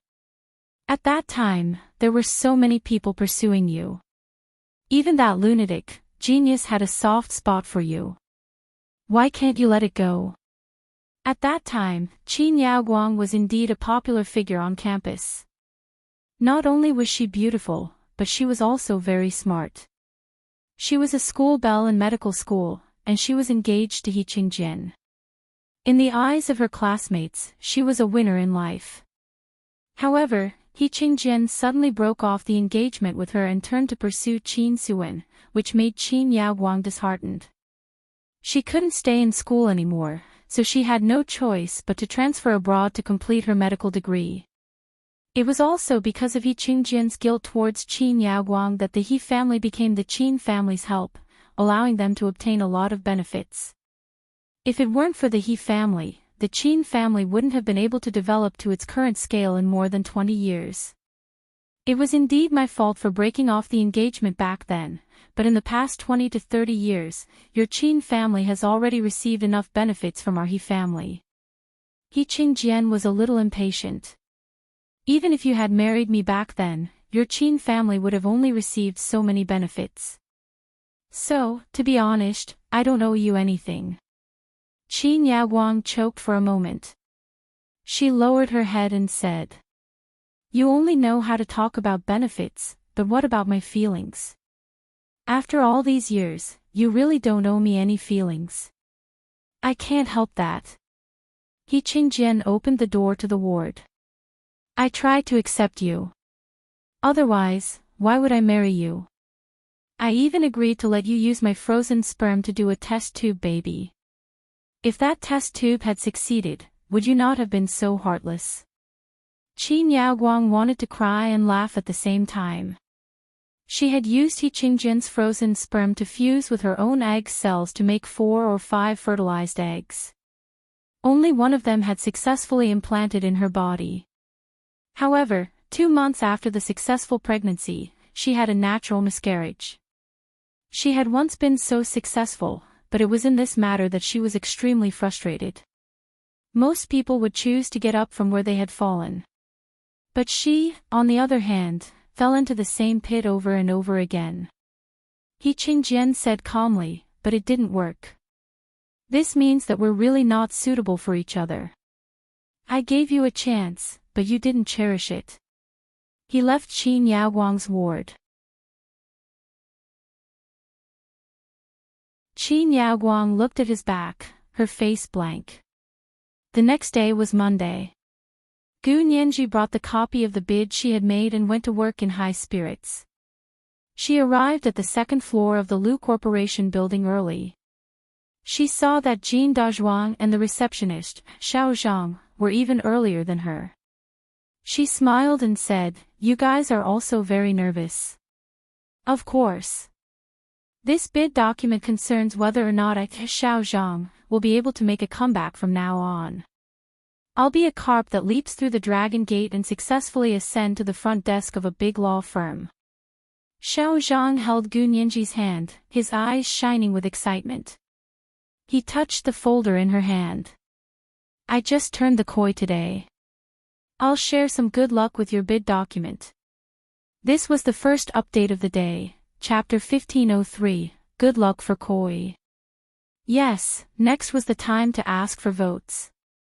Don't be careless and throw your monthly votes and recommendation votes over. There would be a Valentine's Day update at 8 p.m. WA, all the big shots and little angels.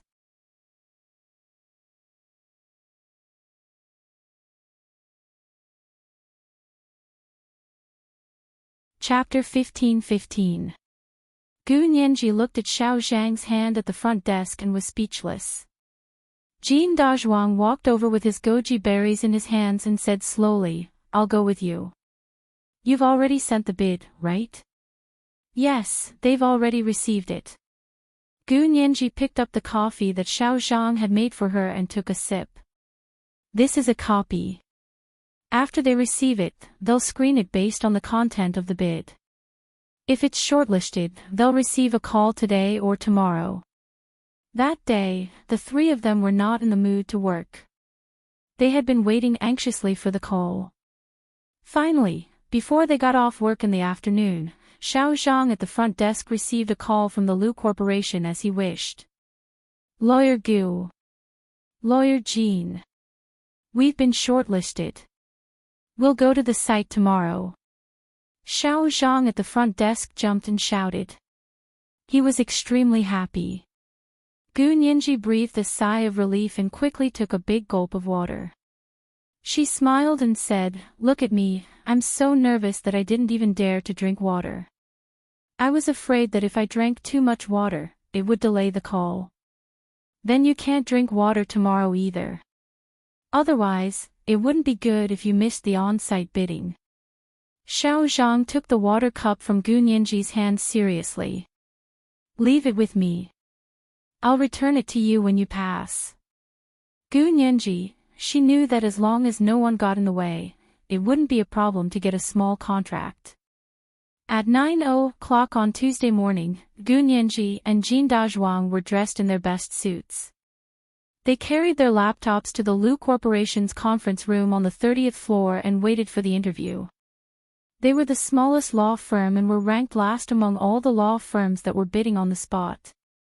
They waited from 9 o'clock in the morning until 3 o'clock in the afternoon before Gu Nianji and Jin Dazhuang were called in. The person in charge of the on-site bidding was already so tired that he was swaying left and right. He didn't want to listen to them at all. The bald male supervisor sitting in the middle frowned as he looked at the Jin law firm's bid document. He muttered. Why did something strange sneak in? How did the legal department screen? How dare such a small law firm come to our company to bid for business? Are they looking down on our Lu Corporation? Gu Nianji coughed softly and said, Sir, your microphone is not turned off. Therefore, everyone heard his muttering. There was an awkward laughter in the conference room. The bald male supervisor did it on purpose. He didn't expect the two of them to be so tactless. He shook their bidding documents impatiently. Your law firm is so small. Why would you want to bid for our business? Was there a mistake somewhere? Why don't you go back first, and I'll check with the department in charge of screening the bidding documents. Holy shit. A mistake. Everyone has been waiting for an entire day, and you're telling me there's a mistake. Gu Nianji was about to lose her temper when the door of the conference room was suddenly pushed open. Lu Yuan walked in slowly and said gently, I happen to be free, so I came to listen to the bidding. Hello, President Lu. Director Lu. Chairman Lu, please sit here.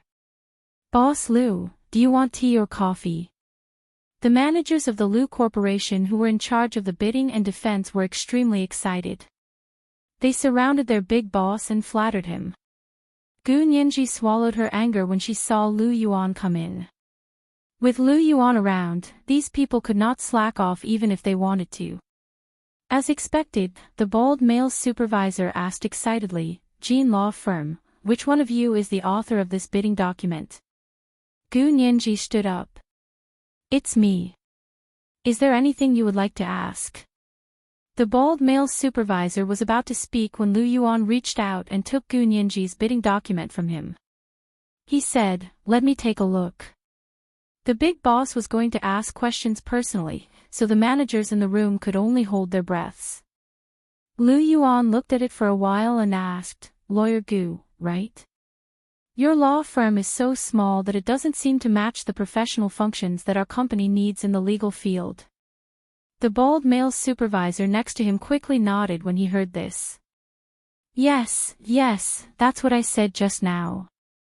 Whether it's intellectual property rights, cross-border mergers and acquisitions, or infringement lawsuits, they don't have any experience in this area. The 4 major law firms that we just competed with all have their own strengths. Actually, Gu Nianji was already prepared. She immediately interrupted them and asked calmly, may I ask if in your company's eyes, only intellectual property rights, cross-border mergers and acquisitions, and infringement lawsuits are considered legal business? Isn't that so? The bald male supervisor looked at Gu Nianji with a smile. Don't tell me you want us to use your expertise in divorce lawsuits. Little girl, are you married? If you're not married, you won't be able to find a partner if you keep helping people fight divorce lawsuits. Gu Nianji was furious. How could he have the face to say such a strong personal attack? Although Gu Nianji was angry, she still maintained her composure. She took out her business card and placed it in front of the bald male supervisor. She said calmly, Sure. I think you'll need to look for us soon. I'll give you a 20% discount. The bald male supervisor was stunned for a moment before he understood what Gu Nianji meant. He couldn't help but fly into a rage out of humiliation. Hey! Why are you cursing me? I only said one thing to you, and you're cursing me for divorce just like that. He threw Gu Nianji's business card on the ground. Gu Nianji bent down to pick it up and said nonchalantly, Okay, then when your wife comes to me for divorce, I'll give her a 20% discount. You! The bald male supervisor was completely furious. He stood up and waved his arm vigorously. You! Get out! He directly told Gu Nianji to get lost. Gu Nianji knew that Lu Yuan wasn't the kind of person who would look down on others. She turned her gaze over. President Lu, are you chasing me away too? Lu Yuan smiled and apologized to her. Lawyer Gu, I'm really sorry for making you feel wronged. It's our fault. He looked at the bald male supervisor, who had lost his composure, and his eyes darkened. You, get out. You're the one who should get lost. The president and chairman had spoken, and the bald male supervisor was so scared that he almost peed his pants. He walked out of the conference room in a daze. He couldn't understand why he had been angered by that little girl's words. He must be too tired, he must be, however, he had to teach this small law firm a lesson. In the large conference room, Gu Nianji spoke with confidence. President Lu, I know that our law firm is indeed very small, but small has its advantages. Our business is close to the people's livelihood and has a close relationship with ordinary people. We're good at dealing with ordinary people. We know their needs and demands. For a large company like yours, you don't need a divorce lawyer to help you with a lawsuit, but you need labor arbitration. I've studied the legal composition of your company and found that you're blank in labor arbitration. In terms of labor law, our lawyer Jean is a true expert. He has personally helped many fired employees with reasonable labor arbitration. It can be said that he's not inferior to any large law firm.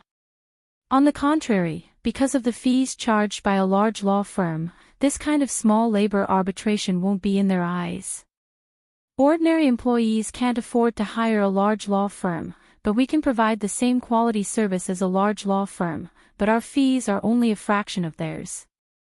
So I believe that if you sign a contract with our law firm, we can help you solve many labor problems. Your HR department can also consult our law firm as much as possible when it comes to hiring personnel. After Gu Nianji finished speaking, she placed another more detailed bid in front of Lu Yuan. President Lu, this is the detailed bid I made. There's a comparison of data in it. Please refer to it. The bid wasn't long, only 3 pages, but the data was detailed and the argument was powerful. One didn't need to be a legal professional to be able to tell the weight of this bid. A bid written with this kind of thinking would have a very high winning rate even if it were to bid for the business of a large international company. Lu Yuan was already very satisfied, but he still said aloofly, Lawyer Gu, I remember you just said that you were the one who drafted this bid? Yes, I wrote it all. Every punctuation mark is original. Gu Nianji spread her hands playfully. All rights reserved. Reproductions will be investigated. Lu Yuan smiled and looked up. The lines at the corners of his eyes were even more charming. But this bid really doesn't look like it was written by someone who just graduated. Forgive me for asking, but has Lawyer Gu ever had similar work experience before? Whether one had work experience or not, one's performance during an interview was completely different. It was just like how virgins and non-virgins behaved completely differently on their wedding night. Any experienced man would be able to tell at a glance. Gu Nianji was stunned for a moment and chose not to say it. I'll tell you this question when I have the chance in the future, okay? Okay, I'll wait and see. Lu Yuan stood up and said to the other supervisors in the conference room, I think they're not bad. We're really lacking in this area. Their addition can fill in the gap in this area. He actually accepted Gu Nianji's words completely. The supervisors understood as soon as they heard this and quickly said, Congratulations. You're the first contract law firm we've accepted. Come, Lawyer Jean, Lawyer Gu, sign the contract here. The big boss had already said it was fine. They weren't idiots like before. What good would it do to go against the big boss? Gu Nianji and Jean Dazhuang practically floated back to the second floor. The receptionist, Xiao Zhang, rushed over nervously. Lawyer Gu, Lawyer Jean, how was it? Did you pass? No. As if. Gu Nianji shouted and jumped up with Xiao Zhang in her arms. We're rich. We can hire now. Xiao Zhang, you're the beauty of the front desk. Xiao Zhang was also extremely happy. I don't have to change jobs. I want a promotion and a raise. Jean Dazhuang was so angry that his nose was crooked. Xiao Zhang. You despise the poor and love the rich. Humph. In the end, Gu Nianji and Xiao Zhang laughed even harder. Jean Dazhuang was angry for a while, then he also laughed and said, people go up, and water flows down. I don't blame Xiao Zhang for thinking that way. I was the one who was stuck in my own ways. I admit my mistake. From now on, we will work together to make the law firm bigger and stronger. Their law firm had good news, and so did the Lu Corporation. A week later, the Lu Corporation announced the good news of their in-depth cooperation with the Qin Corporation in terms of network security. They were also negotiating a new contract with the government to provide technical support for the country in terms of network security. The Lu Corporation's stock price rose in response and doubled in a week. Of course, the Lu Corporation had to celebrate such a joyous occasion. Therefore, the CEO's office announced that the company would hold a grand celebration. This meeting would not be held in C City, but in H City, known as the Pearl of the East.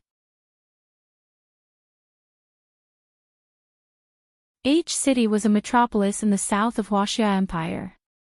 It had one of the 3 best deep-water ports in the world, Victoria Port. It was also a tourist city. All 3 of them in the law firm had received invitations. Lawyer Gu, are you going or not? It's a free tour. The receptionist, Xiao Zhang, was very excited. Gu Nianji didn't want to go at first. Her birthday was coming up, and she was feeling down. She didn't have the energy to do anything. She said listlessly, we'll talk about it then. Xiao Zhang was browsing Weibo on his iPad. From time to time, he exclaimed, the Lu Corporation is really generous. They invited so many celebrities. There are still a lot of socialites. Ah, look, this socialite is so elegant and beautiful. Let me see who she is. Xiao Zhang put on a show by himself.